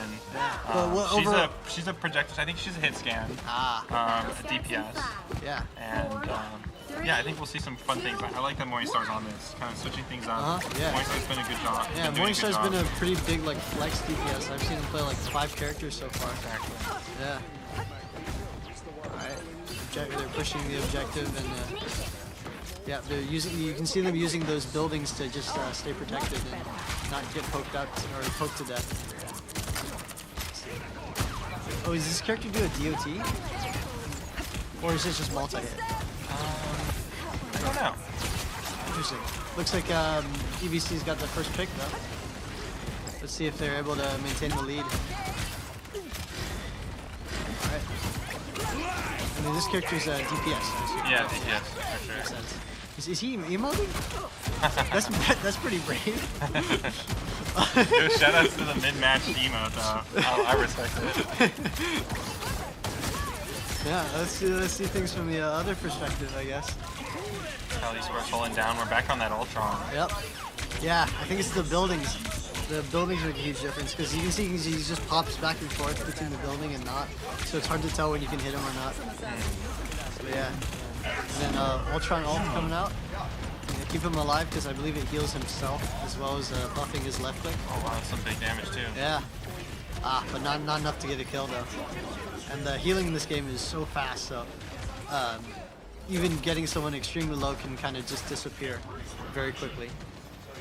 But looks like EVC is winning this team fight. They got 2 picks and they maintain their player lead. Yeah, the EVC is just pushing. Oh, looks like Cal Esports getting a bit staggered here. Comeback? Question mark? Here we go. I know, this is the start. All right, we see the, is that DPS Deadpool or Tank Deadpool? No, that's Tank Deadpool because he has 500 HP. Yeah. Trying to get the name of the new character that we're seeing Marstar doing a great job of performing on. I know. Helping EVC out a lot. We got some ultimates getting popped here. Yeah, we got the dance party, the Marvel Rivals Classic. Oh, but Ultron stuck under the building. Deadpool not able to get him. Tank Deadpool doesn't have quite as much DPS, but yeah. All right. Looks like the team fight's working out pretty well for EVC. The picture? Shoot, I forgot what the function of the picture was. You know, because Deadpool has the ability where you can take a selfie. Oh, really? Yeah. That's funny. I forgot if it was functional or not. I think it is. Okay. Yeah, I think it legit. It does a little bit of damage? I think what it does is it just makes him completely invulnerable. Oh, so okay. it's like a built-in taunt that's functional. I like that. Yeah. We need some more of that in Yeah. the game. That's one of my favorite things about playing these types of games. Someone just stops and makes fun of everything and just starts like dancing in the middle of nowhere. Yeah, look. Hey, let's go. Nice. Oh yeah, you got a little buff around him there. I saw that. Yeah, or was that okay. from another character? Or maybe that was from another ability. I'm not exactly sure. Okay. I don't know too much about Deadpool. Deadpool doing work. Yeah. Hey, his combo out of EVC seems to be getting some work done. Uh-oh, off the map. Oh, but it comes back with the Magneto to... looks like the Magneto got pushed off though. The Human Torch going down. Yeah. Oh, what the? EVC keeping the momentum up. Yep. Another one. I know. Very nice. Staggering those downs too is going to buy him a lot of time. Yep. Get him some more distance. It's Yeah. kind of a situation you want to be getting yourself into often. It's just you win those team fights, then you push forward and maybe get somebody as they're trying to run away. It buys you just a little bit more time. Yeah. And Cal Esports is going to be responding with ultimate. Yeah, a few ults. Yeah, we see their. Oh, but EVC getting a bunch of big kills from probably a dive in the back there. Looks like they're winning that team fight. Yeah. Yeah. Yeah, and we see they're pushing forward. Completely on script here. Yep. Wow. Keeping it going. Wow, this character is really working out for them right now. Yeah, pushing it real far. They've been holding their best strats back for the last moment. They wanted to give Cal Esports a chance to, you know. And just make it close, you know. Yeah. Give the audience something to look at. Yep. Put on a show. Yeah. All right. It looks like team fight seems to be even, but we might get a pick here on the Strange. Oh no! EVC getting 2 kills once again. Keeping it going. Wow, this whole push has just been going on for like over a minute now. Wow. Oh, EVC coming out on top though. Yeah, maybe those 3 or 4 nerfs weren't enough. maybe still we broken. need a 5th nerf. Yeah. Marvel's games team wanted to sell some skins, you know, to make a little bit of profit there. Heck yeah. Yeah. Ooh, look, even fighting the flying character. Although this character is hit scan though, so it does have the option. Yeah, that makes sense. Yeah. Getting another kill. Morningstar. Holding on to that ultimate. I think this is the ultimate where you can grab people, I'm pretty sure. And that was it. Yeah, I think we just saw it. Okay. That was incredibly broken when it first came out. But now I think you can focus fire and take it down. But it goes up and then grabs people and then brings them back to you. That's cool. It's like a little monster. It's like, not a little. It's a pretty big sized monster. Yeah, for sure. Over on Magneto here. Yep. Yeah, Magneto just stands in their front and controls space. So that's his main job. Yeah, just holding that shield up. Yep. Ooh, and that's an ultimate. That's a big strange ult. Huge strange ult. That's a huge strange ult right there coming up from Cal Esports. So finally, Cal Esports slows this push down after for like over 2 minutes. I know. Really solid push out of EVC. But this will be a close one though. EVC only has a minute left on or a minute and a half left on the clock. Yeah. And if they can get it before that 0-second marker, then they will win this map. Yeah, but EVC gets an early pick too. But if it goes into overtime and they win, then we're gonna go into extra rounds, correct? Yeah. Yes. Well, no. EVC has to capture the final point to stay in. Yeah. It will. If they do it, they will go to overtime. If they do it in overtime, then it goes overtime. But even if there's just a second left, then they'll have one because Cal Esports. That's true. Went into overtime. Went into overtime for their win. Right? Is that correct? Or am I hope so, but my Overwatch brain tells me that's not the case because Overwatch works a little bit differently. But I don't know. Oh, that's right, because you would get the extra time. Yeah, in Overwatch you get the extra time. That's right. I think that is actually what happens. Oh, okay. So by this point they're just trying to catch extra time for the extra round. Yeah, for sure. And when you go into overtime, you only get like 1 minute to push. So extra time can be huge. Yeah. EVC trying to secure that extra time now. We see 3 ults available for EVC though. And this was the hard part. Cal Esports struggled in these last little bits. There's the ultimate. A lot of ultimates are getting. Oh, is that the one? Yeah, you saw it, right? Yeah. Pulled him back into him. Jeff ult though. Suicide? Jeff ult. With the huge Jeff ult. Oh my gosh. Who was that just completely saving Cal Esports from dropping this map? That was what was it? Dan May Lover. Dan May Lover. With the huge plays out of the Jeff ult.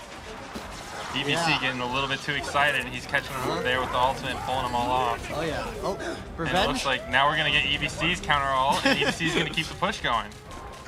I know. Taking the Jeff and just taking him out of the game. Yeah, just throwing him, just pushing him back.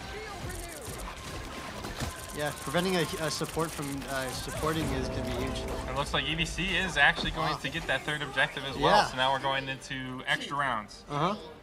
Yeah, and we see. I think they did go into overtime, so 1 minute for both teams. Both teams are going to get 1 minute to push. And we're going to start right back from the beginning. And then whoever gets the furthest is the one who's going to win this. Yep, for sure. And so it's EVC back on defense, getting a small moment here to pick their characters again. Oh, yeah. Are you able to hover over her? Are we able to see her name? Who? The new character? The new character? Yeah. Oh, no. No, unfortunately not. Gotta get her name. 1 second. Hello, everybody. Yeah. Oh, it's not. It's just Morning Star. Huh. Interesting username choice. Alright. Let's see. The EVC is on defense. Cal Esports is on offense. Once again. Let's see. For compositions, we see the Namor coming out again for EVC, probably to help deal with those dives or maybe just as an extra hit scan. Although Namor isn't hit scan, but he can poke at flyers. Okay, so we're finally bringing out the Namor that we've seen secured. I think he was in map 1, right? Yeah. I think he was played the last round. Oh, really? Okay. Yeah, they might have swapped into it though. So. Okay. Nice. Well, I think it's a good idea to bring that out. And then I did get the character's name. It's Elsa Bloodstone. Very, very broken character on the league. I see. And doing a lot of great work here for EVC. Yeah. The Namor holding this bridge. Yep. Oh yeah, the Namor has the little floaty thing with the wings in his legs. Cal's getting really aggressive right away, but Ash punished pushing it real hard. Yep. EVC doing a good job of just staying alive. Yeah, posting up, staying alive, focusing down that first aggressive target. Yeah. And now they're doing a good job of dishing out the DPS. Yeah. You see Novo Strand. Putting in the work poking and keeping the enemy team back while his team picks off the dive. Doing a great job, EVC. Oh yeah. Slowing him down. Oh yeah. Is he Are we getting emoted on again? No, the portal. Oh, they're probably setting up the portal. Okay. Yeah. So they're portaling back in. Yeah, porting back Doctor Strange. And really working out for Cal Esports. Really caught EVC off guard here. Getting a few kills. Yeah, Cal Esports getting bunch of kills there. Novo just trying to hold it by himself, but just going down. Cal cleaning it up, pushing the sights. And if they can just get stopped and this overtime ends, then that's going to be where EBC is going to have to push back. So every moment here is good for Cal Esports. Of course, yeah. They're in overtime, so they have to keep going or they're going to get stopped. So they have to keep winning team fights, and the next team fight they lose, that's going to be it for them. Damn, Deadpool taking to the skies, hunting down the Ultron. Very nice. I know. Yeah, looks like Cal Esports is taking the team fight once again. They're triple flyers. They've got the flying tank and Ultron and the Human Torch. So yeah, but it looks like EVC might not have like their only way to hit the flyers is maybe the Namor. Maybe that's a composition weakness. I don't know. Oh, Doctor Strange portaling straight into the objective. EVC portaling in, but immediately losing their Jeff. Or is that the Jeff? Yes. Yeah, Jeff's going down. Oh, hold on. We also lost That's my character. Snow. What's going on? So looking really good for Cal Esports. Going to get a lot of distance here on this payload. Winning another team fight. All right. Iron Fist. I gotta meditating. Yep. Yeah, I get the bonus HP. Okay. Yep. Pretty rough moment to meditate. Take focus. Of course. Yeah. All right, he's going in. Yeah. So Iron Fist, you want to pop in, parry, pop out, and then repeat. But yeah, this is your character. Yeah. One that you know pretty well. Yeah, for sure. He's not really working out here though. Oh yeah, but he can get back up to full if he gets away. Maybe we can take a look at the push if we could. But the whole team's doing it already. Yeah, so unfortunate. It really didn't work out too much. It's really just slowing things down by this point. Yeah, he's just stalling, maybe charging his ult a bit. Maybe we can take a look at the convoy Cal Esports pushing. They've had a really long push here. Yeah. It feels like they may just go the whole distance by this point. Same thing as we saw from GBC last time. They really got it through. Yeah, for sure. They're going real far for overtime, yeah. EVC with a little bit of life there though. Morningstar starting it off, and Jeff securing another one, so it's 2 down. Oh, but they left the point. And they left it, yeah. So now EVC is going to get their chance. Yep. They're going to have a really long overtime push in order to keep us here. It'll be tough, but you know, they could certainly do it. Just taking a look at the teams. Oh yeah. Oh, hello to you too. Yeah. All right. Same bands as always. So. All right, and then we'll have a few replays coming in to see the highlights. All right. All right. I think this is the Star-Lord ult, or is it? Oh yeah, this is the great Star-Lord. Yeah, this is the Star-Lord ult. Yeah, that comes in. All right, but we're gonna come back into the game here.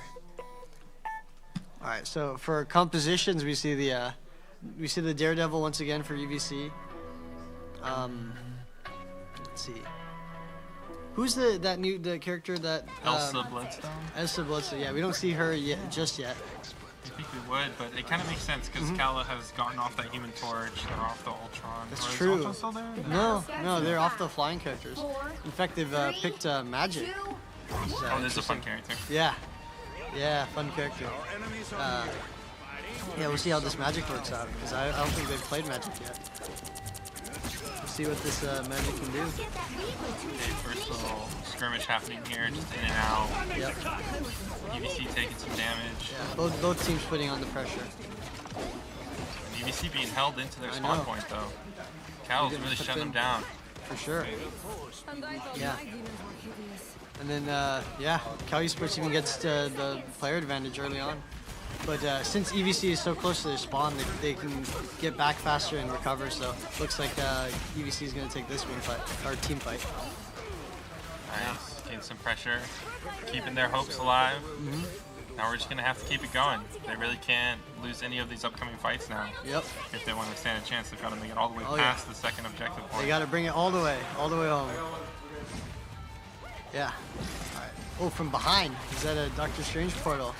Cali Esports once again trying to catch EVC off guard. They're going to be pressuring in, and teams are trading. Some people getting incredibly low.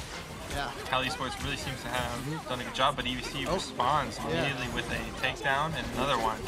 Second one out of EVC. And the snow is pretty low though. Cali Esports get a few kills, yeah. Ooh, the Bucky, the Winter Soldier. Oh, that's nice a lot little of fight ults. there. Chaotic team fight, but it looks like EVC is ending up on top of it. Just hanging on. Yep. I think they'll be able to get some reinforcements on time too. Looking for a stagger kill there on the Jeff. Very nice. Got one. Yeah, and now they're just holding the position and holding the corridor. Because, yeah, just in case any members of the Cali Esports come through. Are charging up the hook. Got the hook. Again? Big fight here. This could be for the whole showcase set. Cali Esports getting one and EVC responding, and now we're going to keep it going. EVC gets one and Cal responds once again. You see the support ult right here. This is a fox one. I forgot this character's called, but it certainly looks cool. Squirrel Girl? No. It's a fox character. Oh, okay. I forgot what the character's name was. And but it looks like that's going to be it, right? EVC completely taken down. They're just barely holding on. Looks like a strange ult to bring it back into the fight. Oh, they're not. They're down, but they're not out. Just barely holding on. Jeff ult takes care of Fox Girl or whatever her name is. Trying to get back on. EVC is hanging on. Oh my goodness. Oh wow. That the strange portal coming in clutch for the fast recovery. Yeah, the strange portal's been doing work this. I know on both teams. Yeah. Yeah, and they stay alive. Just barely hanging on there. They cannot get off the point. They're gonna need to keep somebody on at all times. You see a Spider-Man switch. Okay. We'll see what this can do. Windboy is hunting right now. Yeah, he's lurking. He's smelling blood in the water. Just doing a little shuffle on top of this roof, waiting for EVC to potentially be exposed. Yeah, and he's also waiting for his teammates to come back and get into the fight as well. Yeah, he's probably calling out where they are, commenting what's going on. Absolutely. Yeah, those comms can be very important. EVC is a little bit extended, but they do manage to get it down. And once again, here on he the goes. Jeff, just a pick, and here comes Spider-Man into the action. Looking to get a pick, but immediately comes out. He's as immediately EVC pushed scores out. two more. Oh, and down and goes a third. We are 4 staying kills. alive. Holy. Yeah, they're really taking control here. We'll see if the momentum keeps going. Maybe Strange is about to spawn back in. Maybe a Strange portal coming in. A lot of ultimates are about to be used too. Yep, 3 ults on both sides. Okay.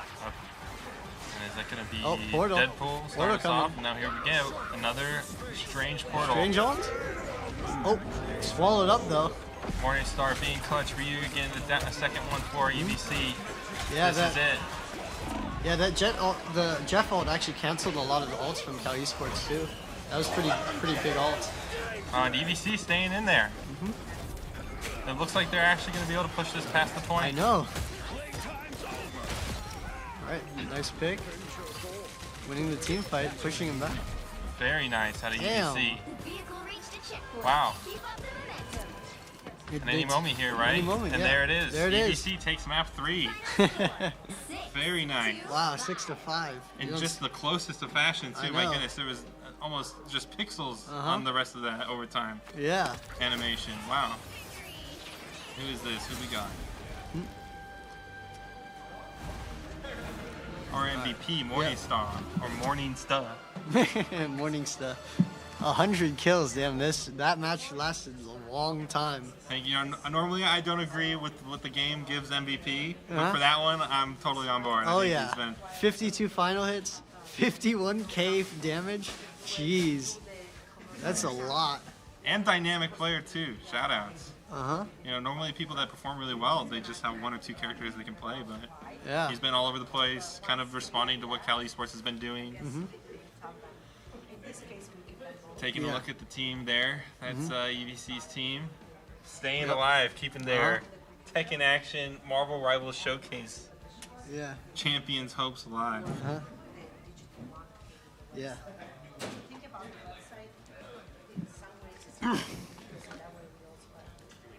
Yeah. We see both teams. The stats are really high. That just goes to show how.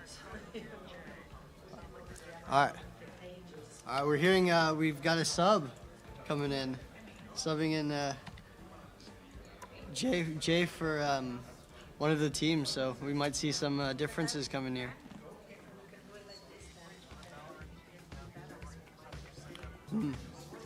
Yeah. So this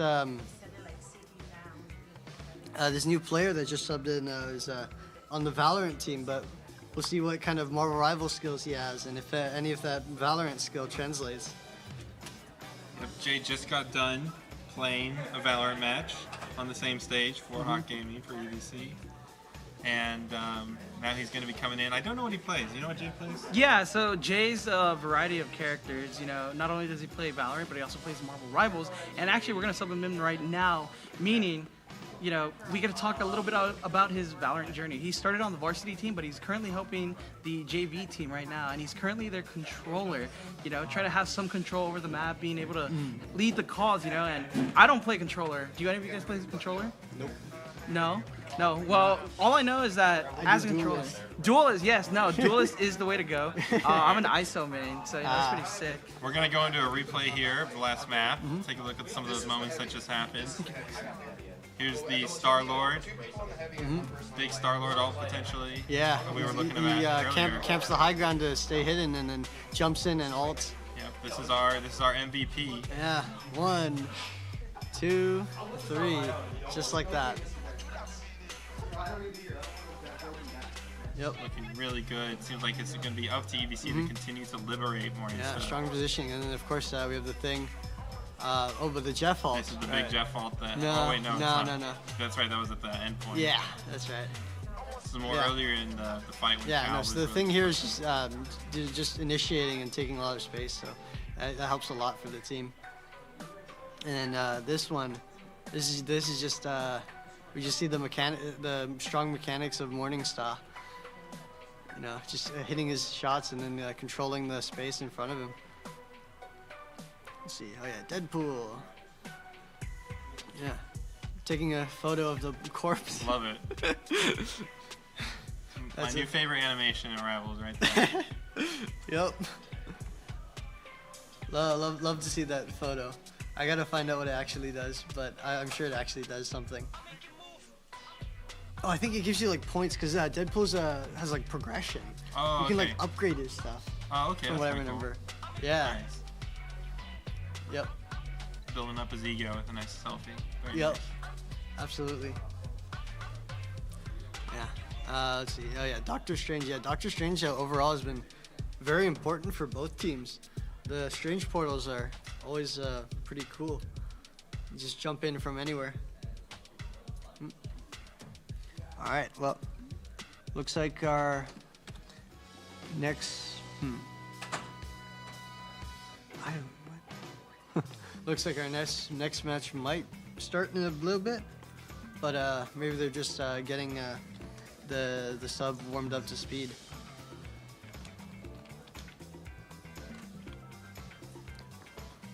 Looks like we might have a Lower Manhattan as the next map. Looks like they're just going through map selection. And it looks like a player had a bathroom break, which makes sense because we've been here for a while. Huh? Yeah, I'm starting to get hungry. Okay. Go find some food after this. Oh yeah. Part of me is kind of rooting for Cal Esports, even though I'm here with him. Yeah. Use some fuel. So. Yeah. But yeah, with Jay coming in, we're going to be mixing things up. Being a controller player, I'd imagine maybe he plays support, maybe he plays tank. Yeah, it's hard to say though, because Valorant's a much different game. I wouldn't be surprised if, I think that EVC lost their Jeff main. Could be wrong. So maybe we'll see him on support. Oh, what happened? Oh, is it ran out of time? Oh, that would be too bad. looks like maybe that's it. Maybe we. Just waiting on a status Yeah. report from operators. Ah. Oh, so Okay. is Cali Sports forfeiting, or what's happening? It looks like I think they're calling it for Yeah. the time constraints because. Okay. Ah. So is it a forfeit, or do we have a victor, or are we settling with Cali Sports up 2-1?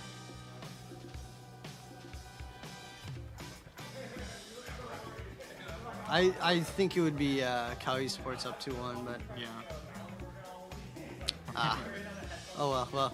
That was a entertaining match to watch. It was very close, and EVC was putting up a good fight. Yeah, let's give it up for the players coming out and putting on a match for us. Here, shout outs to Cali Sports and EVC.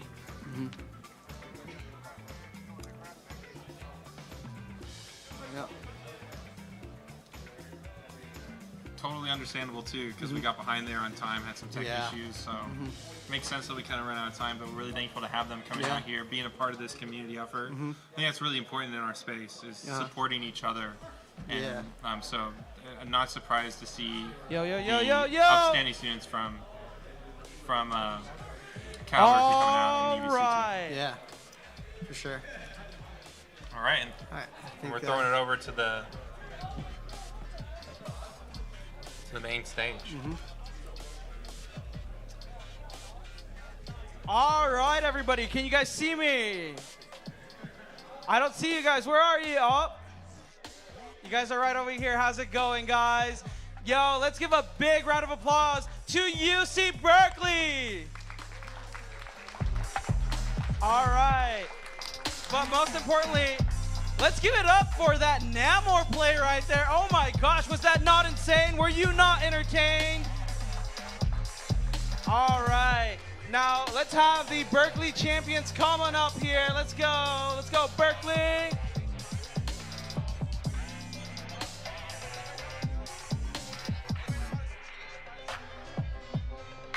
All right. Thank you, Berkeley, so much. You know. All right. So, how does it feel to play up on stage, to win? Especially that last match. 4 overtimes? Yeah, I think like just being able to play with my team, who are all talented people, but to also go against other talented people as Evergreen, like I think is an amazing experience. I feel so, how do I say it, grateful to be here along with my teammates.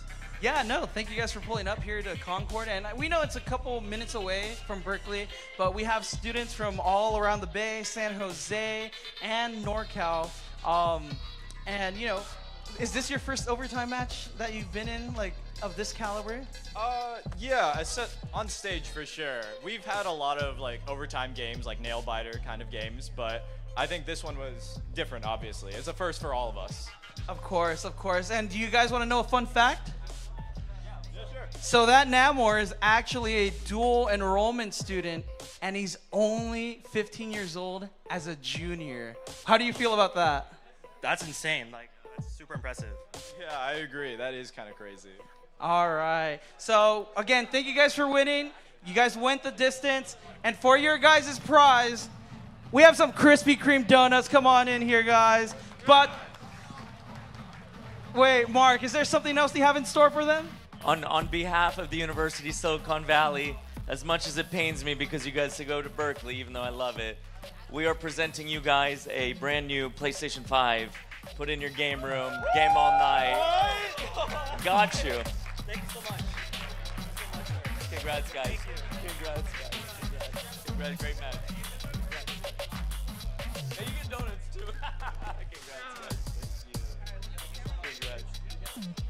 I need it. I'm gonna send it to wherever you. I don't have it on me. Someone So contact whoever you. Okay. Wherever you, if you guys give me the address, we'll get it mailed to you. We'll drive it over. Yeah.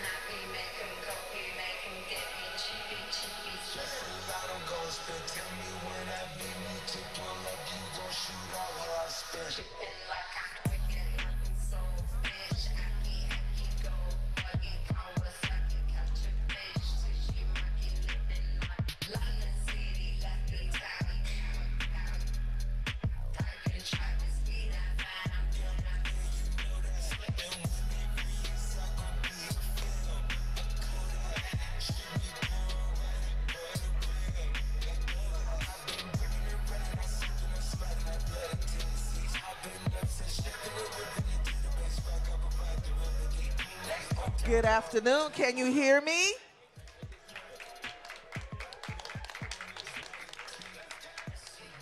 Hi, my name is Loretta and I'm from Dave & Buster's. Can I get a yeah? First of all, I want to thank your organization for letting Dave & Buster's inviting us to introduce our Play Academy for the very first time. We actually launched it a year ago, but this is the first time at this event. So I want to say thank you. I'm with Dave & Buster's. We are in the veranda right across the street next to City Sports. So come check us out. Come have some fun playing your events from the Play Academy, team building, birthday parties, whatever your niche is. Come check us out and plan your event with us. So today I am giving away to the Mario Kart winner. This will be the prize, our lovely basket, which has some game cards, water bottles, some interesting little trinkets in there for you to have. So my Mario Kart winners, my competitors, this is your prize. Have fun with it, and good luck to you. Thank you for having me.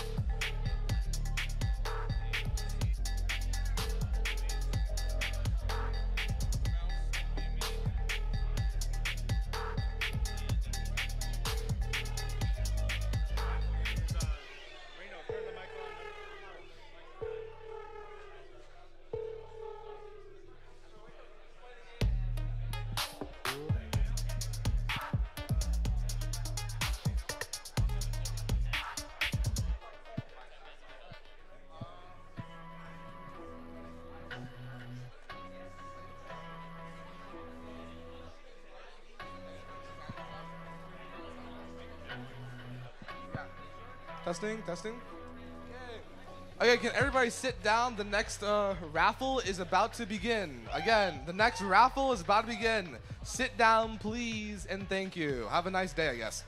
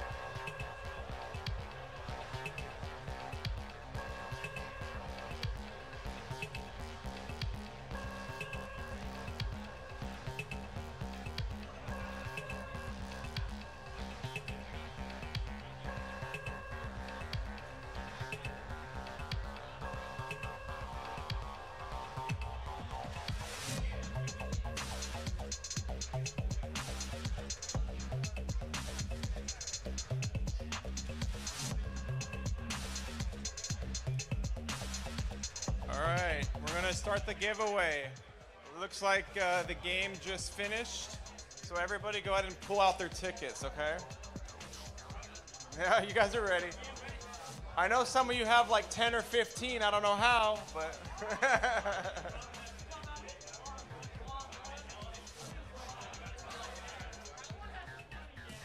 Okay. All right, we're gonna start with the smaller items, and then we're gonna work our way up towards the PC. But I'm gonna need some energy because kind of towards the end of the day. Come on, give me something. Woo! Okay. Okay. Good. Okay. All right, we're gonna start with the first one. It's gonna be a mouse pad.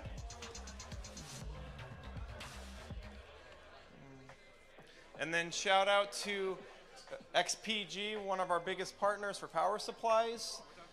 XPG Power Supplies. All right, the number is 237. 237. The different ticket. Two different tickets. 237. Okay, we're gonna do another one. All right, ending in 235. There we go. Woo! Give you this, and then take a picture with him. Go ahead and get a picture. Can you take a quick picture?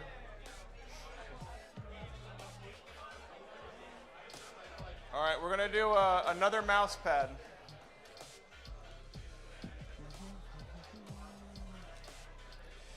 Okay, ending in 215. 215.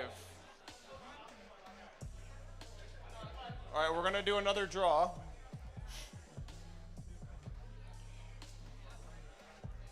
$238. There we go, 238. Woo! There you go. Yeah, that area is hot. I don't know what you guys are doing over there. Perfect, thank you. And then take a picture if you wouldn't mind.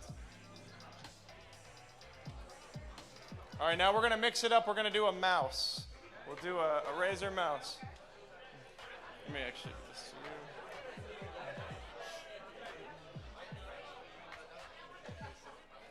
to you. All right, ending in 219. There you go. There you go. We'll get a photo with you real quick. All right, now we're gonna do the PC. Just kidding. Just kidding. All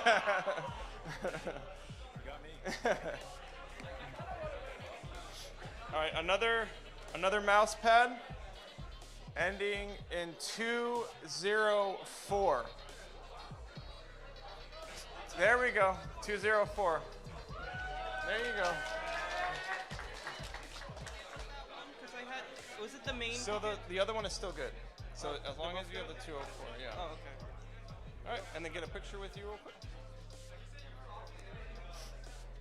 All right, the next one we're gonna do is gonna be the NVMe drive. $600 drive. The market's crazy. 2 terabytes, Generation 5, so you can just plug it and play. Shout out to our sponsor for NVMe drives and memory, Kingston. Are you guys ready for this? I know you guys are hot over there, so. All right, good to see you. Oh, wait, no. This is actually going to be from the main one, you guys, so let's see what we got here. All right, let's see what we got. Okay, 2, 5. So not hot over here. All right, 2, 5, 8. 2, 5, 8. We might do a redraw. Last call. 2, 5, 8. Okay.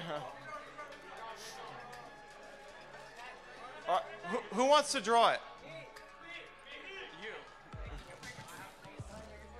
You gotta get up. Come on, gotta get you in the camera.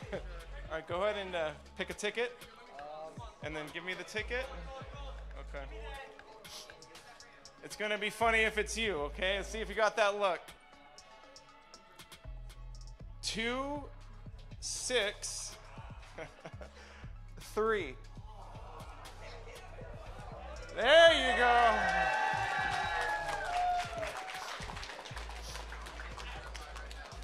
For this one, let me get a picture with you real quick. Right here.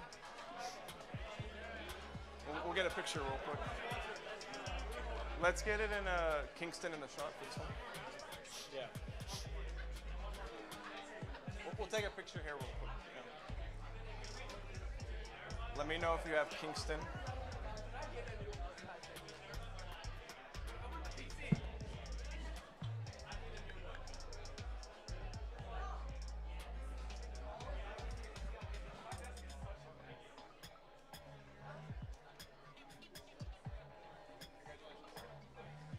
All right, going back to the mouse pads. Oh, we still have another mouse, huh? Yeah, we have one more. Okay. All right, mouse pad. 2, 4, 1. There you go. Woo! That area's still a little hot. Do me a favor, get it with the XPG, like outwards. Yeah, okay. Let me just grab your ticket real quick as well. You're one of your bazillion tickets? Yeah.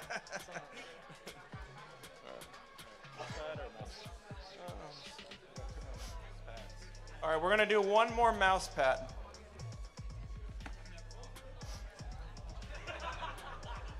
All right, for the next mouse pad, 2, 6, 4.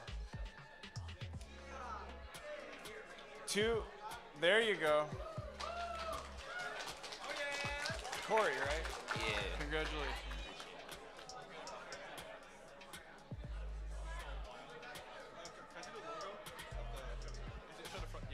Larry, can we get the next screen with XPG? We got another 264. Look at that. Ooh. What are the odds? We have 2, dude. There you go. Real quick, yeah. Let's get the XPG.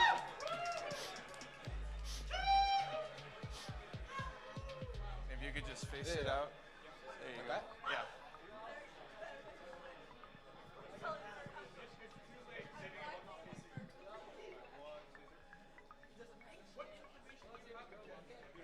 All right, shout out to XPG. You're welcome. Okay, last one before we hit up the PC. We're going to do one more mouse.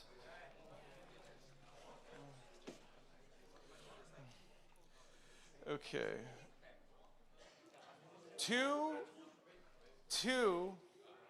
Nothing? No boo or anything? All right. 2, 2, 6. Okay, there. There we go. Woo! What's going on with this side, you guys? You guys got to get the PC on this side, all right? Okay, all right, let's get a picture real quick. Take a picture. That's the same. Okay, that's a 0. Yeah.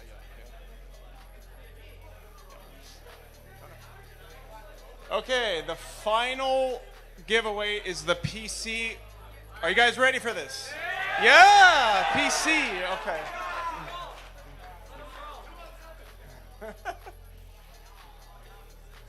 You know what? Who is the last winner? Who is the last winner? Okay, I want you to pick the ticket. You're going to pick the ticket for the PC, okay?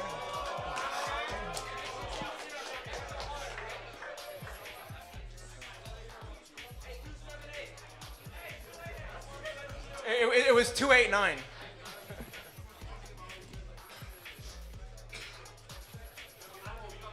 All right, So this is one of our PCs. We've sold 1 million of these things. It's even the same case that we're using at this event. This is like one of our signature models, okay? So this is a giveaway from Master PC Builder. You're gonna pick the winning ticket. Are you ready? Get a little bit of energy. Wait, come on guys. PC, woo! Okay, all right, go for it.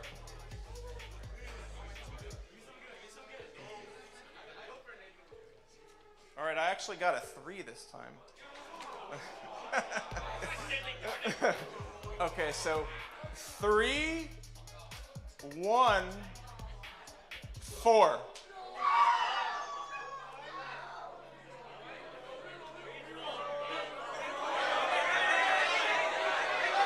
Hold on, one more time. 3, 1, 4. No, you gotta stay.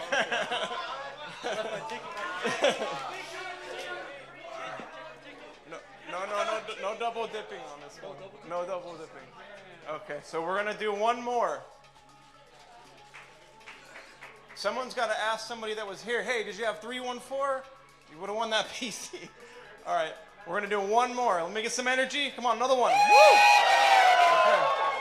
All right, let's go ahead and get that next ticket.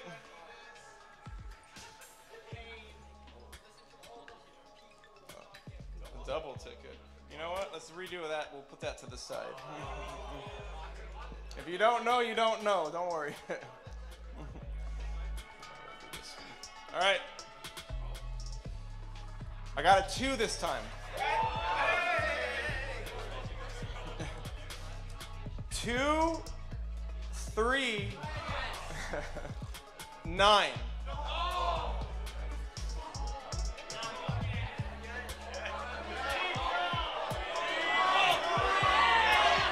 All right, hold on. All right, 2, 3, 9. All right, we're gonna go again. I don't know. I feel like he's bad luck. All right, one more. All right, go for it.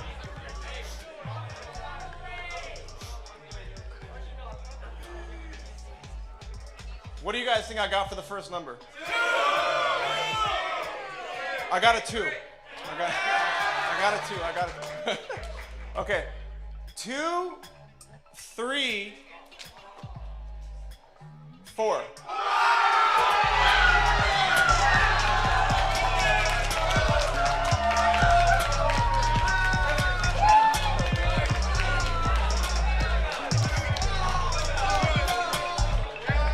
This is what PC hardware does to us, you guys.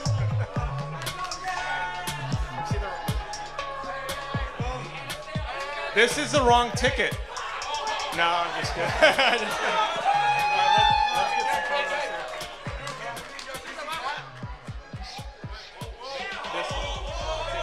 That's for the other one. Oh, this is for the other one? Yes. Yes. All right, let's take some photos.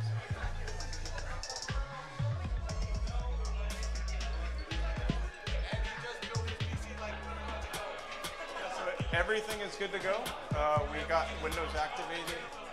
It's got the GPU in there. We have.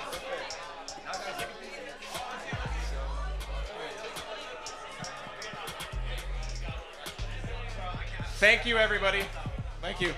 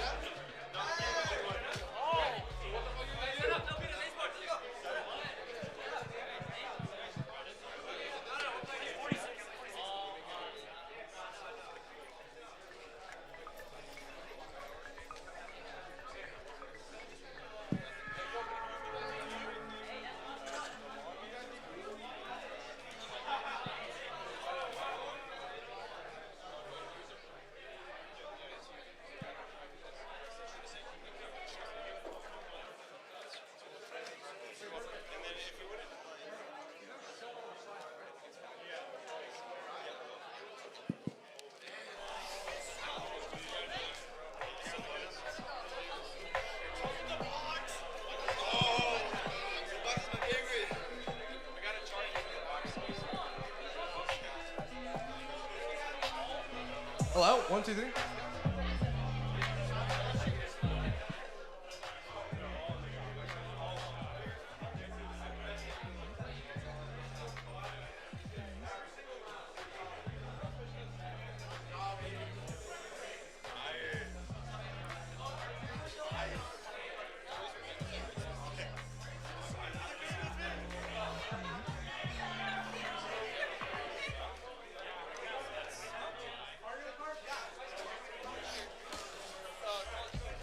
Okay, people, we have the Mario Kart Finals.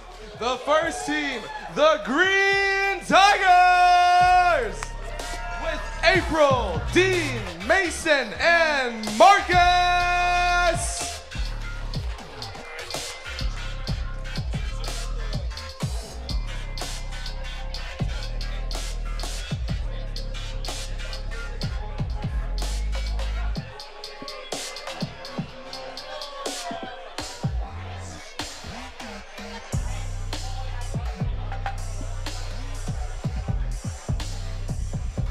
And then the second team, the Eagles of Ugliness, with Duncan, Nick, Ben, and Mia.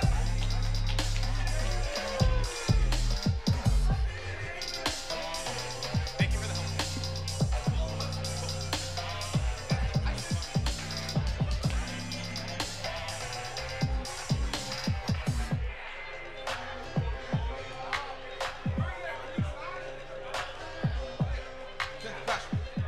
And the Smash team, Zach Smith.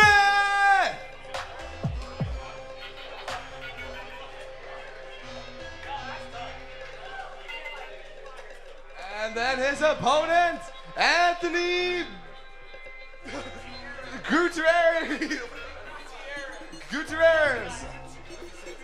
Gutierrez.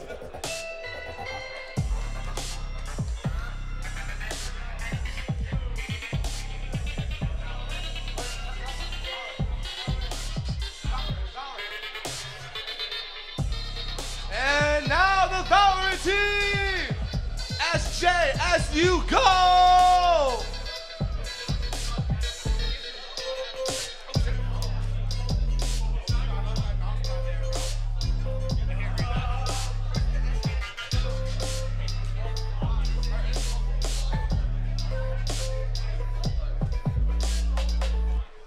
SJSU Gold, where you at?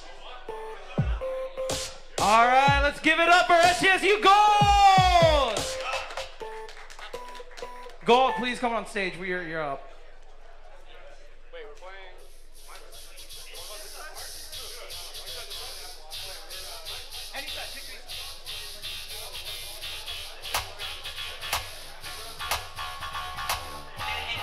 Up next, SJSU Blue!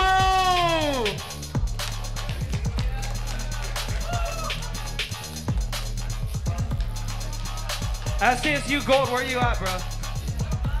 Yo, is this an SNL skit or what?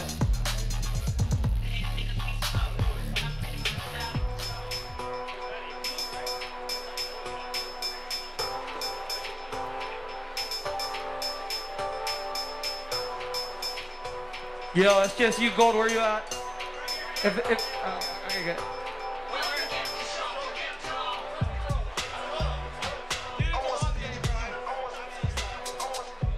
Yo, run it back.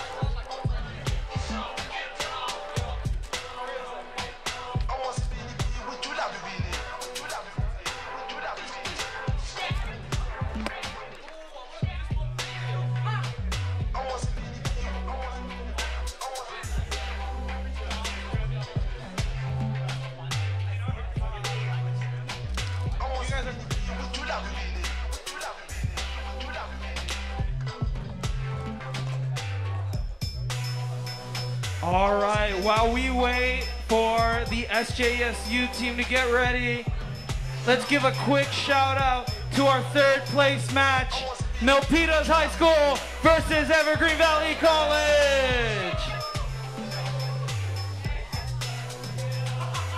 Stick around for the best of one finals match.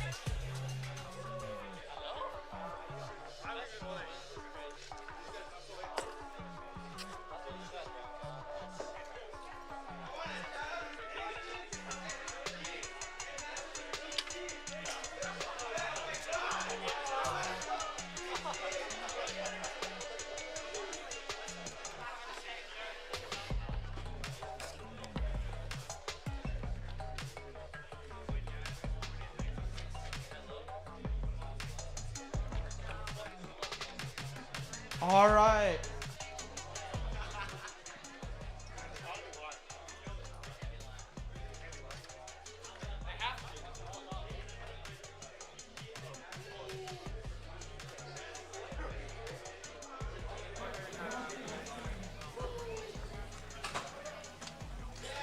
Are we live?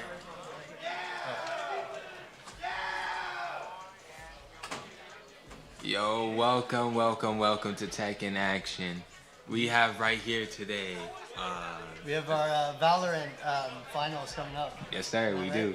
Yes, sir. I'm David Yoshimoto, and I'm joined here by Raphael. Raphael, our Valorant expert here, right? I'm on the team of EVC, and unfortunately my side isn't playing, but I have another EVT team playing right now. And we also have SJSU Gold versus SJSU Blue. Yeah, varsity versus JV, right? Right. This is gonna be an exciting match. Which team do you think is the varsity one? Gold or blue? I think Gold is. Gold's gonna be good, bro. Gold's always been better than Blue. Alright. Yeah. So how long have you been playing? I've been playing since God knows how long. I haven't tracked my hours yet. But we also have the Milpitas High School versus EVC, bro. The main team, bro. All five members have been assembled for this team. Yeah. And since you were playing on this, have you played against these teams? So the main team I haven't played against, but I know all the players, and I didn't play Milpitas at all, so I have no information for Milpitas, but I will say you will enjoy hot gaming, bro. I actually have played against Milpitas once.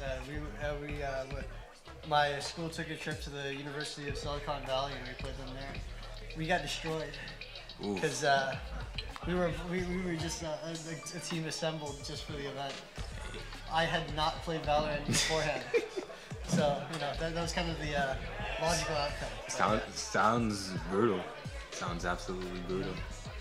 Oh yeah, yeah. So, what do you think we'll be seeing out of these teams? I think we'll be seeing a well-rounded view of display of util usage and raw pure aim. We have two of the best teams going at it with each other, both having 2-0 scores, are both undefeated as of right now. Oh, by the way, Charlie State distance. Oh yes. Yeah. All right. Yeah. So, what do you think? What kind of compositions do you think we'll see? Honestly, I'm hoping we're seeing double initiator, 1 smoke, and 1 duelist. That's honestly what I'm hoping to see from our teams. But honestly, another way of playing is double duelist, 1 initiator, and 1 smoke. Yeah. Okay. Yeah. So, double initiator, double duelist. What's the upsides and downsides to that? Double initiator and double duelist. The upsides to that is you'll lean heavy into an attacking round, but on defense you'll struggle with defending sites and holding sites. With 2 duelists? With 2 duelists and right, 2 because they aren't good at engaging, right? Their util is meant for engaging, so it's either be engaged or be the engager. Right. And then you said the double what other? Either it's just double duelist, 1 smoke and 1 sentinel and 1 initiator. Or what's it called? There's another team called. Could run 2 smokes, 1 initiator, 1 sentinel, 1 duelist. Honestly, could depend on the team. Okay. What's the benefit of running 2 smokes? 2 smokes is really beneficial for taking control over the site. Honestly, you would want control of every part of the map. Yeah, because you can cover a lot more lines of sight, right? Yes, sir. That's pretty important in this game, you would say? Yeah, line of sight is pretty important, I would say. Alright, we just received we have just received the invite, so the match will be underway soon.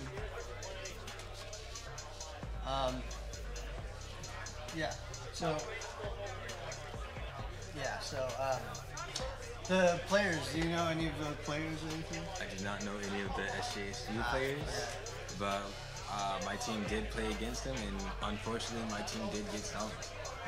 How high level would you say these guys are? These players, like as you can see, the player here is they can't see that, just so you know. Oh yeah. But yeah. Our lobby's getting filled up right now, so we'll be underway shortly. We're expecting for the meta. We're expecting to see a lot of Waylay Neon. Waylay Neon? Why those two characters? Waylay Neon are two strong dive characters for a team comp, and they really facilitate like taking space and having that motion to take space. With Waylay having her double dash to just get on site, and with Neon having her slide and wall to execute on site and to drop further. Yeah, I remember hearing Waylay was nerfed in the last patch. Waylay was indeed nerfed, yes. Do you think that mattered? With the way you play Neon and Waylay, you can honestly say I don't think it will matter much, since Neon will stun, Waylay could throw a slow. Like the slow still can be thrown, it's just not as quick as last time. Yeah, so you think we'll definitely be seeing Neon and Waylay being utilized? Definitely be seeing both or one or the other. There's no avoiding it. Yeah. Any other characters that are influential or that you think we'll see? I'm pretty sure we'll see a Chamber. Chamber.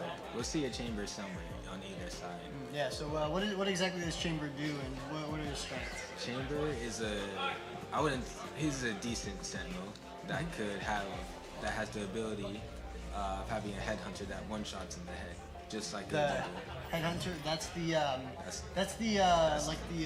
ability. That's a single ability. The single ability. The single ability is that the gun he has? Yes, that's the gun he has. Yeah. The gun he can buy at as an ability. Yeah. Yes, sir. And yeah, so that's kind of like the sheriff, right? Yes, that's his sheriff. Yeah. His personal sheriff that he keeps. Heck yeah. Yeah, and then he also has that teleport that he can utilize to be aggressive, right? Yes, sir. That teleport can be a demon in the wrong hands.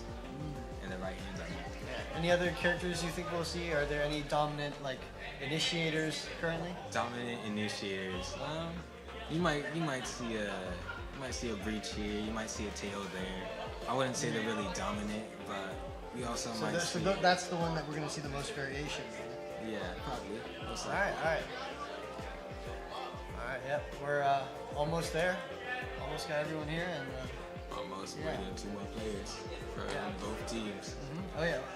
Oh yeah, in Valorant there's that attackers coach thing. What is that?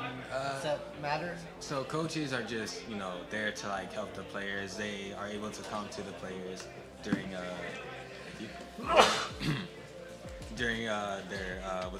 pause. During their pause, and coaches are usually the ones to call timeouts. I see. Do they get to spectate, or? The coaches do indeed get to spectate from the players' point of view, yeah. All right, well, yeah. Oh, and what maps do you think we'll see? Honestly, from what I'm seeing Lotus as a map right now. I don't know if they're gonna change that down in the future. It looks like they haven't changed it yet, with 5 players being on one side and 4 players being on the other. Yeah, so what do you think goes into the maps, and how influential are they? So with Lotus, honestly, what I run, I main Tail for life, so I honestly don't know what we'll see. We're seeing, I think everyone's ready. I think we're going to be hopping into the game very soon. And so we are. And here we are. It is indeed Lotus. We are indeed in Lotus. We are running it. All right. Alright, see, like I said, there's the neon coming out on both sides. Like I said, a chamber is also there. Yep, another chamber. Damn, you're on point. Oh yeah. Okay, but we do see a Reyna, and we do see a Waylay. We do see a Waylay. Oh, Waylay for the attackers side. You see a Waylay being helped. Oh yeah. Yeah, so we have chamber, neon, chamber, neon on both sides, and wow, your prediction was pretty on point. Thank you. Oh yeah. Is the meta that strong? I would say the meta is that strong with double duelists, with your double duelists being Waylay and Neon, especially on Lotus, since it's a heavily attacker-sided map with 3 sites. Got it. A, B, and C, which is all maps. Most maps have 2 sites. Most maps have 2 sites. There's only, I think, 2 in rotation now that have 3 sites. Right, and Lotus being one of them. Lotus being one of them. Yeah. And then for the beginning loadouts, how can you explain that? Like, what are the players thinking, and what do they buy? For the beginning loadouts, we see pistols all around the board. Yeah, but we see one player bought a ghost. Yeah, one player, ghost, pistols. But with the first buy, it all comes down to the first buy could decide around. Yeah. On both sides. Yeah, so they're saving their money to buy util, right? Most of them, or they can buy util first round, but it's not like full util. Usually you would have that for second round if you had one. Right. But I assume since they're not buying a better pistol, they're buying util. Yeah, and we already have one pick with the chamber. Alright, Chamber's holding that angle. Is this a common spot? It is a pretty common spot for a defender, especially a chamber with a TP down. Yeah. We also see Omen creeping up, and we also see Omen going out smoke. We see Omen smoking. Yeah. Back in a flash. Waylay's dashing on site. Alright. Two players. There's a gunfight here. Waylay going down. Last player standing. Last one, Neon, and Neon is down. Alright. Dominant performance from the defenders. I'm out of here. Dominant performance from the defenders. Yeah. So I've heard if you win the pistol round, you full buy. You full buy, yes you do. You always do that, right? Yes. Yeah, because you have such a big money advantage that it's almost that there's no reason to not full buy, right? Yeah, there's no reason to not full buy if you have the money to do so. Yeah. Do you think this round is guaranteed going to the blue side, or? You can say that, but you know, Valorant can also attack in different ways. Looks With like util, they're 5 stacking that side. This looks like it, but it seems like we have more people. Ooh, one going down early. Reina taking that swing and going off. We have another death. Another one. Another one by success. And what's going on here? So we have the Sky. Yep, attacking Neon's trying to hold her on, but Neon goes down. Going in the flash. 3v4 here with the attacker trying to work. Flash going out. Blinded. So, in this position, how would you say how do you approach defense here? Approaching defense, what's it called? I honestly don't know. I'm left in this situation a lot as a player, but I honestly can't tell you how to dish it out. Like you could honestly just wait it out as long as you can. Do you typically just hold your position, or do you be aggressive, or is it just on the fly? Go! It's on the fly. One enemy remaining. And oh my God, kills going across the board. Waylay taking down 2 with a headset. Right, anything can happen. You are capable of anything. We are capable of anything. Pistols. I know, because you've shown me. Now show them. Alright, this was looking closer than expected. I told you, a game of Valorant could go two ways. Yeah, absolutely. So, yeah. Oh, this is last round? Oh, this is we just got info that this is last round, winner take all. Alright, yeah. Stakes are high. Stakes are high, with buys being full across the board. And Neon catching one. Yeah. Both trades coming across the map. Trades right away. With them executing, no, never mind. No, they're taking the around there, going Z. Neon on site and both Waylay on site. Attack rate going out. 1 down, 2 down. Another one. It's all up to Fade. It's all up to Fade. Spike and planted. Here Fade comes. Honestly, anything can happen in a Valorant match. Oh, there's one. There's one. 1v. 1v3? 1v3. He has to engage, but he's an initiator. That's his job. Yeah. He's lurking. He knows. He knows 2 are there. He absolutely knows. And they both know he's there, and he goes down, trying to cover up the side, but they can't. He gets taken down. It's game point. All right. 5 o'clock. Yep. All right. Well, that was game point. It was 5 o'clock. And GG's. GG's to everyone who came Looks out. like And thank we you all for ran watching. out of time over here. Yeah. It's a shame, but time constraints do happen. But that was entertaining a few rounds at least. It indeed was.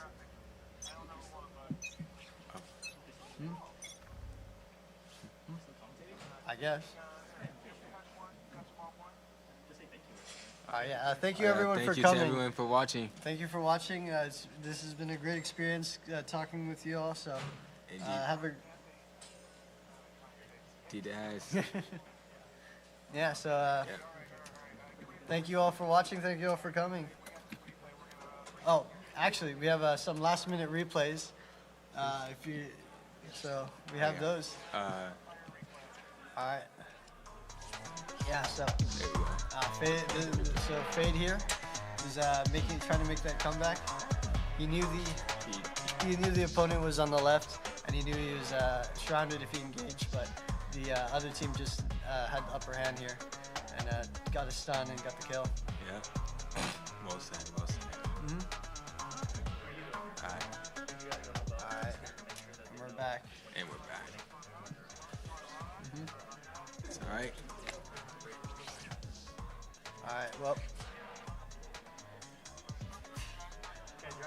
Alright, well. Yeah, you love to see the attackers win. You know, it's really good to see them out showing what they can do and how they can execute a site. Yeah. Going up numbers and securing the round.